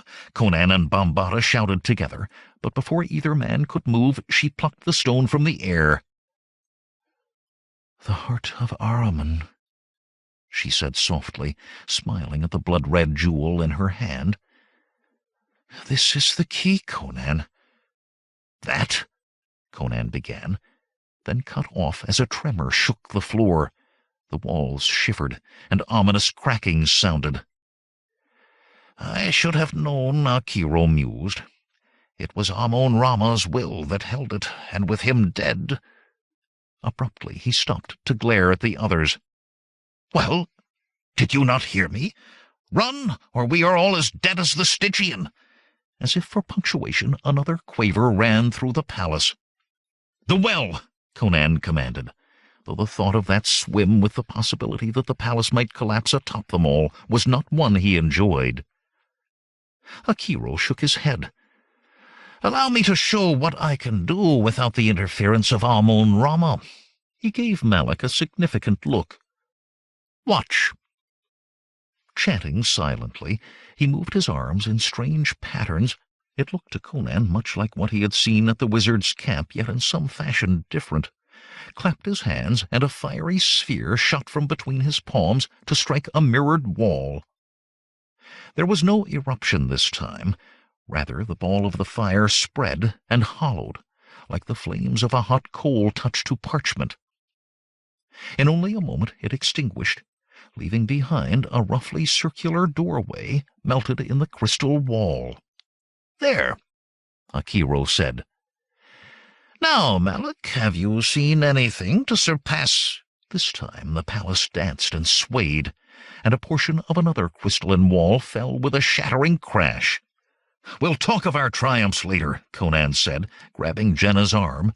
The others hesitated not a moment in following him through the way Akiro had provided. Down glittering corridors of ethereal beauty they ran, and when the corridor bent away from the direction they wished to go, Akiro melted yet another hole in the sparkling crystal walls. Faster and faster the shocks came, until they blended into one continuous gyration of the entire palace. Ornaments of unearthly exquisiteness burst apart, walls toppled in bounding chunks of pellucid stone, and twice entire stretches of the ceiling fell in solid blocks behind them. Then Akiro's magic burned its way through yet again, and they rushed out onto the landing. The lake was in turmoil, choppy waves radiating out from the palace. Conan heaved the hide boat, heavier for Bambata's armor already lashed in its bottom, to the water, handed Jehnna into it, then had to hold the craft against the scar-faced warrior's attempt to push off before the others could scramble aboard. When all were in, Conan leaped into the boat and snatched up a paddle. Now, he growled at Bambata. The other man dug his paddle in without speaking. Behind them the crystal palace scintillated with all the hues of the rainbow gone mad. Lightnings leaped from tall spires up into cloudless skies. "Faster!" Akiro urged, staring anxiously over his shoulder. "Faster!" He glared at Conan and Bambata, wielding their paddles with all their might, and grunted. Trailing his hands in the water, the wizard began to chant, and slowly the water mounded beneath the boat. Swelling, the wave rushed forward, carrying the frail vessel faster than all their stroking could have. Malak loudly tried to pray his way through all known pantheons. "Too much magic," Conan grumbled. "Perhaps," Akiro replied, "you would rather wait until that palace—" With a roar like the rending of the earth, the crystal palace burst asunder. A hammering wind smote their backs, and then the wave they rode was caught and overwhelmed by a greater wave. Bowed down at a precipitous angle, the hide craft hurtled across the lake. All Conan could do was dig in his paddle and hope to hold them straight. Did they turn sideways to that wall of water, all was lost. The beach of black sand approached at incredible velocity, then disappeared beneath the wave. Abruptly, the bow of the boat struck against the crater's slope, and the vessel cartwheeled, catapulting them all into frothing water. Conan struggled to his feet, fighting the water's attempt to pull his legs from under him. Jehnna, floundering, swept by him, and he seized a handful of her robes and pulled her to him. She flung one arm around his neck and clung to him, panting, as the water rushed away, leaving them standing a quarter of the way up the slope of the crater. "Are you all right?" he asked her. She nodded, then held up the hand not clutching him. "And I did not lose the key." A crimson glow seeped between her fingers.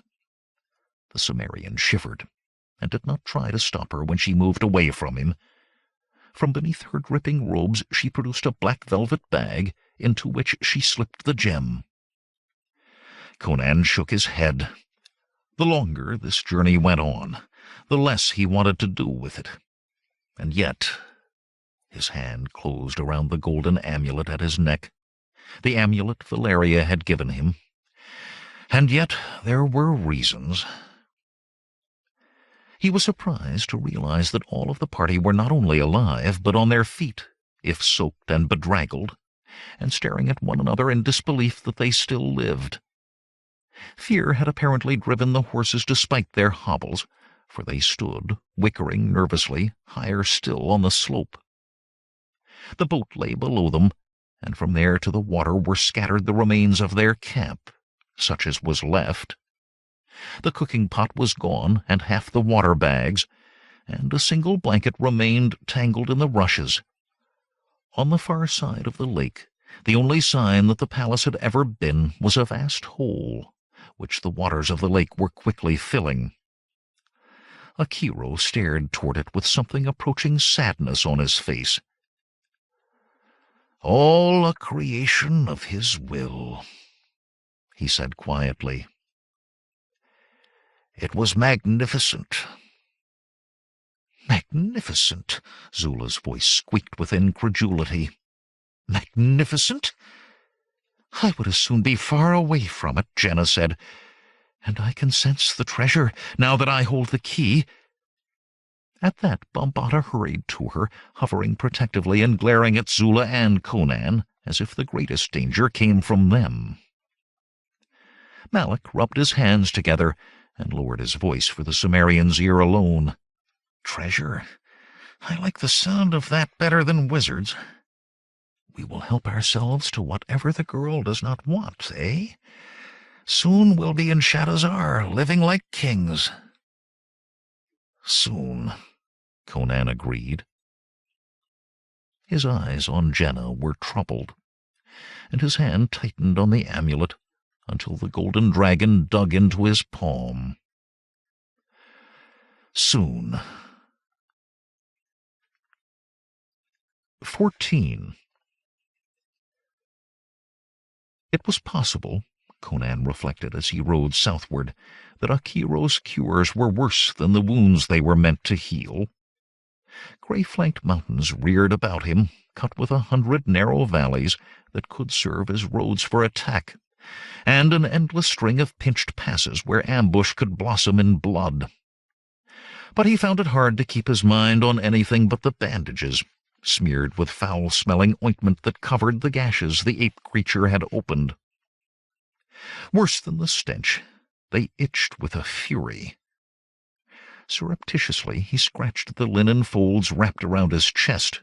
"Do not do that," Jehnna said briskly. "Akiro says they must not be disturbed." "They are foolishness," Conan grumbled. I have had scratches such as these before. Wash the blood off, then let the air to them. That's all I ever needed before. They are not scratches, she said firmly. And this grease stinks. It is a pleasant herbal smell. I begin to wonder if you have sense enough to take care of yourself. She went on, oblivious to his dumbfounded stare. You will leave your bandages alone. Akiro says that his ointment will heal your wounds completely in only 2 days. He said I must keep an eye on you, but truly I did not believe it. Conan twisted in his high-pommeled saddle to glare back at the wispy-haired wizard. Akiro met his stare calmly, and the others were watching him as well. Malik and Zula wore looks of smug amusement. Bombata seemed lost in thought, but his eyes rested on Conan in a fashion that made it clear he would not have wept had the ape-inflicted gashes proved fatal. "I must say you do not seem grateful," Jehnna continued. "Akiro labors to make you well, and you—" "Mitra's mercies, girl," Conan said abruptly. "Do you have to go on so?" Hurt clouded her face, and the look in her big eyes made him feel it was his fault. "Forgive me," she said shortly, and let her mount fall back. Malik replaced her. "Sometimes," Conan told the small thief, "I think I liked that girl more when she was affrighted of her own shadow." "I like them with more to fill the arm," Malik said, and flinched at the Cimmerian's cold gaze. "Ah, look you, it's not the girl I want to talk of. Do you know where we are?" Conan nodded. "I know. Then why are you not turning another way? Inti put his hand over us. Another league at most, and we'll be getting close to the village where we found Zula." The wiry man made a sound half sigh and half groan. "They'll not be glad to see us again, Cimmerian. It will be luck if we get no more than a fistful of arrows from ambush." "I know," Conan said again. He looked back at Jehnna. She rode with her head down, and the hood of her pale cloak pulled far forward to hide her face. Every line of her spoke of a deep sulk. "Must we ride all the way back to the village?" he called. Jehnna jerked erect, blinking. "What? The village?" She looked around, then pointed to the east, to a straight pass rising between 2 dark snow-capped peaks. "We must go that way." "Praise all the gods," Malik breathed. And at that moment 200 mounted Corinthian soldiers burst upon them with long swords gleaming in their fists. Conan wasted no wind on curses. He had not a moment for it in any case. His broadsword came into his hand barely in time to block an overhand strike that would have split his skull. He kicked a foot free of its stirrup to boot another Corinthian in red-crested helm from his saddle, and as if it were all one motion slashed open his first attacker's throat. He saw Malik bend beneath a flashing blade to sink his dagger under the bottom of a polished breastplate. Then another cavalryman was upon him. "Conan!" The shrill scream reached him even as he engaged. "Conan!" The one glance the Cimmerian could spare was enough to freeze the breath in his throat. A laughing soldier had his hand tangled in Jehnna's dark hair, and their 2 horses danced in a circle, only her frantic grip on the tall pommel of her saddle keeping her from being unseated. One glance Conan could spare, and when his eyes turned back to his opponent, the Corinthian gasped at what he saw in those icy sapphires, for it was his own death. The man was no mean hand with his long cavalry sword, but he had no chance against the grim Northland fury he faced now. Thrice their blades met. Then Conan was turning away from a bloody corpse that toppled to the rocky ground behind him. Desperately, Conan raced his horse for Jehnna. The slender girl had loosed one hand from her saddle to clutch at the first in her hair. Her other hand had only a precarious clawed hold on the pommel. The horses pranced and circled, and the Corinthian threw back his head in gales of laughter. "Erlich, take you, dog!" Conan snarled, and stood in his stirrups so that his backhand blow had all the strength of his massive body driving the whipping blade. So great was his rage that he barely felt the shock as his razor steel sheared through the laughing soldier's neck. Mouth frozen forever in mirth, the Corinthian's head flew from his shoulders, blood fountained from a torso that remained erect for moments longer, then rolled over the rump of the prancing horse. Fingers twisted in Jehnna's hair almost pulled her from her saddle before they slackened in death. She slumped across the pommel, sobbing wildly and staring with bulging eyes at the headless body beneath her horse's hooves. It took Conan no more than an instant to take in the situation on the small battlefield. Malak now rode one of the smaller Corinthian horses, and even as the Cimmerian looked, he leaped from that to another, pulling back the rider's head by the red crest on his helmet and slitting his throat. Flashes and roars accompanied Akiro on his mad dashes about the narrow valley. Every time the rotund wizard found time to breathe, he began the arm motions that heralded his major displays of power. But each time horsemen in polished breastplates would close about him, and with a shouted curse, Akiro would startle them with a burst of light and a clap of thunder. The deflagrations and deafening bangs hurt no one, though, and the old man was finding less time after each to try his greater wizardries. Zula and Bombata each attempted to fight to Jehnna's side, but flashing tulwar and whirling staff were hard-pressed simply to keep back the soldiers who strove to cut them down. In the first fury of battle, the very numbers of the Corinthians made it inevitable that the balance of dead would favor the Zamorans, but there were simply too many riders and red-crested helms. And dying bravely and stupidly when there were alternatives was one custom of the cities that had never found favor with Conan. "Scatter!" he roared. 2 cavalrymen closed with the big Cimmerian. His blade swept in a circle, severing a sword arm at the elbow, axing deep into the second man's shoulder. He wrenched his steel free without slackening his bellow. "Scatter! There are too many! Scatter!" Seizing Jehnna's reins, Conan booted his horse toward the narrow pass she had indicated as the way they must go. 3 Corinthians spurred to put themselves in the fugitives' way. Surprised grins of anticipation blossomed on their faces when Conan did not wheel in another direction. The grins turned to consternation when the Cimmerian galloped straight into them, his tall Zamoran mount bowling over a smaller animal. The Corinthian screamed as his thrashing horse rolled atop him, grinding him into the stony ground. Stunned, the pair remaining fell back on defending themselves rather than attacking. Burdened with pulling Jehnna's mount behind him, Conan knew he would have been hard-pressed at best to fight a way past. Cold and methodically deadly, he taught them of their fatal mistake. He rode on from 2 fresh corpses and 1 Corinthian screaming and coughing frothy blood with eyes locked on the narrow pass, eyes as grim as death. He could not afford to look back, and the knowledge gnawed at him. What if he did look back and saw one of the others in need? He could not ride back to help. Jehnna must be gotten to the treasure, then to Shadazar with treasure and key, for Valeria. And even without Valeria, he knew he could not abandon the girl.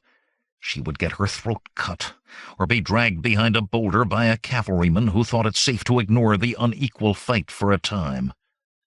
Teeth clenching till his jaw ached, he rode, and tried not to hear the sounds of battle fading behind. 15.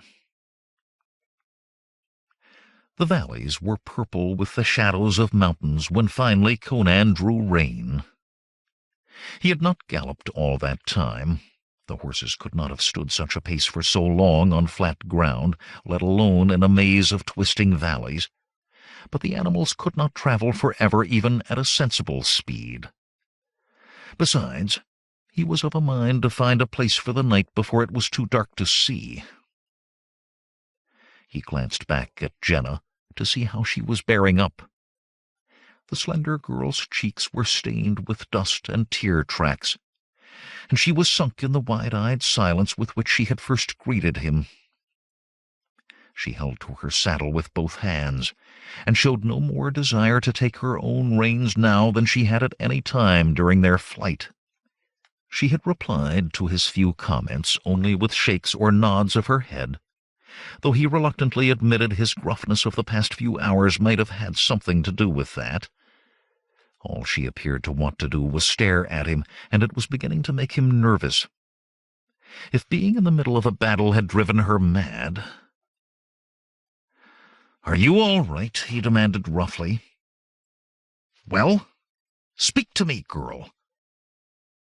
"You were terrible," she said softly. "They might as well have held switches instead of swords." "It was not a sport," he muttered. "Not the game you still seem to think it." Wondering why he suddenly felt so angry, he resumed looking for a place for camp. "It is just that I have never seen such a thing before," she continued. "What Zula did in the village, what happened at Akiro's hut, they were different. I was apart from them. They were like entertainments, like jugglers or a dancing bear."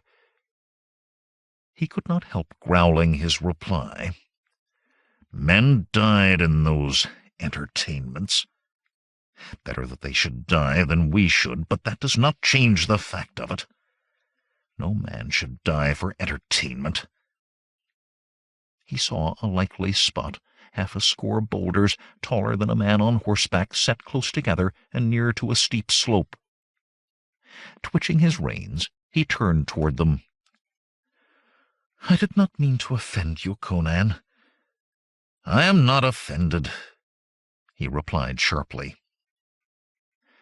He led her horse between two of the boulders, just far apart enough to admit him, and found a space between the great stones and the precipitous slope that was more than large enough for them and the animals.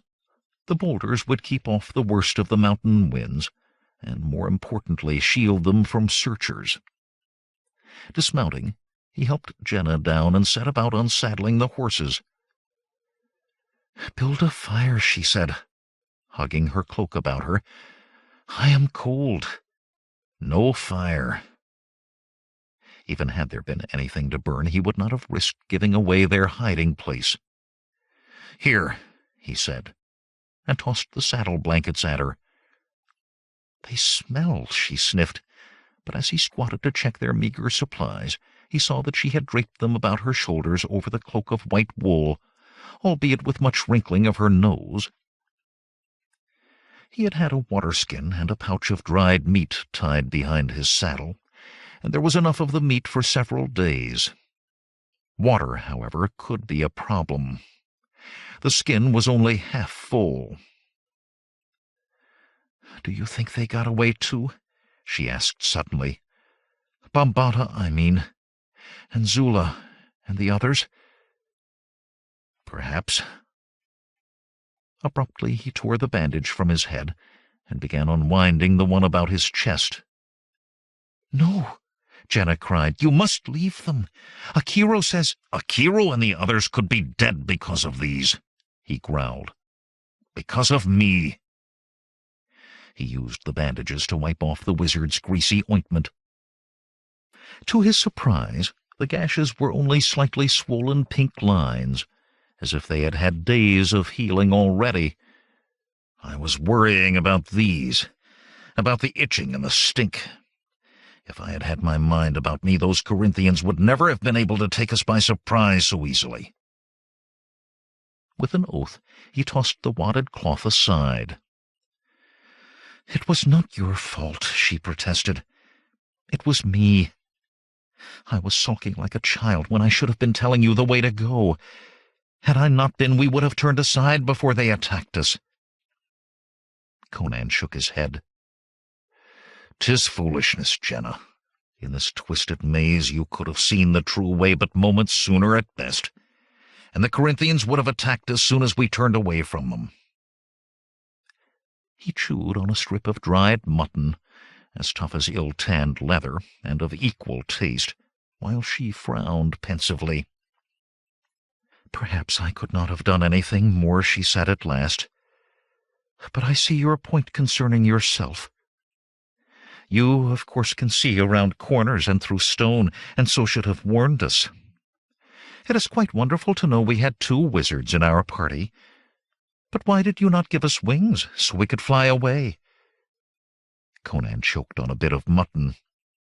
Regaining his breath, he glared at her, but she looked back as a wide-eyed vision of innocence.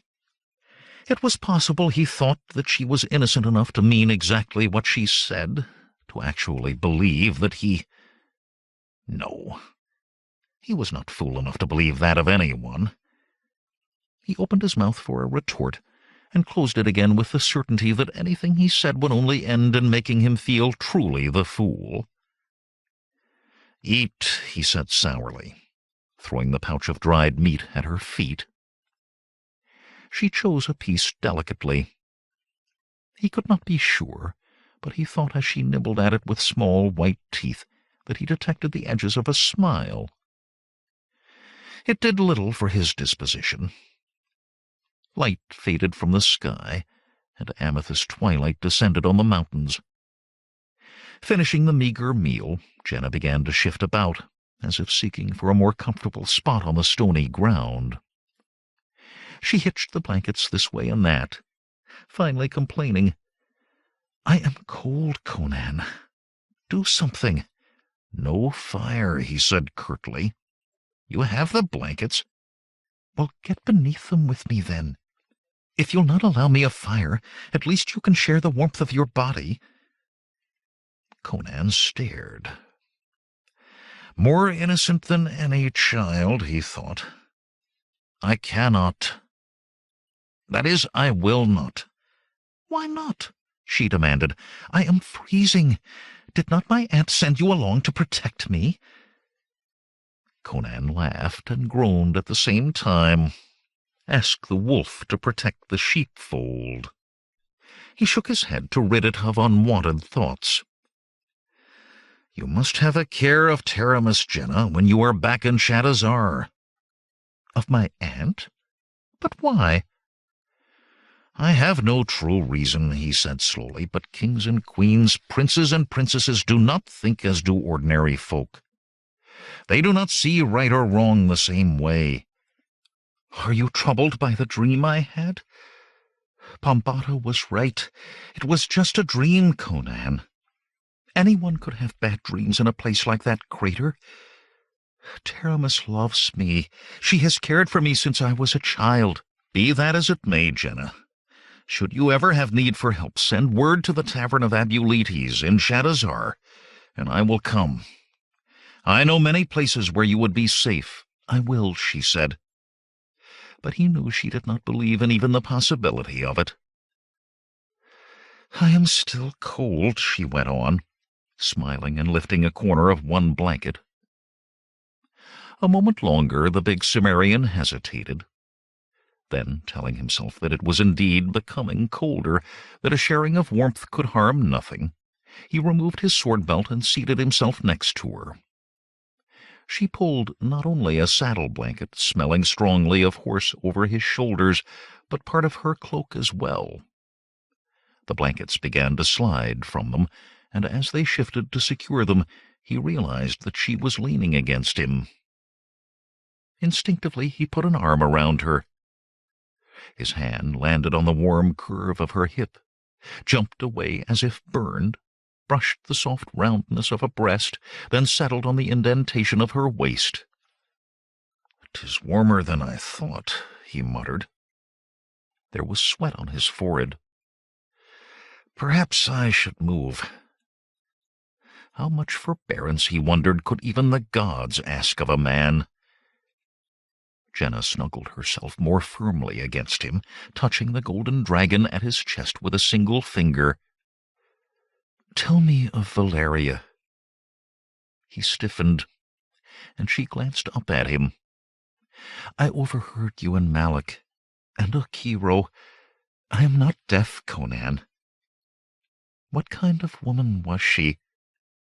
"A woman," he replied, but the offhandedness of that would not let him leave it. "She was a woman in thousands upon thousands, perhaps the only one of her kind in the world. She was a warrior, friend, companion, and lover," she supplied when he let his words trail off. He drew breath, but she hurried on before he could speak. "Can there be room in your life for another woman?" How to explain about Valeria and him, he thought. Valeria, a woman who would neither own nor be owned. A woman who could come to his bed with the passion of a tigress, and 2 hours later nudge him so he did not miss eyeing a particularly toothsome serving wench. There are things about men and women, he found himself saying, that you simply would not understand, girl. Much you know, she retorted hotly. Zula and I had long talks about the proper methods of handling a man. Abruptly she seized his free hand and thrust it beneath her robes. Involuntarily he cupped a warm, hard-tipped mound. The thought returned to him, made to nestle in the palms of a man's hands. You know not what you are doing, he said hoarsely. Before the words were out of his mouth, she threw herself on him. So great was his surprise that he toppled over backwards so that she lay atop him. Then show me, she murmured, and honey lips drove rational thoughts from his head. The cold night wind swept hard out of the plain across Shadazar, as if seeking to scour the city of its corruption. It was an omen that the wind blew so, Taramis thought. A symbol of the sweeping away of old ways and the coming of a new dawn. Her robes of sky blue slashed with gold had been chosen as well to speak of that new sunrise, that inexorable new coming. Her dark eyes surveyed the courtyard, the largest in her palace. Tiled with huge blocks of pale polished marble, it was surrounded by an alabaster colonnade. The balconies overlooking the court were empty, and no light showed at any window.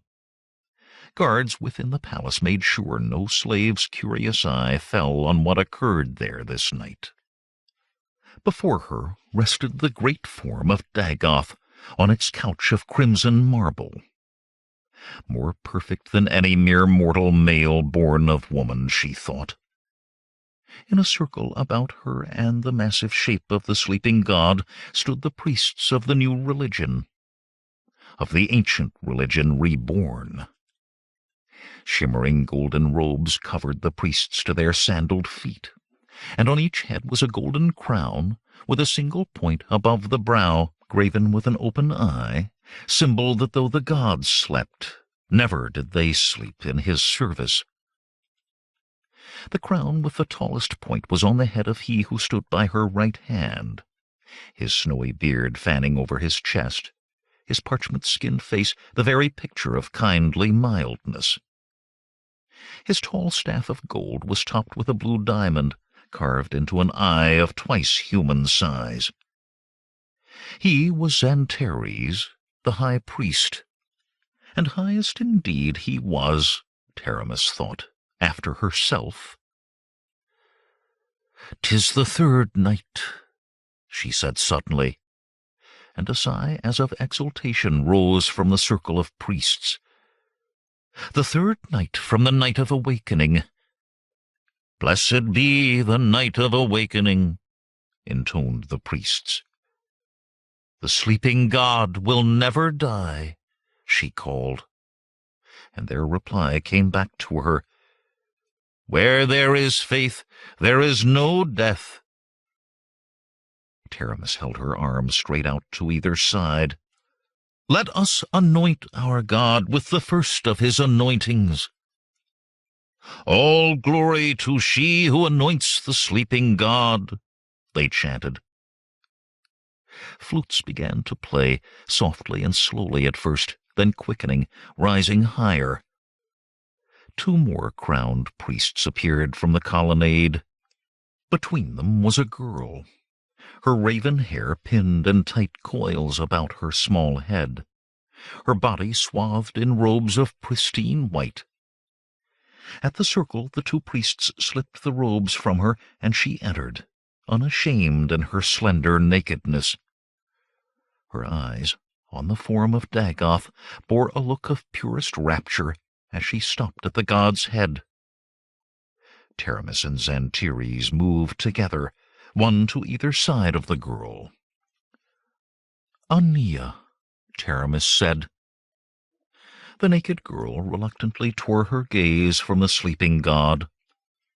You, Taramis said, are the first chosen, above your sisters, for your purity. This poor one is honored greatly, the girl whispered. At your birth were you sealed to the sleeping god. Do you now willingly serve him? Taramis knew the answer even before the light of ecstasy appeared in the girl's eyes. The cruel-eyed noblewoman had prepared both long and well.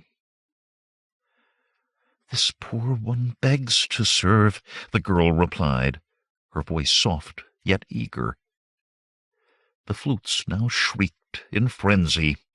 O great Dagoth, Taramis cried, accept this our offering and pledge to thee. Accept thy first anointing against the night of thy return. His face still a portrait of gentleness, Xantire's clawed fingers gripped Aeneas' hair, bent her forward over the head of the alabaster form, then bent back her head so that her neck was a tight curve of smooth skin. From within his robes he produced a dagger with a gilded blade, and the gilded steel bit smoothly into the smooth curve. A crimson fountain splashed over the god's face. O great Dagoth, Taramis shouted, thy servants anoint thee. O great Dagoth, the priests echoed, thy servants anoint thee. Taramis sank to her knees, bowed her head to the marble. Wrapped in her own intentness, she was unaware of the rustle as the priests knelt and bowed as well. O great Dagoth, she prayed, thy servants await the night of thy coming. I await the night of thy coming. The massed voices of the priests followed fervently on hers. O great Dagoth, thy servants await the night of thy coming. Aeneas' body jerked one last time, and was still where it had fallen, forgotten, her glazing eyes staring at the no longer spreading pool of her blood on the pale tiles. 16. Conan's horse picked its way along the stony valley floor, its rider wearing a stony expression. He kept his mind focused on the way before him, not allowing thoughts to stray. We must go on, Jehnna told him, and his face hardened more. I know the way, and we must go on. He waited until they topped a notch, its far slope leading into another valley, before speaking. I can have you safe in Shadazar in 2 days, 1 if we near kill the horses. From that rise he could see out of the mountains toward the rising sun, out onto the Zamoran plain. 2 days, he thought, without pushing the animals too hard. No thoughts but how far the horses could travel, and how fast. It is my destiny, she protested. Your destiny is not to die in these mountains. I will return you to your aunt's palace. You cannot interfere with my destiny. Erlich, take your destiny, he growled. She drew alongside of him. What of Valeria? She demanded. Yes, I heard that too. I know what reward my aunt promised you. It was a titanic effort to keep his face free of emotion, but Conan did it. A debt to be repaid, no matter the cost. But cost to himself, not to Jehnna. I can protect you as we travel, but not if we hunt danger. Or do you think this treasure will simply be lying about unguarded? Valeria, she did not ask me to trade your life for hers, he snapped. Now be quiet and follow me.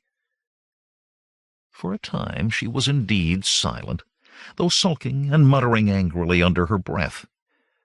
Occupied with his own troubles, Conan refused to acknowledge her anger. Abruptly she said, It is there. I know it is, Conan. We must go there, please. Despite a resolve not to, he looked where she was pointing.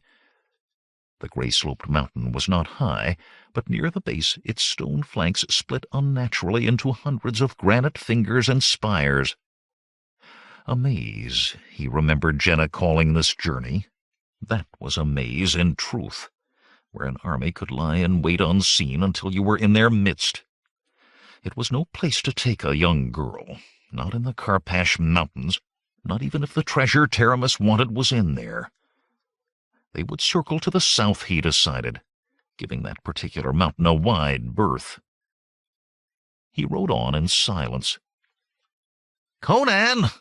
He closed his ears, refused to hear. "Conan!" Suddenly it impinged on the Cimmerian's mind that it was not Jehnna's voice he heard. His hand went to the worn hilt of his broadsword. That the caller knew his name could mean much or little. Then, from where a fold of land had momentarily hidden it, a horse appeared, with a Corinthian military saddle and a wiry, dark-eyed rider. A broad grin split Conan's face. "Malak!" he shouted. "I feared you were dead." "Not I," the small thief roared back. "I am too handsome to die." On Malak's heels the others came, Bombata and Zula, Akiro easing his seat in his saddle and complaining about his old bones.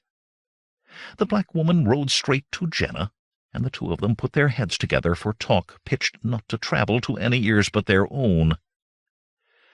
"What happened with the Corinthians?" Conan demanded, "and how did you find us?" Akiro opened his mouth, but Malak rushed in. "When they saw you two topping the pass, about half the fools rode off shouting about being first to ride the girl. Don't you all glare at me? Mitra, they said it, not me. In any case, cutting the numbers down gave Akiro a chance to work. Tell them what you did, Akiro." Akiro opened his mouth again. "He made a tiger appear," Malak laughed. "It was as big as an elephant, Fidesa witnessed my words. The horses went mad." He caught the old wizard's gaze on him and subsided with a weak, "You tell the rest, Akiro." "It was a small illusion," Akiro said. He did not take his eyes off Malak as he spoke, as if afraid that did he look away the wiry man would cut him off again. "Even with fewer of the Corinthians, I had no time for more.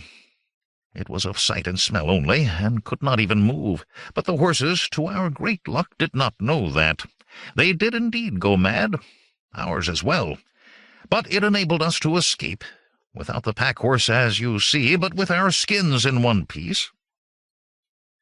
There was a deal too much of sorcery on this journey to suit Conan, but he could not complain when it saves his friends' lives. Instead, he said, "It was fortuitous you found us. We entered these accursed mountains together, and it is well that we leave together." Malak started to speak, then snapped his mouth firmly shut at Akiro's glare.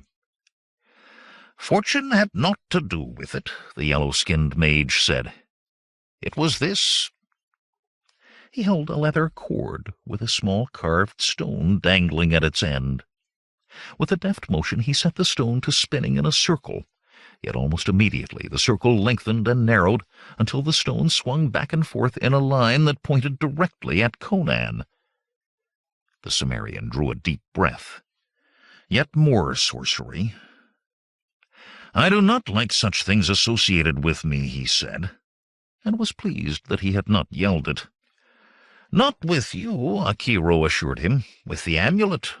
Such a thing is much less complex than a living person, and thus easier to fix on. Had I had some of your hair, or some garments you had worn, I could have found you much more quickly." "Crom," Conan breathed. His hair. He would never allow a sorcerer to have such, no matter how much a friend he seemed at the moment. Akiro went on, as if the Cimmerian had not spoken. "With only an inanimate object as a focus, the circle barely changed at first. It was very difficult to read a direction. Much like finding your way through a building in the dark, by feel." "And Bombata did not want to follow it," Malak burst out. "He said he didn't trust Akiro." His last words trailed off to a murmur, and he gave a worried look at Akiro. "It is all right," Akiro said. "I was finished." All the while they talked, Bombata had sat his horse, glaring from Conan to Jehnna and back again. Now he growled, "Did he harm you, child?" Jehnna looked up, startled from her conversation with Zula. "What? Why, what do you mean, Bambata? Conan protects me, even as you do." Her answer did not seem to satisfy the black-armored man. His face darkened, and the scars on it became livid. He looked at Akiro, hesitated visibly, then spoke. "I must know, wizard. Is she still an innocent?" "Bambata!" Jehnna protested, and Zula spoke close behind her. "That is no question to be asked or answered," the black woman growled. "Tell me true, wizard," Bambata said insistently. "For our lives, and more, much more than you can know, depend on it." Akiro pursed his lips, then nodded slowly. "She is an innocent. I sense it so strongly, I wonder that the rest of you cannot." As Bambata sagged with a relieved sigh, the round-bellied mage moved his horse closer to Conan's and lowered his voice. "It is a thing of the spirit and not of the flesh, as I said once before," he murmured.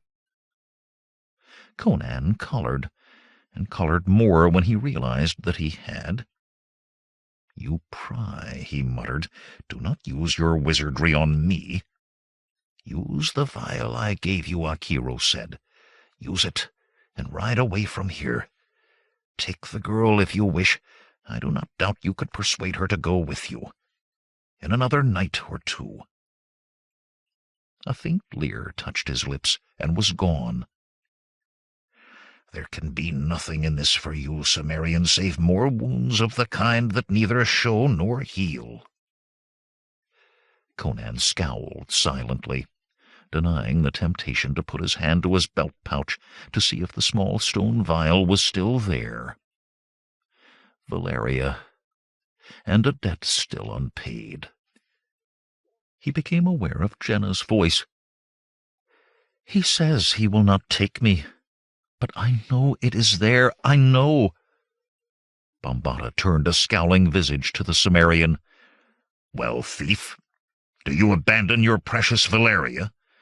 Did those Corinthians frighten your manhood from you? Or did you ever have—" Conan's eyes were so cold that the scar-faced warrior cut off his words. Bambata's emotions were writ plain on his features. Realization of what he had done, anger at having been affrighted even for a moment, rage that the others had seen it. He gripped his tulwar so hard that the hilt creaked. But the big Cimmerian made no move toward his own weapon. Patience, Conan told himself. In the rugged mountain ranges of Cimmeria, a man without patience was a man who was soon dead. There would be time for killing later. When he spoke, his voice was icy calm. "I would not take her where she wants to go without other eyes to watch and more blades to guard her. We have them now." He pulled his horse up beside Bambata's. "Let us not delay, Zamorin. We must be back in Shadazar by tomorrow night, and we have matters to settle, you and I, when this is done." "I will look forward to it," Bambata snarled. "And I," Conan said, starting forward again, "will look back upon it." 17. Half a day's riding it took to reach those broken fingers of stone, and they looked no better to Conan once he was in them than they had from a distance. Quickly the rough grey walls rose around them, and the way narrowed until they were forced to ride in single file. Hundreds of confined passages crossed and recrossed like miniature canyons, with thick stones separating them. Sometimes half a score choices of direction were presented at once, and each was more cramped and crooked than the one before. "To the right," Jehnna said from directly behind him. "The right, I said. No, not that one. That one over there. It's close now. Oh, we could move twice as fast if you'd only let me lead." "No!" Bambata shouted. Conan said nothing, reining in to study the possibilities ahead. 3 narrow corridors through the stone leading off in different directions. Very narrow corridors. It was not the first time Jehnna had asked to lead the way, and he had long since tired of explaining the dangers to her. Bambata now refused to leave her side, because he claimed he did not trust the Cimmerian not to allow her to go ahead of him. After Bambata's display at the rejoining, Conan was sure the Zamorin simply did not want to leave her alone with him. But the problem before him left no time to worry about that. "Why have we stopped?" Jehnna demanded. "That is the way. Right there." She pointed to the center gap. "It is too narrow for the horses," Conan said. With some difficulty, for the gray walls were already close, he swung down from his saddle and moved ahead of his horse. "We will have to leave them." He did not like doing it. Hobbled, they would not wander far, but even a short distance could make a difference in this. And without horses there was no hope in Xandru's 9 hells of reaching Shadazar in time.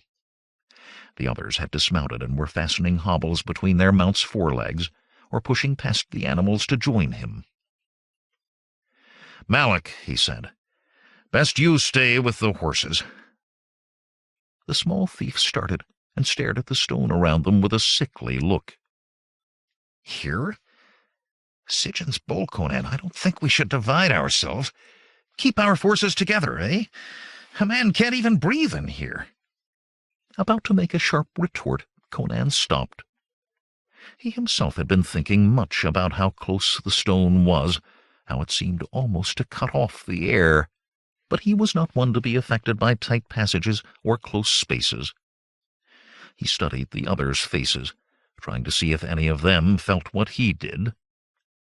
Jehnna was all impatience, while Zula had the set face of one who expected combat at any moment. Bambata glowered as usual, and Akiro appeared thoughtful, also as usual. Perhaps it was all in his imagination, and perhaps not. "Yes, we'll stay together," he said. He drew his sword in one hand, his dagger in the other. "Thus will I mark our way." With the dagger he scratched an arrow on the stone pointing toward the horses, "that we can find the horses again. Stay close." To Jehnna's eager urging, Conan moved down the rough-walled passage, though not so quickly as she would have liked, and every 10 paces he scratched another arrow on the stone. If the worst came, he thought, even Jehnna could find the animals with these. Even alone she might have a chance of escape. At times they had to turn sideways, stones scraping their chests and backs, for some stretches were so straight that not even Zula or Jehnna could walk through them normally. However Conan walked, he kept his sword advanced and his dagger ready for anything that managed to get past the longer blade. As he moved deeper into the maze, his sense of something ill grew. Almost could he put a name now to what seemed to permeate the stone through which they made their way. It was like the remembrance of a memory of the stench of death, so faint the nose could not smell it, so tenuous the mind could not grasp it, yet there to be touched by the most primitive instincts. He looked back at the others, and this time found his unease mirrored on their faces, all save Jehnna's. "Why do we move so slowly?" the slender girl demanded. Vainly she tried to push past the big Cimmerian, but there was barely width enough for him to pass alone. "We are almost there." "Akiro?" Conan said.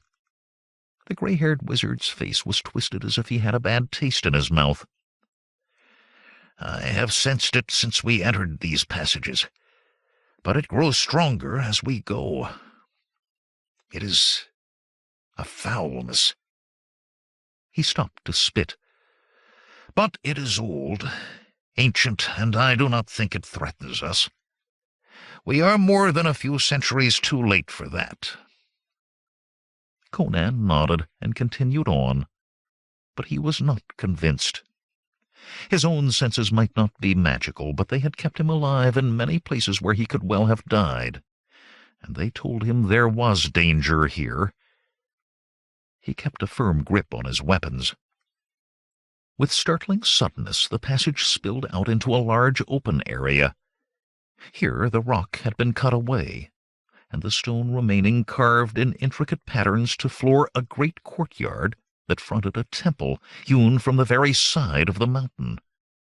Massive fluted columns ran across the face of the temple, and once a score of obsidian statues, 4 times the height of a man, had stood between them. Now only one remained, an ebon warrior holding a tall spear, with the features of his face worn away by wind and rain. Of the others, only shattered chunks of black stone and the stumps of their legs remained. Conan sheathed his dagger and grabbed Jehnna's arm as she tried to run to the temple. "Take care, girl," he told her. "I'll risk much here, but you risk as little as possible." Bambata seized her other arm, and the 2 men stared coldly at one another above her head. The promise of death was strong between them. It was another reason to wish the journey done, Conan thought. Such promises as that could not remain unfulfilled forever. "Let me go," Jehnna said, twisting in their grasp. "I must find the horn. It is inside there. Let me go." Zula, sneering at both men, put her hands on Jehnna's shoulders. "Will you tear her apart, then, or perhaps crush her between you?" Conan let his hand fall away, and Bambata was only an instant behind. Zula drew the girl away, speaking softly in her ear. Conan met Bambata's glare unblinkingly. "This will be settled, thief," the scar-faced man said. "In Shadazar," Conan said, and the other jerked a nod of agreement. When Conan reached the temple, Akira was attempting to trace with his finger weather-worn carving in the pedestal on which the obsidian statue stood. Little was left. "What are you trying to do?" Malik laughed at the old wizard. "Read decorative carving? And to speak of it, I've seen better scroll work done by a one-eyed drunkard." Sighing, Akira straightened and dusted his hands. "I could read it, in part at least, were it not so badly eroded. It is script, not scroll work. This place is much older even than I believed. The last writings in this language were done more than 3,000 years ago, and even then it was a dead tongue. Only scattered fragments remain. Perhaps I can find more inside." "We are not here to decipher old languages," Bambata growled. Privately, Conan agreed, but all he said was, "Let us get on with it, then."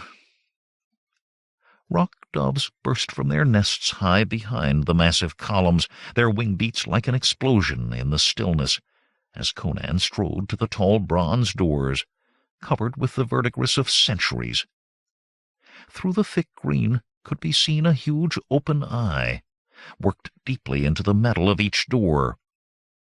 A large bronze ring hung below each eye.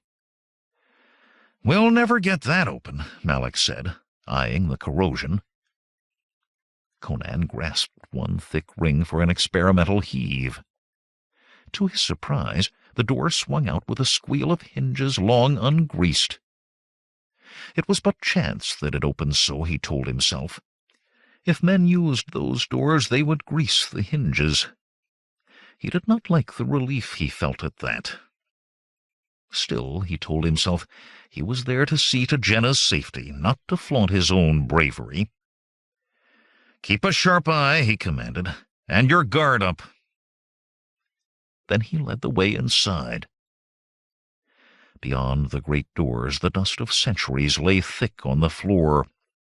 Torches stood along the intricately carved walls in golden brackets, untarnished by the years, but festooned in cobwebs.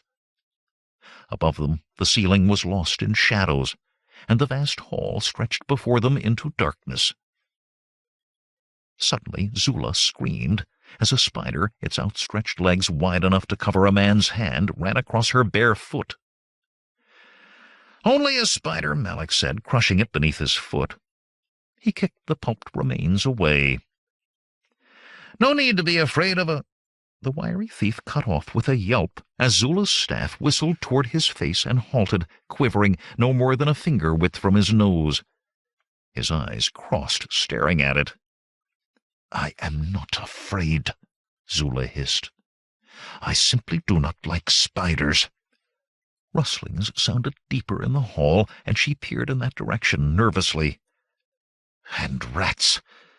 I especially do not like rats." Conan lifted a torch down from the wall and sheathed his sword to dig into his pouch for flint and steel. "If these still burn," he began.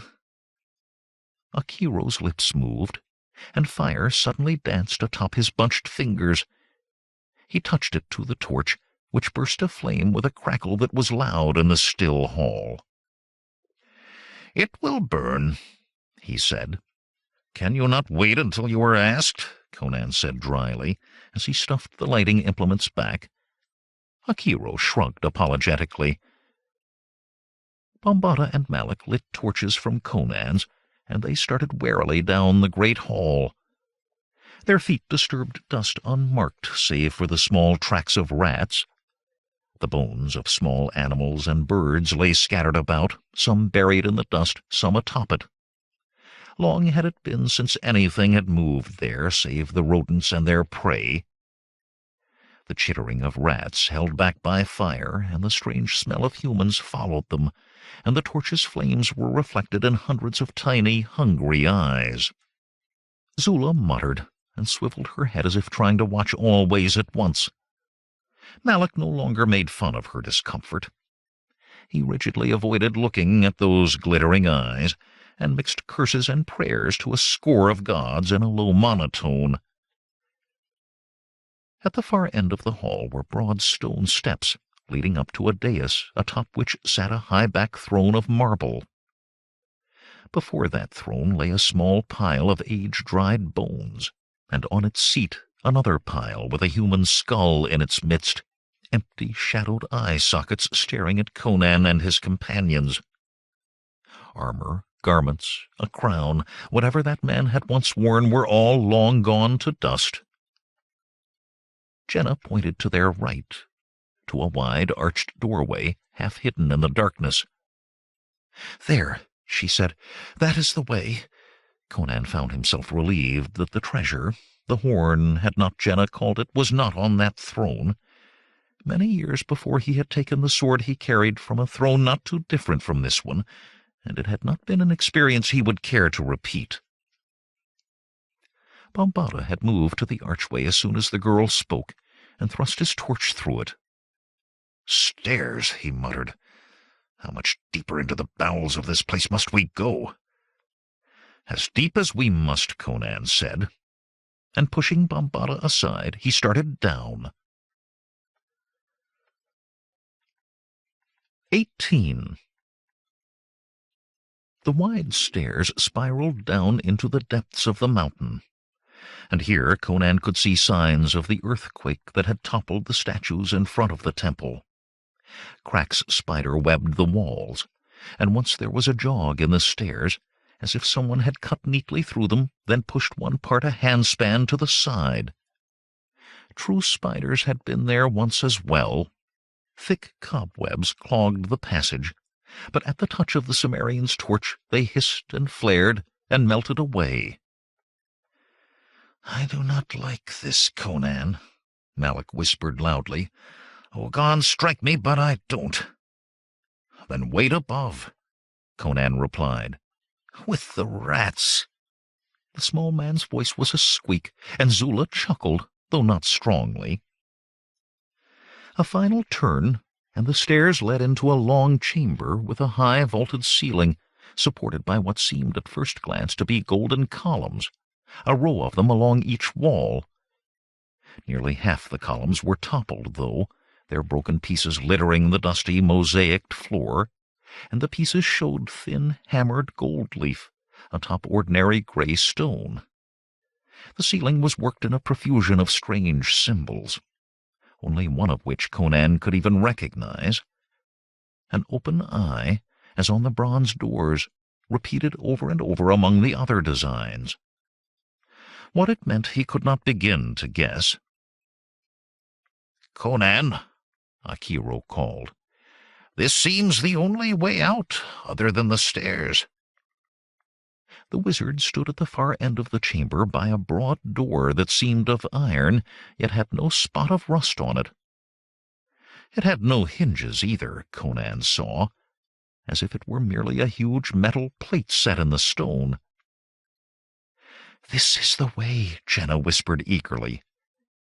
She stared intently at the door, or at something beyond. "We must go on." The door's dark gray surface was smooth, except for the inevitable open eye in its center, and two snarling demons' heads near the bottom. Tusks, like those of a wild boar, curved out from the open mouths of those grotesque heads. If the door could not be pushed open, Conan thought, then possibly. He rapped his sword sharply against each of the grimacing demon heads. From one gaping mouth wriggled a scarlet centipede. Its bite was sure, slow, and agonized death. Malik leaped from its way as it scurried for a hiding place among the fallen columns. Sheathing his sword, Conan handed his torch to Zula and squatted before the door. One hand he placed in each demon mouth. As he had thought, his hands fit easily. He heaved upward. "Handles!" Malik exclaimed. With every muscle straining, Conan began to wonder if he had been right in reaching the same conclusion as the smaller man. The metal slab moved no more than if it were a part of the mountain. Suddenly Bombada was there beside him, grasping one of the demon heads. Conan shifted both hands to the other and redoubled his effort. Tendons stood out along his neck and thighs, and every sinew of him cried out. Silver flecks danced before his eyes, and the iron slab lurched up a hand's breadth. Slowly then, with a metallic ratcheting noise, the door rose, until Conan and Bombada between them held it above their heads.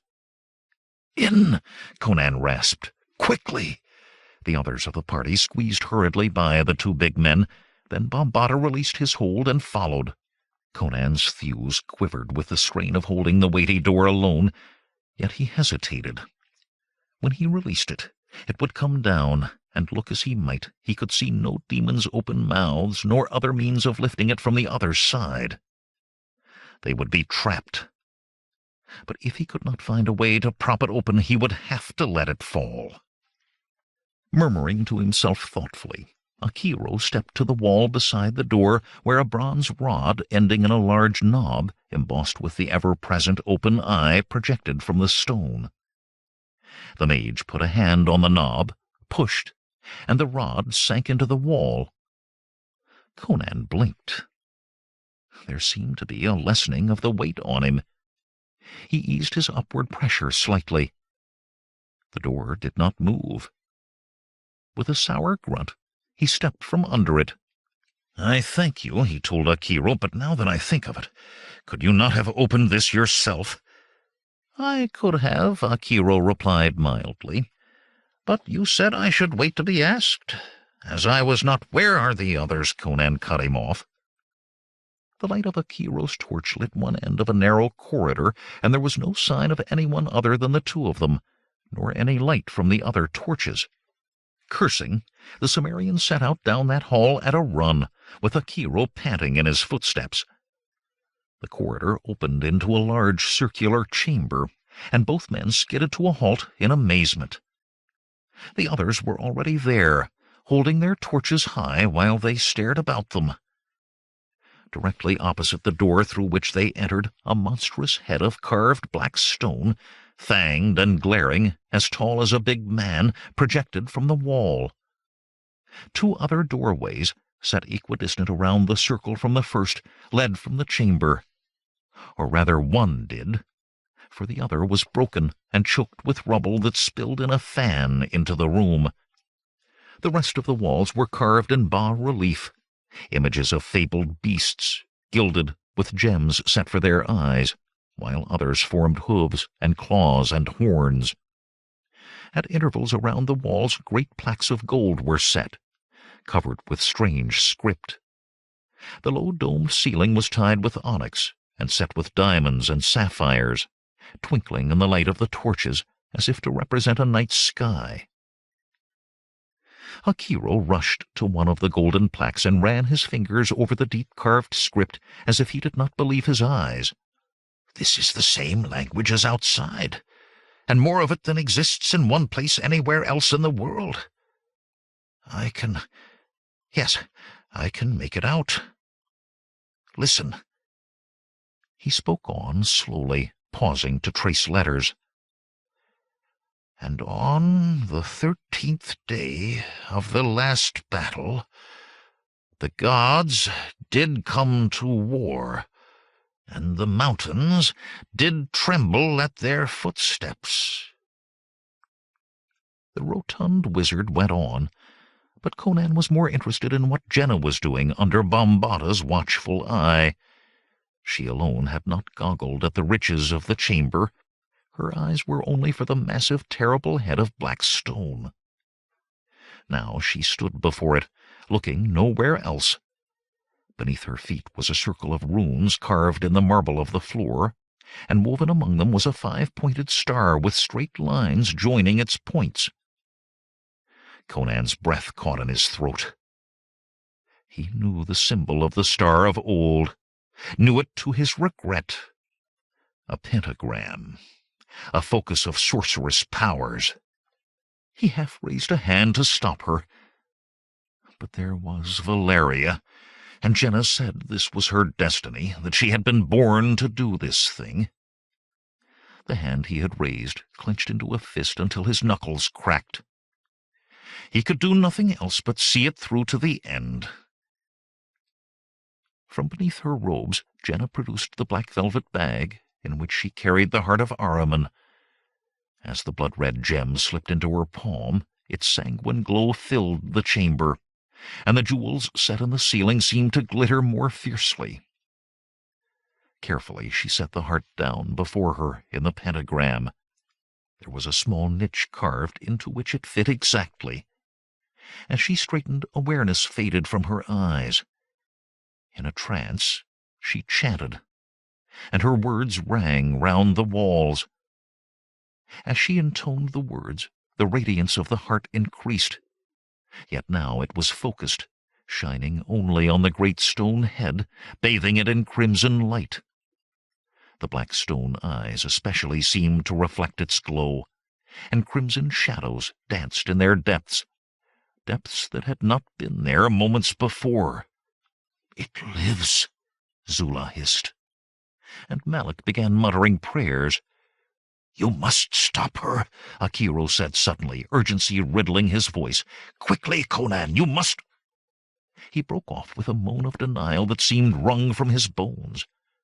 Soundlessly, the stone jaws of the monstrous head opened, spreading wide enough to swallow 3 men whole. And in that mouth burned fire such as no eye there had ever before seen. Blood turned to flame it was, and Conan found himself stepping back, a hand before his face to shield him from heat that seemed to sear the very air. Though it pained his eyes to look, the Cimmerian saw a crystal spire in the midst of those flames. It was a pellucid column such as the one on which the Heart of Ahriman had rested in Amun-Rama's place. But atop this one was a horn of gold, like the horn of a bull. Neither spire nor horn seemed touched by the fiery tempest that roared about them.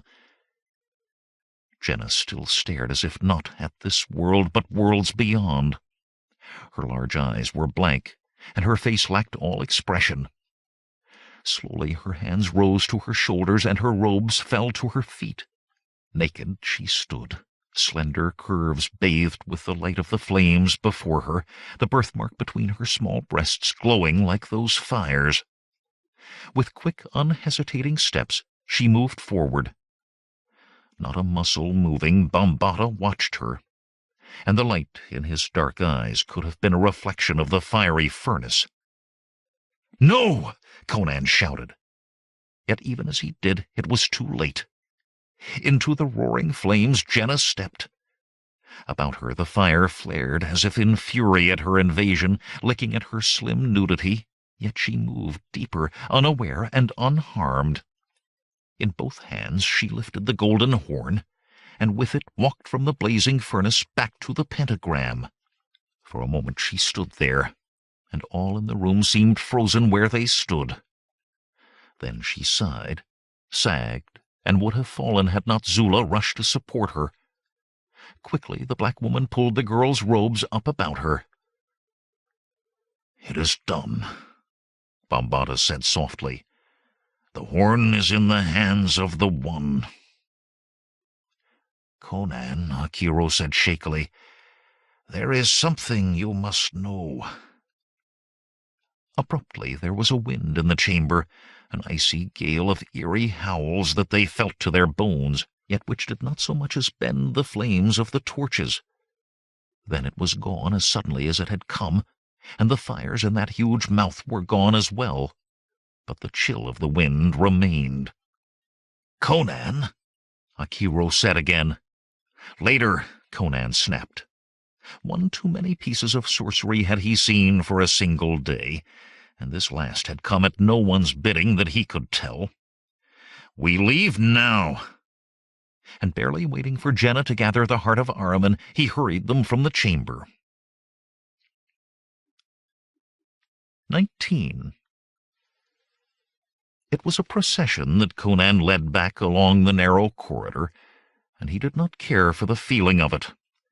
Jehnna carried the golden horn hugged tightly to her bosom, and Bambata and Zula hovered protectively on either side of her, interspersing solicitous looks for the slender girl with cold stares at each other. Though glad beyond measure that she was unharmed, the Cimmerian was troubled by what Jehnna had experienced, and troubled as well by the artifact she carried so carefully. Akiro tugged at Conan's elbow. "I must talk with you," he said quietly, glancing back at Bambata. "In private. It is urgent." "Yes," Conan agreed distractedly. He had come in contact with sorcery many times before in his young life, many more than he wished to remember. Betimes he found he could sense it, and what he sensed from the golden object the girl clutched to her breast was the odor of evil. Very much he wanted to be gone from that place, to be back in Shadazar with the thing done. "In private, Akiro," he murmured. "Later." Malik ran before them, dancing in his eagerness to leave.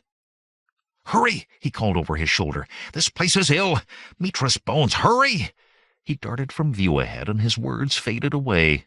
"Fool," Conan muttered. "This is no time to be separated." Then he was into the chamber of gilded columns, and he fell silent as well. Malik was there, rolling his eyes nervously. Also there were more than a score of warriors in black leather armor of archaic design, leaning on long spears. The smallest of the men was head and shoulders taller than Conan or Bambata. They were as black as the obsidian statue before the temple, and Conan was relieved to see their chests rise and fall with breathing. They were men, not statues come to life. That had been his first thought. Two of the warriors stepped forward. One had a crest of long white hair spilling down the back of his bronze helmet. The other wore no helmet, but rather a black leather skull cap, from which hung long fringes of red hair. He with the white crest spoke. To Jehnna. "Long have we waited for you, for the One. We have slept as our God sleeps, and we have awaited the day of your coming. The night of awakening approaches." Bambata shifted uneasily, and Akiro's breath whistled between his teeth. "This girl has no part in your ways," Conan said.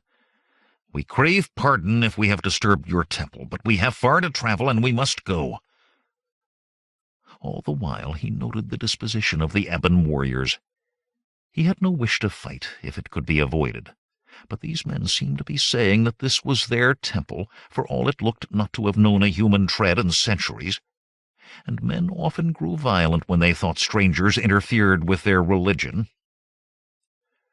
"You may go," the towering black warrior replied. "For bringing us the girl, the one, your lives are given to you. But she remains with us." Making every attempt to seem casual, Conan stepped between the tall warrior and Jehnna. "She is not the one you seek," he said. But the ebon man ignored him and spoke again to Jehnna. "For all the years we have slept, guarding the horn of Dagoth, waiting for you, for the one who could touch the horn. Now will the sleeping god be awakened, and his vengeance will spread against those who betrayed—" Conan caught a flicker of motion out of the corner of his eye as Bombada's arm whipped forward and a dagger blossomed in the tall man's throat. Blood poured from the black giant's mouth as he fell, and pandemonium broke loose in the chamber. "Back!" Conan shouted. There was no way forward except through huge men who were raising their spears and snarling with fury. "Back! Quickly!" The Cimmerian thrust his torch into one tall warrior's face, beat aside another's spear thrust, and ran a third through the middle. The metallic ratcheting caught his ear. Sword dancing desperately to hold off an ever-increasing number of spears, he risked a quick glance over his shoulder. The great iron door was descending in jerks, and it did not have far to fall.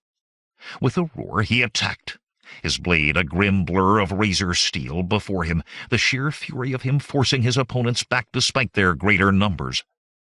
With a suddenness that caught them all off guard, he whirled and threw himself into a rolling dive toward the rapidly closing doorway. The bottom of the iron door scraped his shoulder, then he was through, and the slab settled against the floor with a heavy, grating thud. Akiro, Malik, and Zula stared down at him worriedly, but there was no time for their worry. "We must hurry," he said as he scrambled to his feet. "'Tis likely they got a spear point or two under the edge of that trying to stab me, and if so, they'll lever it up soon enough." "I will see what I can do about that," Akiro said. Delving in his pouch, he drew out materials and began drawing symbols on the metal of the door. "You could have given me a little warning," Conan muttered to Malik. "A shout that you were letting the door fall." "Bombada caught us all by surprise," Malik replied. "He grabbed Jehnna and darted in here before any of the rest of us could move. I guess he pulled that rod out as soon as he was past the door." "There," Akiro said, stepping back from his labors. A string of faintly glowing symbols, each of which resisted efforts to focus the eye on it, stretched across the door from side to side. "That should hold them for a time." Conan found he was no longer interested in whether the door held or not. "Where is Jehnna?" he demanded. "And Bombada?"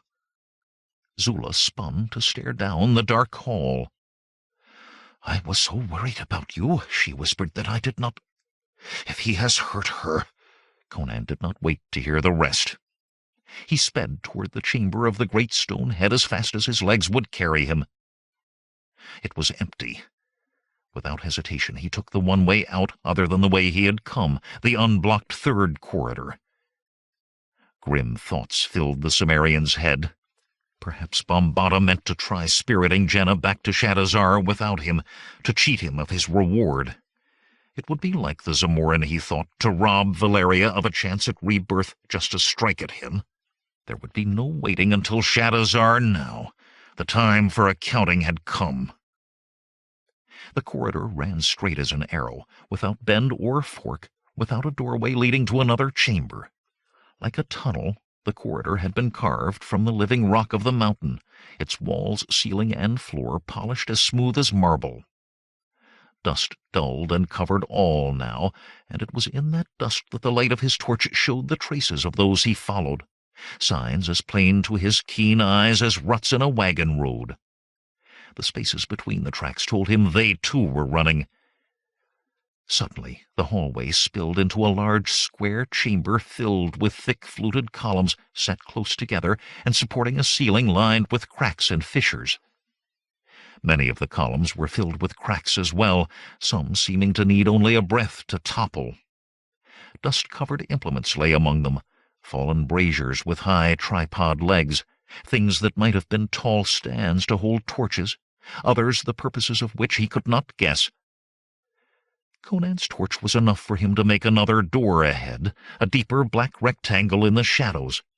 The tracks in the dust led toward that door as well, but he stopped his headlong dash. Bambata could be hidden anywhere among those myriad columns, and tracks so plain could lead to an ambush. In a cautious crouch, poised to spring in any direction, broadsword at the ready, the big Cimmerian advanced. His eyes probed the dark about him for the slightest hint of movement. "Jehnna?" he called softly. Then louder, "Jehnna!" The name echoed, and he shouted over it louder still, "Jehnna!" Then he saw Bambata, standing beside the far doorway with a thick rod of rusted iron, a good 3 paces long, in his hands. The Zamorin moved quickly for such a big man.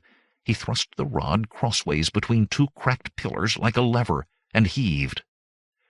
Time seemed to slow for Conan as the columns bowed outwards in opposite directions, began to fall in chunks. The ceiling above him groaned. Bits of stone and dirt pelted him. In one smooth motion the Cimmerian turned and threw himself back the way he had come, away from collapsing stone. The roar of falling rock reverberated through the chamber. Something struck Conan's head, and darkness swallowed him. Jehnna crouched where Bambata had left her, peering down the corridor down which they had fled. He had fled, she thought angrily. She had been dragged behind him like a bundle. Until reaching this spot he had refused to listen to her pleas that he help the others. Then he told her to wait and dashed back. It was all very well that he put her safety first, but he should have listened to her sooner. Golden-red sunlight shone through a crack at the top of a huge stone slab behind her, but she did not look at it.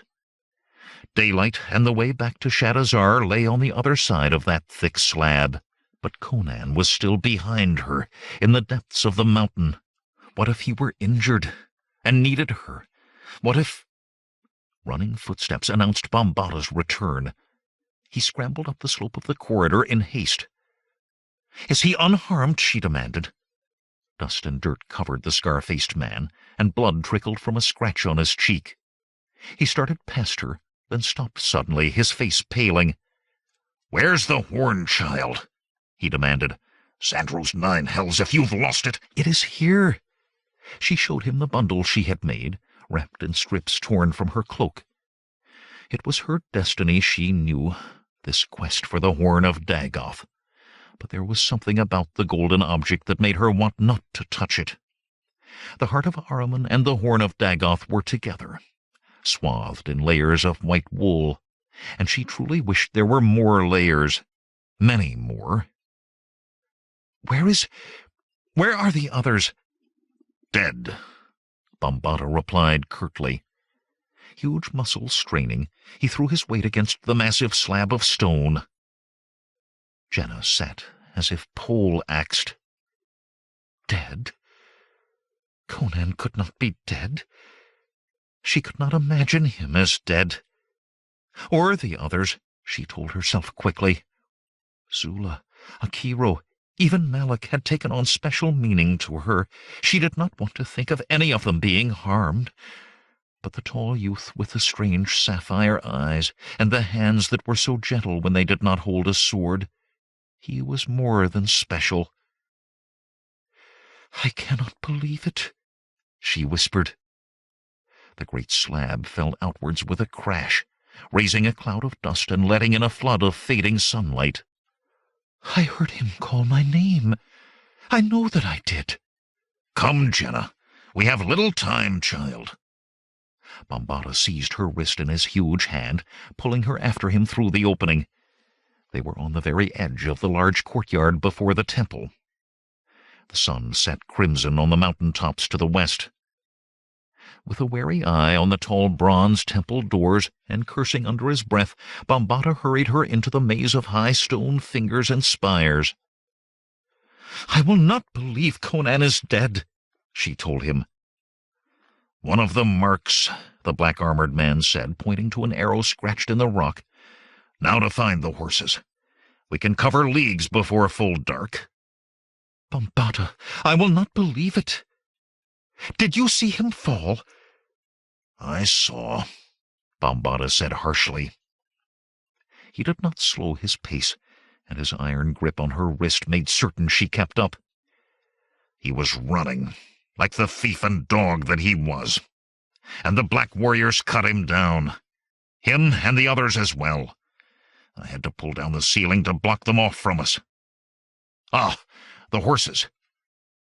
The hobbled animals were still bunched together. Jehnna could not have told whether they had wandered far from where they were left, even had she thought of it, and her mind was on other matters. "Perhaps he was only wounded," she began, then cut off at the strange look Bambata was giving her. His eyes burned with intensity. "We could go anywhere," he said softly.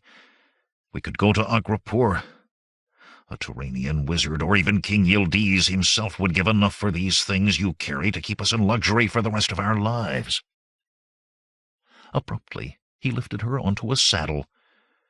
"Guard them well, Jehnna," he said, and began loosing the horses' hobbles. He tied the reins of each horse he freed to those of the next, and when he mounted he had the other 4 animals on a long lead. "What are you doing?" she demanded. "We cannot take those." "We will need them," Bambata said. "It is a long way to Aghrapur." "We go to Shadazar, not Aghrapur, and I will not leave the others without horses, so long as there is any chance one of them remains alive. If you wish to take the horses, then you must take me back into the temple and show me their bodies." Bambata shook his head. "It is too dangerous for you." "Dangerous or not," she insisted, "I will not leave him so." The fury that clouded the massive warrior's face made her want to cower. It took all of her will to keep her back straight, to look him in the eye with outward calm. Dropping the reins of the other horses, he moved his own closer to hers. Him and again him. We could have gone anywhere."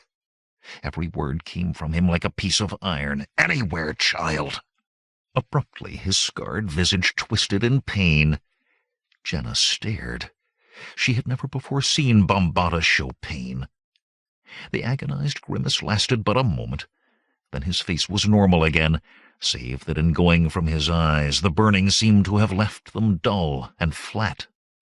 "We go to Shadazar," he said hoarsely, and taking the reins from her hands, began to lead her through the maze. Jehnna clutched the bundle, containing all she had come so far to find, tightly against her breast, and would not allow herself to look back. Conan, or her destiny, one at the cost of the other.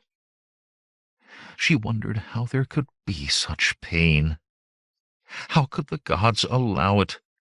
Slumping, no longer able to find the strength to sit straight, she wept softly and let herself be led. 20. Through thick clouds of smothering darkness, Conan clawed his way back to consciousness and scrambled to his feet with sword in hand. Akiro and Zula stared at him in amazement. Malik tossed a fist-sized rock into the shadows between the columns and dusted his hands. "About time you were awake," the small thief said. "By Mihan's scales, I was beginning to think you were going to sleep until we were all dead." "How long?" Conan said. He felt the side of his head. It was tender, and a fan of dried blood descended from his hair. Malik shrugged, but Akiro said, "Perhaps 2 turns of the glass, perhaps a little longer. It is difficult to tell exactly. We found you lying like a stunned ox. I did what I could, but it is best with head injuries to let wakefulness come naturally." "I have a few herbs that help blows to the head," Zula said, "but there is no water to steep them in." The Cimmerian nodded, and immediately wished he had not, as the chamber seemed to spin around. Desperately he fought off the dizziness. He could allow no weakness now. The far end of the dim chamber was now a mass of stone. Fragments of fluted columns mixed with chunks of the mountain above, in sizes from that Malak had held to boulders larger than a man. 3 of the rusted metal stands Conan had thought made to hold torches had been set upright. Their torches burned atop them, casting a pale yellow pool about the 4, a pool that quickly faded into shadows among the columns. Not all the light came from the torches, however. From down the unblocked passage came a flickering azure glow that was painful to the eye. "What is that blue light?" Conan asked. "A ward," Akiro told him. "I managed to lay 9 sets before those tall fellows got the door open. Then I had to trigger the first and could lay no more. It is dangerous to place one of those while another burns close by." "How long?" Conan began, and got his answer before he could complete the question. The azure flickering increased in speed, and Akiro bent to draw symbols in the dust with a finger and mouth his silent incantations. With a last flash of brilliant blue, the light was gone. In an instant it began again, and a shriek echoed down the corridor as it did. Akiro tilted his head as if listening, then sighed. "One was very fast, but not their wizard, worse luck. If Bambata had to slay one of them, he could as well have killed the one with the red crest. He is their mage, and without him they would never even have gotten that door open, much less reached my wards. And I must fight him with little more than my bare hands." "I do not see why he had to kill any of them," Zula said angrily. "They offered no violence toward us, only speaking to—" Her words trailed off with a sympathetic look at Conan, but he ignored it. "I doubt they would have let us go without a fight," he said. "Not with Jehnna. In any case, I'll not let them spear me like a wild pig just because Bambata started it." "That's it," Malak said. "Ogun's toenails. If a man attacks you, you carve him. And if it's all a mistake, you can burn a little incense in the temples for his spirit."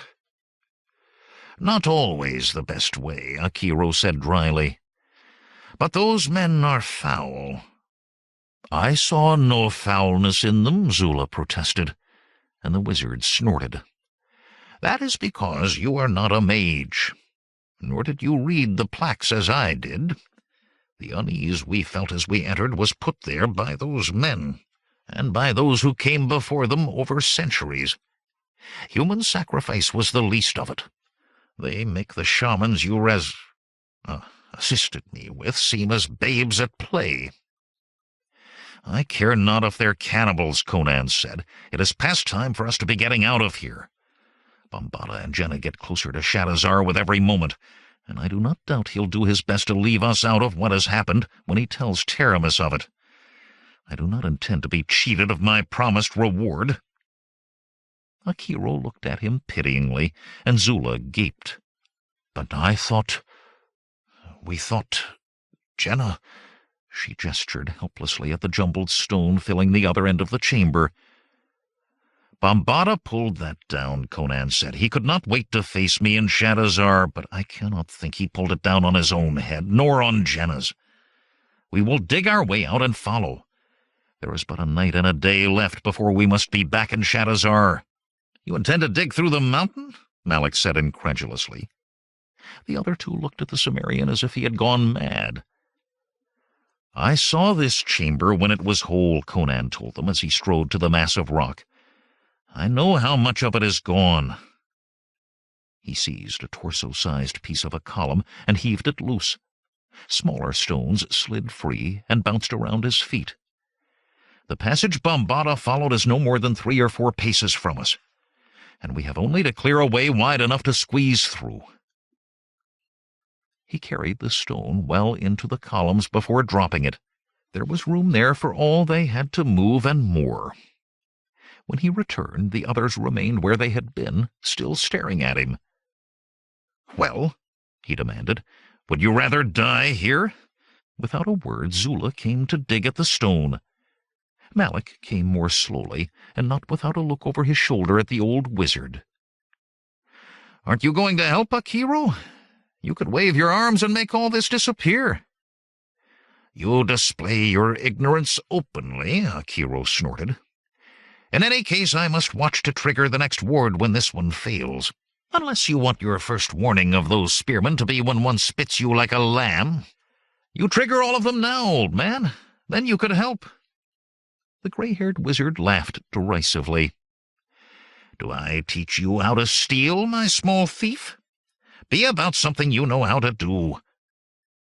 Conan labored like an automaton, fixing his mind on the goal of freedom, refusing to allow the immensity of the task to daunt him. 2 stones he moved for every one moved by Zula and Malik together.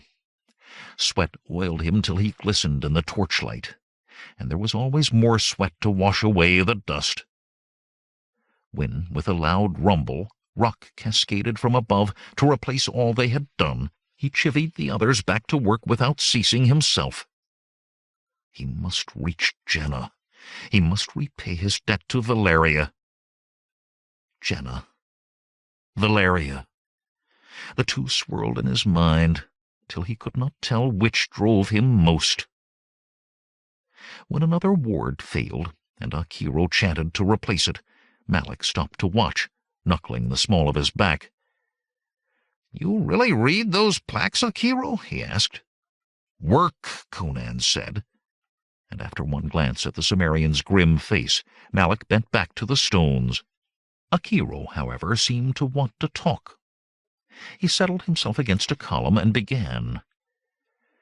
"Yes, I read them. Enough of them, at least. The golden horn that—" He frowned at Conan, then went on. "It is the horn of Dagoth." "The Black Warrior called it that," Malik panted. "Do not interrupt," the wizard replied acerbically. "Millennia ago there was a war between the gods, which was not a rare thing in those times. In a great battle, Dagoth was defeated by having the horn ripped from his head and carried far away. The horn carried what might be called his life force, and without it he slowly turned to stone. According to the plaques, he sleeps, and when the horn is placed again on his head, he will wake." "So that is why Taramis wants it," Conan said, still laboring. "To wake a god. Surely a god could bring Valeria back to life." "Yes," Akiro sighed. "I suppose Dagoth could restore her to the living." "So Taramis did not lie," Conan said with satisfaction. As if he had received rest and cool water, the Cimmerian increased his efforts. As the others slowed, he carried stones with greater speed. Zula fell trying to keep up with him, and could not stand. Conan paused to carry her back to Akiro, then rushed back to his labor. Later, when Malik dropped, the Cimmerian merely dragged him clear of the path he must follow from the stony blockage to where he threw the rocks. He knew vaguely that they had dug past the end of the chamber into the corridor, and still rock was piled before him. He knew it in a dim recess of his mind, but to acknowledge it might be the beginning of defeat, and he suppressed it ruthlessly without even being aware that he did so. Time lost all meaning to him. Effort lost all meaning. As if he were himself made of stone, incapable of tiring, he attacked the barrier relentlessly. Twin images drew him on. Valeria. Jehnna. He would not stop while life remained. He tugged at a stone jammed into the tangle, tugged harder. It came free, and as it did, the wall of rocks fell toward him, He stumbled back, cursing, barely avoiding being buried to the waist. Starting to turn away with the stone, he stopped abruptly with the realization that he had been looking over piled stone at a pale spot of light in the distance. He looked again, just to be sure he was not imagining it. The glow was still there. Letting the stone he had fall, he moved back to the chamber of columns. Akiro sat cross-legged, staring gravely at the azure light from the corridor. Zula barely looked up, but Malik said tiredly from where he lay, "So you're finished too, eh, Cimmerian? Well, we gave it a good try. Erlich take us if we didn't." "I am through," Conan said. "There is light. Sunlight, maybe." Malik made a strange sound and quivered. It took Conan a moment to realize the small thief was laughing. "We made it," Malik wheezed. "By Xandru's darkest hell and Mitra's bones, they cannot stop us, Cimmerian." "You are certain, Conan?" Akiro said worriedly. "It could be torches in another chamber," Conan replied, "but there would have to be scores of them. The passage slopes upward. It must break ground." Or it could rise into the mountain, he thought, but would not say it. The light could be from sorcery, or Xandru's seventh hell, but he needed to reach the surface above, and he would not admit it could be anything else. "We must hope for sunlight," Akiro said finally. "The seventh ward yet holds, though not for much longer, and 2 more wait. You must get Zula and Malik out of here as quickly as possible. I will follow as soon as I can." He scurried back to his post at the mouth of the corridor. "Go, man, or you may yet kill us all." Conan helped Zula to her feet and turned to find Malik already wavering erect. The black woman tried to walk on her own too, but the big Cimmerian found himself helping the pair to scramble over the last mound of stones and stagger upward toward the light. That glow seemed to have a restorative quality, for by the time Akiro caught up to them, both Zula and Malik were climbing without support and making good speed. Even so, the old wizard called out, "Hurry! Hurry!" and there was that in his voice that made them move even faster.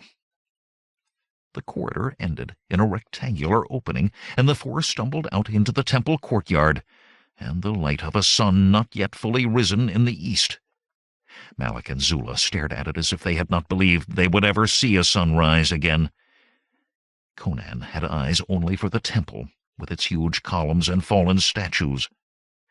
Unless the tall warriors were fools, he thought there would be sentries, yet as he hastened them all across the carven stones of the courtyard, nothing moved from the temple save rock doves flapping out from their nests high behind the columns. Then he realized there was no need to put sentries above when all of your enemies were trapped like rats beneath the mountain. In the maze, the thirsty whickering of the horses drew them quickly to the animals. Conan noted the missing hobbles and the tied reins. Then the 4 of them were hurrying for the water-skins. Despite a throat that felt like gravel, Conan first poured water into his horse's mouth. When it was his turn, he tipped back his head and drank until forced to breathe, let the water splash over his face while he gulped air, then drank more. He finished by giving his horse another drink. The animal would have more need to be refreshed than he, for he intended to ride it hard. Suddenly, the ground quivered beneath their feet. Conan grabbed the reins, but before he could soothe his mount, another tremor shook the earth, followed by a rumbling boom from the direction of the temple. Malik, clinging to a trembling horse, muttered, "What in the ninefold names of Kepra was that?" Akiro coughed smugly. "I changed the incantation slightly. When they broke through the 7th ward, the last 2 were triggered together. Those spearmen will not wake from this sleep, nor rise from this tomb to slaughter innocents for Dagoth." He smiled suddenly at Malik. "Do you see now why I could not invoke all the wards at once?" "'Tis good they will not trouble us further," Conan said, climbing into his saddle. "But we must ride if we are to reach Shatazar by the ceremony tonight. I will not let Bambata cheat me of Valeria's life." The smile disappeared from Akiro's face. I did not tell you, Conan, when I thought we would die, for a man should not be burdened at his death with matters he cannot change. In truth, even now I fear it is too late. I tried to stop it when it could have been stopped, before she entered the furnace, but I was too slow. You babble, Akiro, Conan growled. Speak what is on your mind, or let me ride for Shadazar. It was all on the plaques, Akiro said. The rite of awakening takes 3 nights, and on each night a girl is sacrificed. On the 3rd night, the sacrifice is the one who bears the horn, the innocent. It will be Jehnna. Perhaps it is not her, Zula said pleadingly. Not even Bombata would take her back to that. Bombata called her the one, the old wizard sighed. He knows she is to die. Conan touched the dragon amulet on his chest.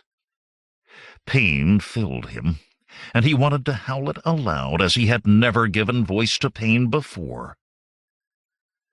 Valeria. Jehnna will not die, he said through clenched teeth.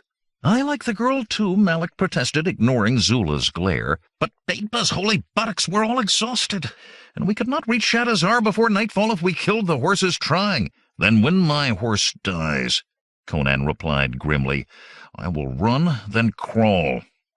But before all the gods, I vow Jehnna will survive this night if I must die for it. Without waiting to see if the others followed, he kicked his horse into motion, into a race with the rising sun. 21. From a balcony, Taramis looked down on the marble-tiled courtyard where rested the sleeping god, a canopy of fringed golden silk raised to shield him from the blazing sun.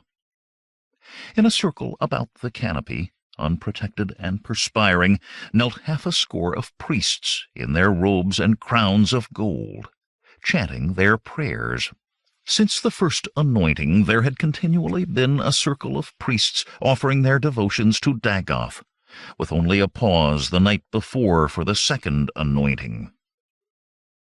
Taramis ran her eyes over the other balconies overlooking this court. Yet she knew there would be no one there to observe who should not see. For 3 days this part of her palace had been all but sealed from the rest. No slave or servant would come near to it without her express command, even if guards had not been posted with orders to slay any who tried. It was not that cut at her like a whip-slash. She knew very well what it was that truly preyed on her mind, what it was she did not want to think about. Hesitantly she looked at the sun, then jerked her gaze away. Already that distended yellow ball was past the zenith, well past the zenith. And tonight came a configuration of the stars that would not come again for 1,000 years. If Bombata did not bring the girl in the next few hours, if the girl did not have what she had been sent for. Taramis bit at her lip, heedless of the blood that came. It could not be so. It would not be so. She refused to die, knowing that power and immortality would come to someone else 1,000 years hence. A deferential cough made her whirl, ready to flay whomever had dared to disturb her. Xantares stood in the doorway, his face as deceptively gentle as ever, but a gleam of exultation in his dark eyes. "She is come," he said grandly. "Bombata has brought her." Taramis abandoned dignity. She pushed past the white-bearded high priest and ran, speeding down corridors and stairs, till she came to the great alabaster-columned entry hall of the palace, with its high vaulted ceiling. And there, dusty, bedraggled, and travel-stained, stood Bombata, with his helmet under his arm, and Jehnna, clutching a dusty bundle, barely recognizable as once white wool, to her bosom. Taramis hardly even noticed the massive black-armored warrior. Her eyes were all for the girl. "Do you have it?" she whispered, approaching slowly. "By all that is sacred and holy, child, do you have it?" Hesitantly, Jehnna held out the bundle she had clasped to her breasts. She swayed, and Taramis saw that she was exhausted. But the time for rest was not yet. Other, more important matters came first. The tall Zamoran noblewoman looked around frantically for the high priest, ready to shout for him, but he was there. Reverently, Xantiris held forward an elaborate golden casket, within which were crystal supports wrought with all of Taramis' sorceress skill and cunning. "Place them there, child," Taramis said. From the bundle, Jehnna produced the Heart of Ahriman, sanguinely glowing, and placed it in the casket. Taramis held her breath. The dirty white wool dropped to the marble floor, and Jehnna was cradling the golden horn of Dagoth in her hands. As that, too, was laid on crystal supports within the casket, Taramis' hand twitched with the desire to touch it. Not yet, she reminded herself. Now it was death for any hand but Jehnna's. Later, it would be hers alone to know. With great reluctance, Taramis closed the golden casket. "Take it," she commanded the high priest. "Guard it with your life." Xantiris bowed himself from her presence, and she turned her attention back to Jehnna and Bombata. The girl swayed again. "Where are the bath girls?" Taramis demanded. "Must I have the fool wenches flayed?" Two white-robed young women, black hair pinned in curls close to their heads, sped into the hall and fell to their knees before Taramis. "The Lady Jehnna is travel-weary," the beauteous princess told them. "She must be bathed and massaged. She must be properly garbed." Jehnna smiled warmly, if tiredly, at the woman as they hurried to her. "It is so good to see you again," she said. "It seems years since I have had a proper bath. But where are Ania and Liella?" The white-robed women's faces went blank, and Taramis hastened to fill the silence. "They are ill, child. You will see them later. Take her away. Can you not see she is near collapse?" She watched them lead Jehnna from the hall, then turned smiling to Bombata. "It is done, then," she sighed. "It is done," he said. But something in his eyes made her frown. Her mind raced, searching for what could possibly be left yet undone. "The thief," she said. "He is dead." "He is dead," Bombata replied. "You put your sword through him." "No, but—" her hand flashed out, cracked against his face. "When the one holds the horn," she quoted, "the sky-eyed thief must die. And he lives. Danger comes on his shoulder, and death rides his right hand." She drew a deep breath. "You know what is written in the scrolls. He lies entombed with half a mountain atop him," Bombata growled sullenly. "Fool! If you did not handle his corpse—" "I will not take a chance, Bombata, not even a small chance. Not now. It is all too close to fruition. Treble the guard." "For one thief who is certainly dead," he barked. "Do it," she commanded coldly. "Let not so much as a mouse pass the palace walls without a spear in it." Not waiting for his reply, she turned away.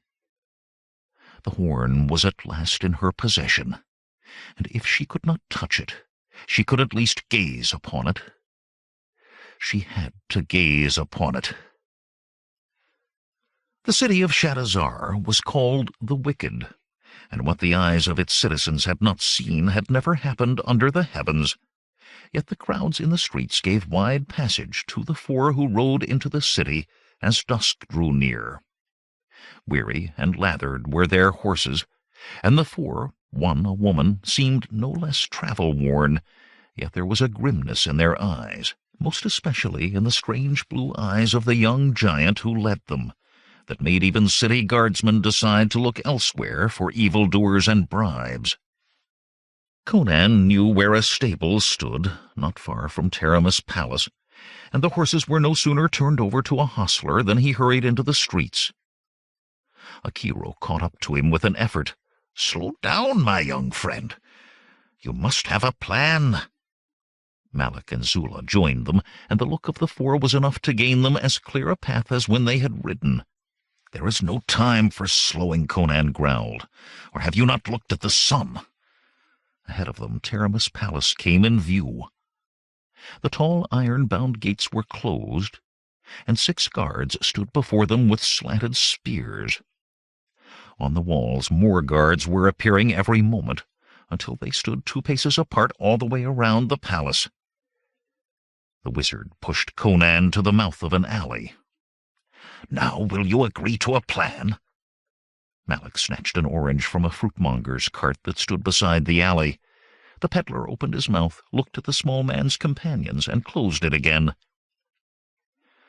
"Now I see there is no use to a plan," Conan replied slowly. "I must try to rescue her, for I have vowed it, but I fear that I and any who go with me will die in the attempt. It is best the rest of you leave." "I will go with you," Zula said fiercely. "I owe you a life, and I will follow you until it is repaid." "You are fools," Akiro said despairingly. "Do you mean to attack the palace as if you were an army?" The fruitmonger's mouth fell open. "What about you, wizard?" Malik asked around a mouthful of orange. "Can you not help with some incantation or spell?" "No doubt," Akiro said dryly. "I could hurl a fireball that would destroy those gates as if they were made of parchment. But I must stand in the open to do it, with the result that someone will probably put a spear in me, leaving the 3 of you to battle 10 score guards, if not twice so many." Eyes wide, the fruitmonger threw his weight behind his cart and pushed it away as fast as his legs would carry him.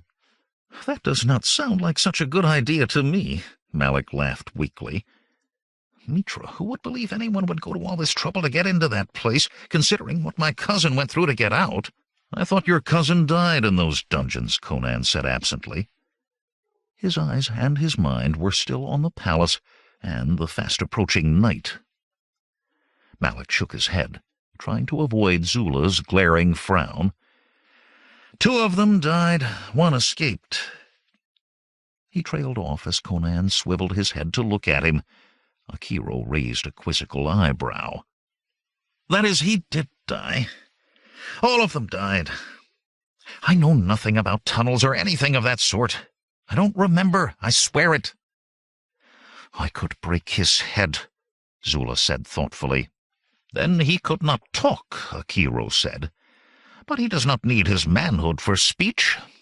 I could shrivel that." Conan merely fingered the hilt of his dagger. The small thief looked from one pair of eyes to another, then sighed. "Oh, very well. I'll show you." Conan gestured him to lead on, then followed quickly on his heels as Malik started down the alley. It was a snaking path the little man took, along alleys slick with offal and stinking of urine and excrement, and it led away from the palace.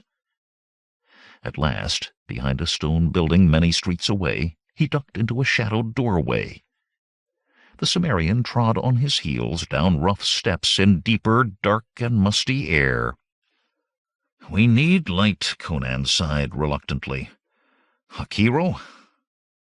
Abruptly there was light, a ball of it resting on the wizard's fingertips. They were in a cellar, filled with sagging crates and splintered barrels. Dust and cobwebs lay thickly on everything.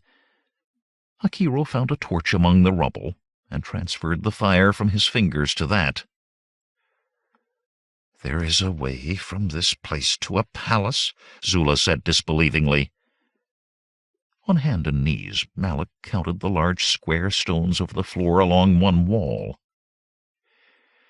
"Here," he said, pointing to one that seemed no different from any other. "This is the one, if I remember it right." "You had better," Zula said darkly. Conan knelt by the stone. At one side there was just enough gap for him to get a grip with his fingertips. He pulled the block up, worked his fingers under it, and heaved it over. Below it was a dark hole, slightly smaller than the stone slab. He seized the torch from Akiro and thrust it into the opening. It was walled in stone, and along one side there were holes spaced properly for hands and feet. "Ah," said Akiro, "whoever built that palace was a wise man. However strong a fortress, it is always wisdom to have a bolt hole or two. I do not doubt there are others." Conan swung his legs into the hole. "Then it will take us inside the palace walls." "Are you not forgetting 10 guards?" Malik demanded. "Sigyn's bold, Cimmerian. They will not be one fewer because you are inside." "You are right," Conan said. "This improves our chances but little. You have done your part, my friend. You need not come further." Zula spat loudly, and Malik twisted his mouth. "Amphrates' jewels," he breathed heavily, "had best be worth more gold than I think they are." With a grin, Conan began his descent. 22. Dusk rolled across Shadazar as Taramis looked down once more upon the courtyard where the sleeping god lay. The canopy was gone now, and a different circle of golden-robed priests prayed around the god. Her 4 bodyguards, and 6 more black-armored warriors hand-picked by Bombata, stood watch about the courtyard. She did not like that. They knew what they served, but they had never seen any part of the ceremonies, and there should be no outsiders to witness what would happen this night. But Bombata's stupidity had made it necessary. True, it was unlikely in the extreme that the thief still lived. Even did he live, surely one man, and he, a thief out of the streets, could do nothing to hinder her plans in the slightest. But the scrolls of Skelos spoke of the possibility. No, they spoke of the certainty of danger if the thief lived. And that fool Bombata had the temerity to sulk somewhere in the palace because she had upbraided him. Something would have to be done about Bombata when this night was over. With a last look at the darkening sky, she returned to her chambers. There was much yet to be done. From the chest of ebony inlaid with silver she took a twist of parchment. Wine she poured from a crystal flagon into a goblet of chased gold. The parchment gave up a white powder which dissolved quickly in the wine. A second goblet stood beside the first on the lacquered tray. It was not sorcery, this potion, but it had no taste and would do its work well, and all spells were forbidden this night, save those required by the rite of awakening. She clapped her hands, and when a slave woman in short white tunic appeared, commanded, "Bid the Lady Jehnna attend me." Soon now, she thought. Soon. Thrusting the torch ahead of him, Conan ran in a half-crouch down the low-ceilinged tunnel, its stone walls gray with mold. "Not so fast," Malik complained. "Mitra's bones could not whoever built this have given it enough height for a man to stand up." "You can almost stand as it is," Zula said, prodding the small thief to greater speed with her staff in his ribs. Malik glared at her, but only said, "I hope at least they have stairs at the other end. I don't fancy another climb of 50 paces in the dark." Conan cursed as the torchlight showed him a blank wall ahead. Then he became aware that the ceiling was higher here. He straightened and found himself in another shaft like the one they had descended, complete with holes along one wall for hands and for feet. Without hesitation, he climbed. "A plan," Akiro called after him hoarsely. "You know not what is up there." Conan climbed on. It was not easy with the torch in one hand. The method required keeping both feet in place and balancing while the one free hand darted to a higher handhold. A single miss in that quick grab, and the long fall back down the shaft was inevitable. Too, it was a way of climbing that should have been done slowly and carefully, but Conan had no time for being careful. He pushed on as if it were stair-steps he climbed. At the top of the shaft there was a black iron bracket on one stone wall for the torch, and a foothold on the opposite side of the shaft from those he had climbed, so that a man could straddle it if he did not mind getting close to the torch's flame. The stone above had a ring in its center, no doubt to aid closing the bolt-hole behind refugees should the palace's lords and ladies ever find the need to use the route. There had been none on the stone at the other end, as no one had ever been expected to enter from that direction. The torch seared Conan's back as he heaved against the stone above him. With a mighty shove he toppled it away from the shaft, and raised his head into a dungeon, lit only by the obstructed glow of his torch. The walls were a rough-cut stone, and the floor was covered with pale straw, dried to dusty brittleness. A small creature chittered and rustled away as the Cimmerian climbed out. Pausing only to secure the torch, Conan moved to the thick iron-bound door. An iron plate on the outside of the door covered a slot for checking on prisoners.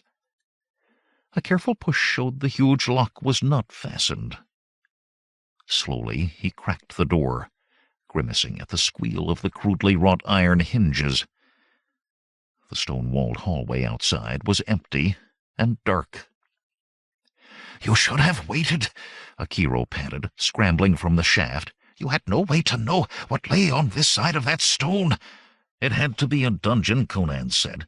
"Malik's cousin could hardly have made his escape from the great hall or from Taramis' bedchamber." The old wizard stared at him, astounded. "Logical. I did not expect such thinking from you. You always seem to go at problems with a sword rather than logical thought." Malik, who was allowing Zula to help him into the cell, muttered, offended. "How do you know my cousin did not escape from Taramis' bedchamber? All the men of my family have a great attraction for women." Zula snorted, and Malik opened his mouth again, but Conan cut short any argument with a sharp gesture. "Do that later," he said, and slipped into the hall. A choice of direction was easy. One way lay more darkness, the other a glow of light. Dropping his torch on the bare stone floor of the corridor, Conan drew his sword and moved toward the light. Short of the dim glow that spilled into the hall, he stopped in consternation. This was the jailer's chamber, a large cube with a rough cot in one corner, well lit by torches and iron sconces. On the far side, stairs led upward, and at a table of crude-hewn planks by those stairs sat the jailer, a big balding man with as much hair on his arms and legs as he had once had on his head. He chewed at a joint of beef held in one thick-fingered hand, while the other scratched casually beneath his leather jerkin. He faced the hall where Conan stood, hidden only by darkness, and from where he sat he could be halfway up the stairs shouting an alarm before the Cimmerian could reach the table. As Conan tensed to take the chance, Zula touched him on the arm and shook her head. Swiftly she doffed the strip of cloth that covered her small breasts. Malik licked his lips ostentatiously, but she ignored him, tucking the cloth into the other piece she wore about her loins. Then, with a welcoming smile on her face, she padded into the jailer's chamber, using her staff as if it were a walking stick. The balding man froze, with the joint half raised to his mouth. "Where in Xandril's nine hells did you come from?" he growled. "You're no prisoner of mine." Zula did not speak, but the roll of her slim hips increased as she continued toward him. The jailer tossed the joint onto the table, missing a cracked pottery plate, and scrubbed the back of a broad hand across his greasy mouth as he stood and moved around the table. "If you're not a prisoner, you're not supposed to be here," he said thickly. "And being where you're not supposed to be can get you put to the question. Painful, that. Why don't you talk? You got a tongue? No matter. If you want to avoid the hot irons and the strappado, wench, you're going to treat me like a walking god and the love of your life all rolled into one." He reached for her then. Zula's face did not change as her staff, suddenly gripped with two hands, whipped up into the big man's crotch. A strangled squawk burst from his throat, and his eyes bulged almost out of his fat face. He doubled over, and her staff whirled around to crack the side of his balding head. With a sigh, he crumpled to the floor stones. Calmly, Zula donned her halter once more. "Most effective," Akiro said with a smile, as the others joined her. Malik studiously avoided looking at her bosom even after she was covered. Conan did not wait for talk. The coming of night weighed him like massive stones on his shoulders. Sword in hand, he raced up the stairs, barely hearing the clatter as the rest followed behind. "You sent for me, my aunt?" Jehnna said from the door. Taramis put on a smile, pleasant, and she believed familial. One more role the girl had to fill, she thought, and for that Jehnna had been prepared well.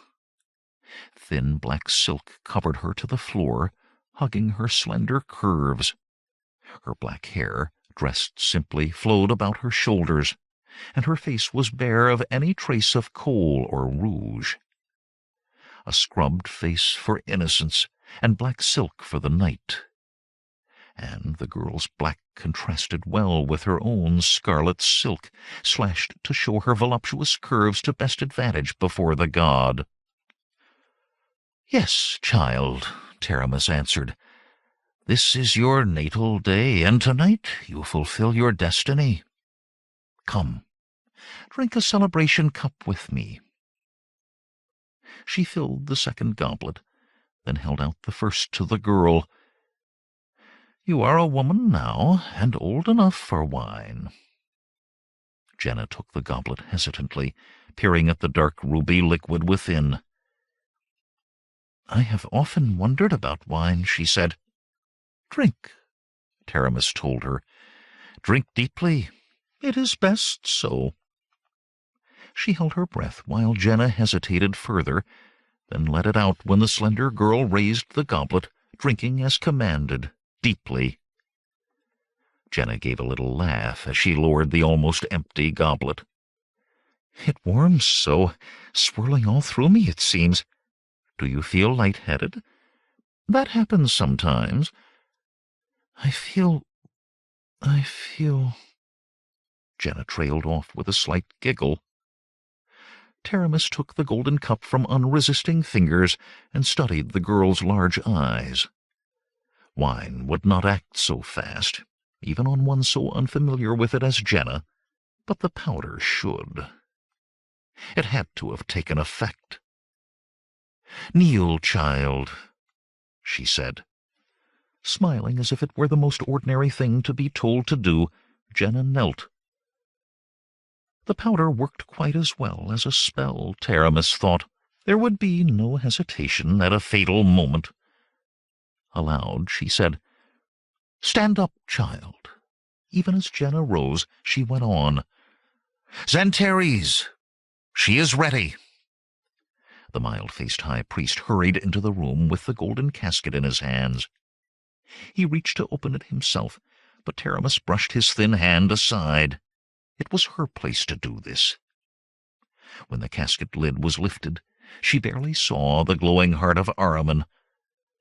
On the morrow, when it was safe for her to touch the stone, many wonders of great power could she do with the heart. Tonight, only the horn of Dagoth had importance. "Take up the horn, child," Taramis said, then watched jealously as Jehnna's fingers curled around its curving golden length. In the courtyard, 4 brazen gongs sounded their rolling tones. Full night drew nigh. "Come, child," Taramis said, and, bearing the horn of Dagoth before her, Jehnna followed toward her destiny. Treading carefully, silently, Conan made his way down a palace corridor, unheeding of rare Vendian carpets on the marble floor, or ancient Iranistani tapestries lining the walls where golden lamps flickered. Warily his companions followed him. Taramis guards were everywhere. Twice already they had been forced to hide in a crossing hall, Conan gritting his teeth in frustration, while half a score of the black-armored men marched past. As much as urgency spurred him, it would be impossible to engage such a squad without an alarm being given. And Jehnna must be found before any alarm if there was to be a hope of getting her out alive. The Cimmerian stepped into the intersection of two corridors, and the creak of leather gave him a chance to live. On either side of him, leaning against the wall where he could not see them before, was a guard in ebon breastplate and naseled helm.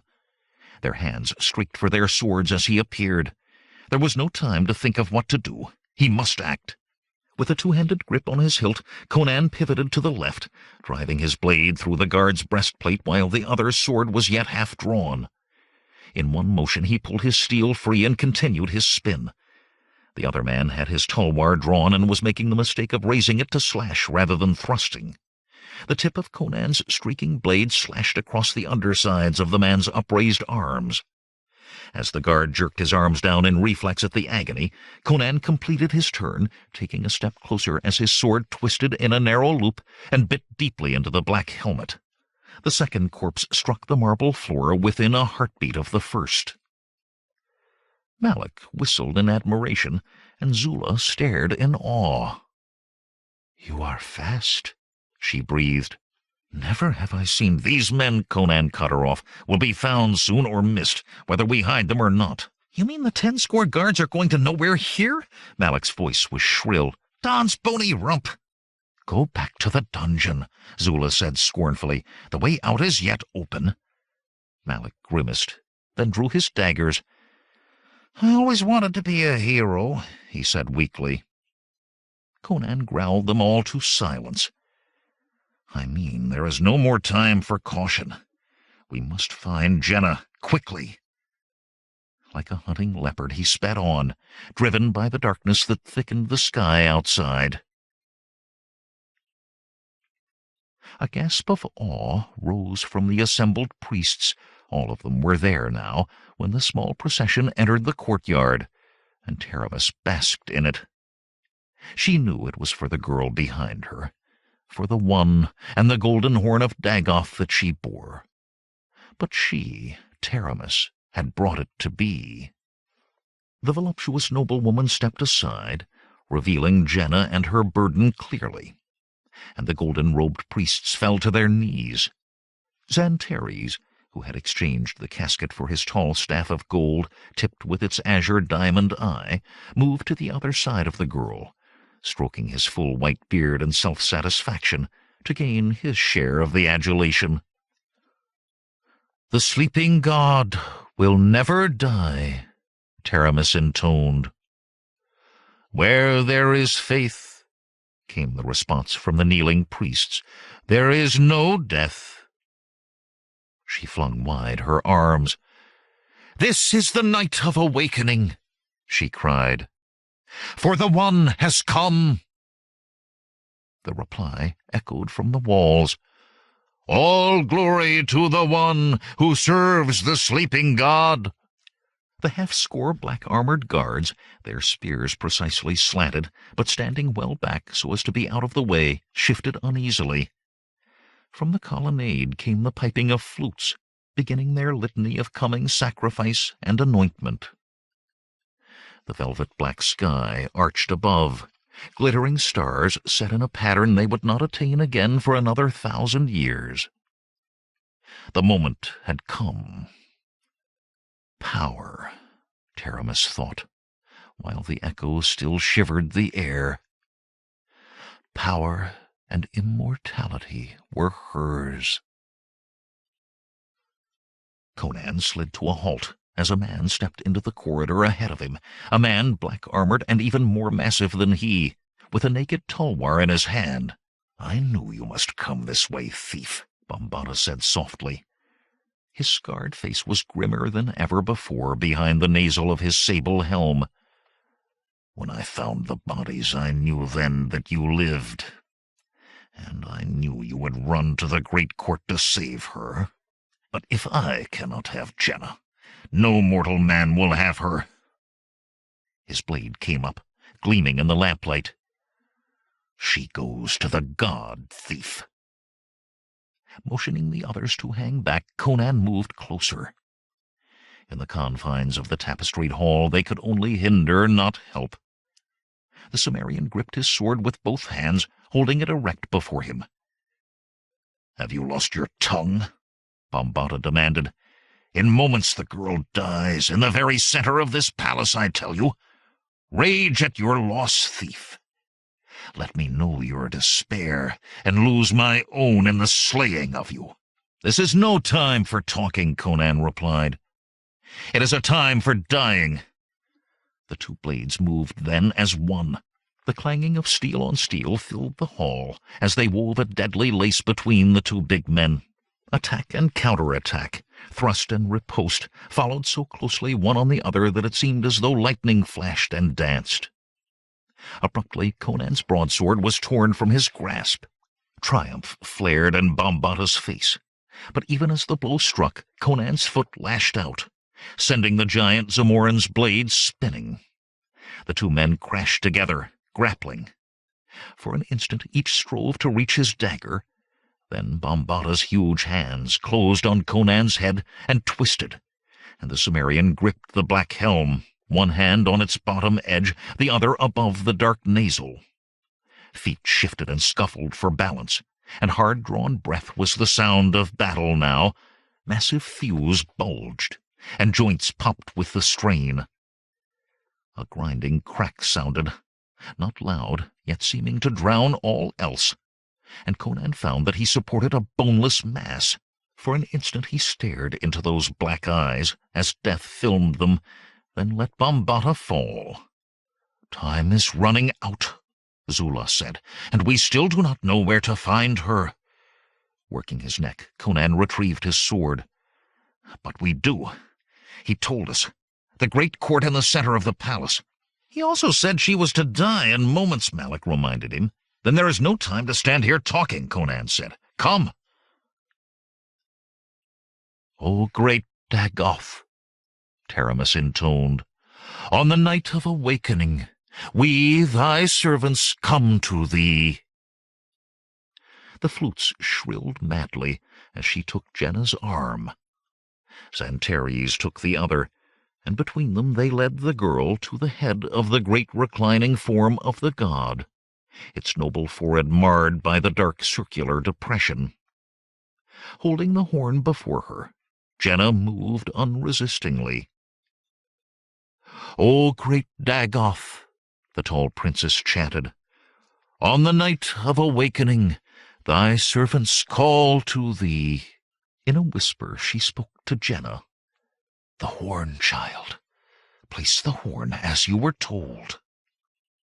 Jehnna blinked, hesitated, and Taramis' breath caught at the fear that the potion's effect might have worn off.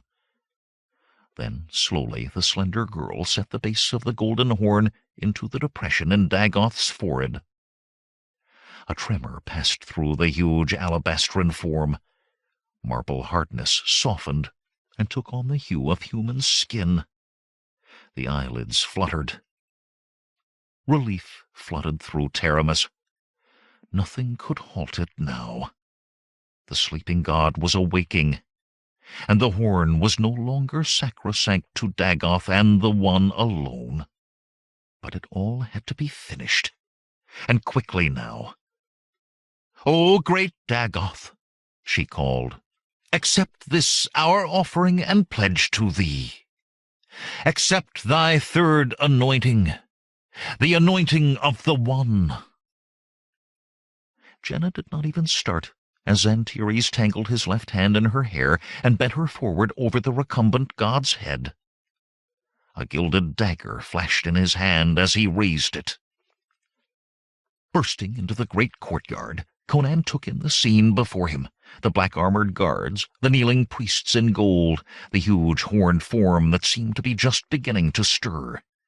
And Jehnna, throat arched for the knife in the hands of the white-bearded man. An instant it took him to see, and in that same instant he was moving. His sword was tossed from right hand to left, the fisted pommel smashed into the ebon helmet of a guard, his right hand tore the spear from the guard's grasp. As the dagger moved toward Jehnna, he threw. The spear lanced a dark streak across the courtyard, and the dagger dropped to the marble tiles, as the white-bearded man, a wavering shriek rising from his throat, clutched at the thick black shaft that pierced him. An instant, and in that instant the courtyard swirled into chaos. Black-armored guards turned to battle Conan, who suddenly found Malik fighting at his side. Zula dashed across the court, beating golden-robed priests from her path with her staff, to seize Jehnna's arm and drag her away from the huge, now quivering form. "There is yet time!" Taramis screamed. "It must be done! It must be!" On hands and knees she scrambled for the fallen dagger, and the huge form of Dagoth sat up, the shape of a gigantic man, too handsome for humankind, with a golden horn standing out from his forehead. The air in the court turned chill as it moved, and no man or woman there but froze. The noble head turned, great golden eyes surveying the courtyard. Then suddenly the head was thrown back, and Dagoth howled. Staggering to his feet, he howled such agony as had never been known on the face of the earth. As if the terrible sound had freed him from paralysis, Conan found he could move again. He gripped his sword and set himself, but the guards before him threw down their spears and fled, brushing past him as if what else was in that courtyard made the steel in his hands no longer worth fearing. Dagoth's form rippled now, as though knots grew beneath the skin. Bulging, writhing, it grew and changed. In the twinkling of an eye, its skin became coarse. The brow sloped back, and the jaw grew forward.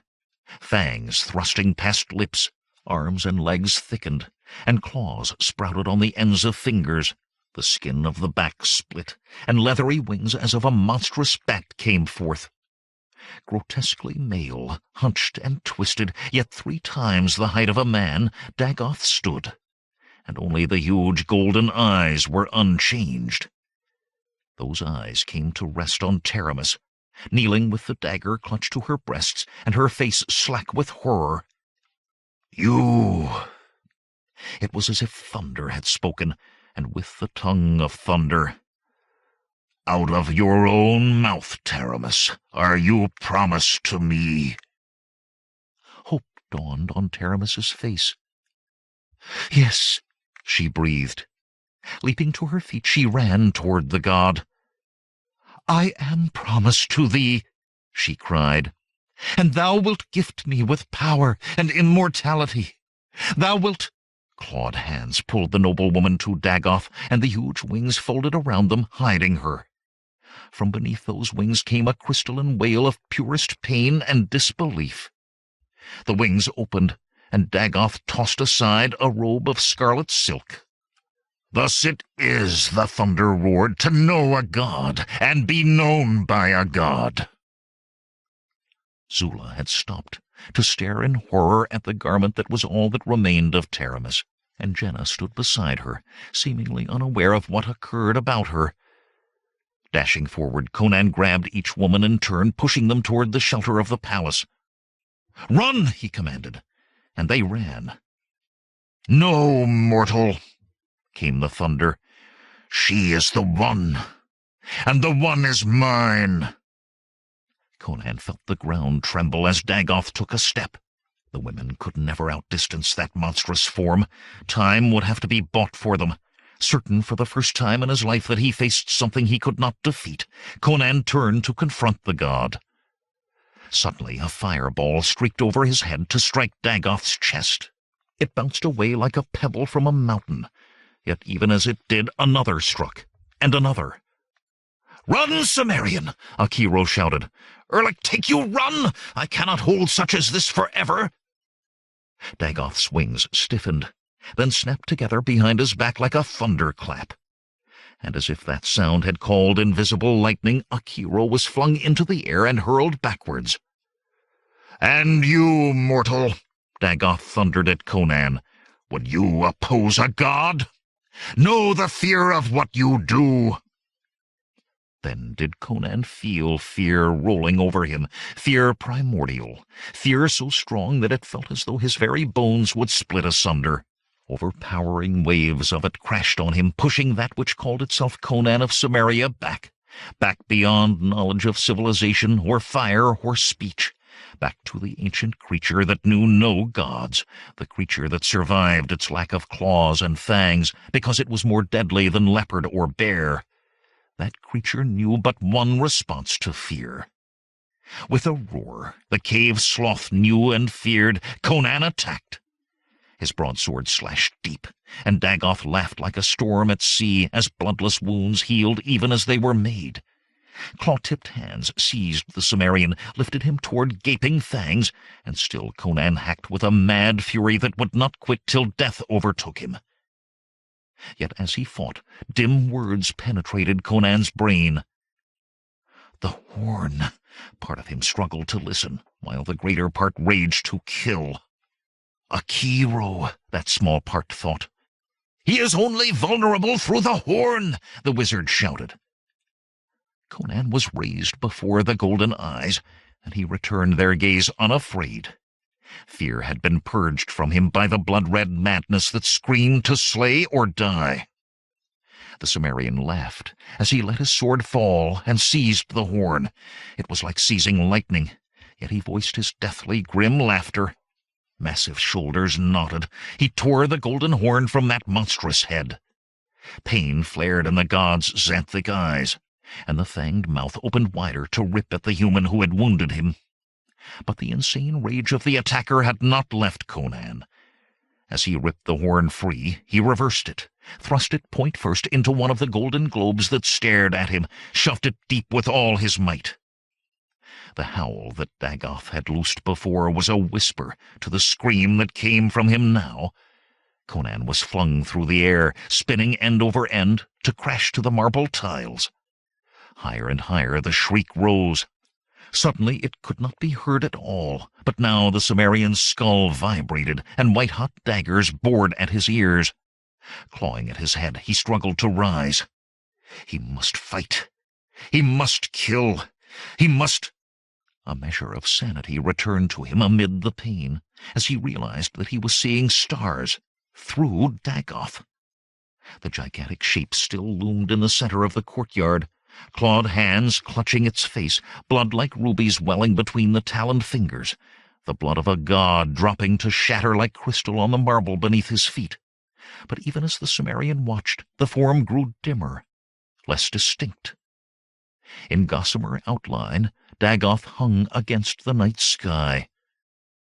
Abruptly, he was gone, and with him the pain from Conan's head. Unsteadily, the Cimmerian surveyed the courtyard. The priests were fled, and of the black-armored guards none remained, save those he and Malak had slain. Zula crouched beside Jehnna, cradling the slender girl in her arms. "She collapsed," the black woman told Conan, "when you tore out that horn. But it is only a sleep, I think. She will be well." "Hey, Conan!" Malak called. The small thief was propped against the marble pillar of the colonnade. Akiro, who moved as if he were one bruise from head to foot, was binding a cloth about Malak's bloody thigh. "I took a spear, but we won. Hanuman's stones, man, we won." "Perhaps," Conan said tiredly. He grasped the dragon amulet on his chest as if he would crush it. "Perhaps." Epilogue. From an alabaster balcony of the vast marble palace that had once been Taramis's, Conan watched the sun rise from the far horizon. It was the second time he had watched a sunrise from that same spot. A day and a night to rest and think, to reach decisions. He had made his decisions, then given a few commands, and showed a handbreadth of steel when those commands were questioned. "My lord Conan," said a servant behind him, "the Princess Jehnna begs your presence." The woman blushed, flustered at stammering, flustered because a Zamoran noblewoman never begged, most especially not a princess. "I am not a lord," Conan said, then quickly added, "Take me to the Princess Jehnna," before she could become flustered further. The tapestry-hung chamber to which he was led was meant for informal audiences, with a dais only one step high, and an unadorned high-backed chair of polished ebony for a throne. Jehnna looked well on it, he thought, in her robes of white silk. The others were much recovered from their ordeals as well, Malak surreptitiously fingering a golden bowl, Akiro looking impatient with a bundle of tightly rolled scrolls under his arm, Zula leaning on her staff near Jehnna's throne as if she were a bodyguard. "Conan," Jehnna said brightly as he entered, "it has come. King Tiridates has invested me as Princess Royal of Zamora and confirmed me in Taramis's estates." "I congratulate you," he said, and she frowned at him doubtfully. The frown cleared quickly, though, and she said, "I have asked you all to come to me this morning, because I have a favor to ask of each of you. You first, Malak." The small man jerked his hand from the bowl as if burned. "I ask you to remain here with me, Malak," she went on, "living in my palace. Thus I will always be reminded that a man can be a fool, yet be brave and good." "Even my mother never called me good," Malak said slowly. His eyes drifted to the bowl. "But I will stay in your palace, for a time." "Best to put a guard on him, then," Akiro said dryly, and grinned at the offended glare he got from Malak. "You also, Akiro," Jehnna said, "must stay with me. You are a man of great wisdom, and I will need wise counsel in the years to come." "Impossible," the wizard replied. "You have given me the scrolls of Skelos, and some bush shamans on the Kothian border are carrying on vile practices that I have vowed to end." "I can put soldiers at your disposal to deal with the shamans," Jehnna told him, then added slyly, "and Taramis gathered several rooms full of magical volumes and instruments, which you would be free to study for as long as you remained here." "Soldiers," Akiro mused. "I suppose soldiers could deal with such head shamans as those. How many rooms full exactly?" "Many," Jehnna laughed. "Zula, you must stay as well. You have showed me that a woman need not be confined by others' boundaries, but there is much yet to teach. The staff, for instance." The black woman sighed regretfully. "I cannot. I owe a life to Conan, and I must follow him until I can "No," Conan said sharply. "The debt cannot be repaid in that way." "But it cannot, Zula. It has come to me that some debts cannot be repaid directly the one owed. Find another life to save, and I will be repaid by that." Zula nodded slowly before turning back to Jehnna. "I will stay, Jehnna, and gladly." "Conan," Jehnna said, and hurried on when he opened his mouth, "listen to me, Conan. Stay with me. Sit beside me." "I cannot," Conan said gently. "But why not? By all the gods, I want you, and I need you." "I live by my wits and my sword. Would you have me become a lapdog? 'Tis all I could be here. I am not made for palaces and silks." "Then I will go with you," she said, and stiffened when he laughed. "The Turanians have a saying, Jehnna. The eagle does not run in the hills, the leopard does not fly in the sky. You would take to my life as ill as I would take to yours. Never a day but I must fight for my life or ride for it. That is the road I travel, and you cannot come with me. But, Conan, fare you well, Jehnna, and all the gods grant you happiness." He turned his back on her then, and walked from the room. He thought he heard her call after him, but he would not look back or listen. As he had commanded, his horse waited saddled before the palace. The sun was almost to its zenith by the time he reached the rough stone altar on the plains. The wind had swept dirt and sand against it, and he thought Malak might have some difficulty finding exactly where Amphrates' jewels were buried, but otherwise nothing had changed. Slipping the dragon amulet from about his neck, he laid it on the altar. From his pouch he took the vial Akiro had given him. So long ago it seemed. Some debts could not be repaid to the one to whom they were owed. "Fare you well, Valeria," he said softly, and scraping the seal from the vial, he drank. Heat rushed along his limbs, and he squeezed his eyes shut, his horse dancing from an involuntary jerk on the reins. When he opened them again, the heat was gone. He found shards of a vial crushed in his fist, and wondered how they had come there. A glint of gold in the sun caught his eye. A pendant he saw, in the shape of a dragon, resting atop a strange pile of stones. He bent from the saddle, but before his fingers touched the gold, he stopped. There was something he did not understand, that told him he should not take it. Sorcery, he decided. Well, there was gold aplenty in Shadazar that was not sorcerous, and willing wenches to sit on his knee and help spend all he stole. With a laugh, he kicked his horse into a gallop for the city. Never once was he tempted to look back. End of Conan the Destroyer by Robert Jordan, RobertJordan.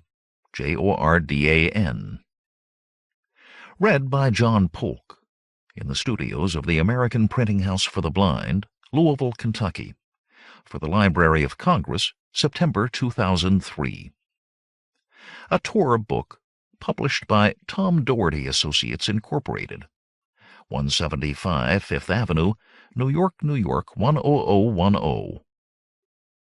Further reproduction or distribution in other than a specialized format is prohibited. End of book.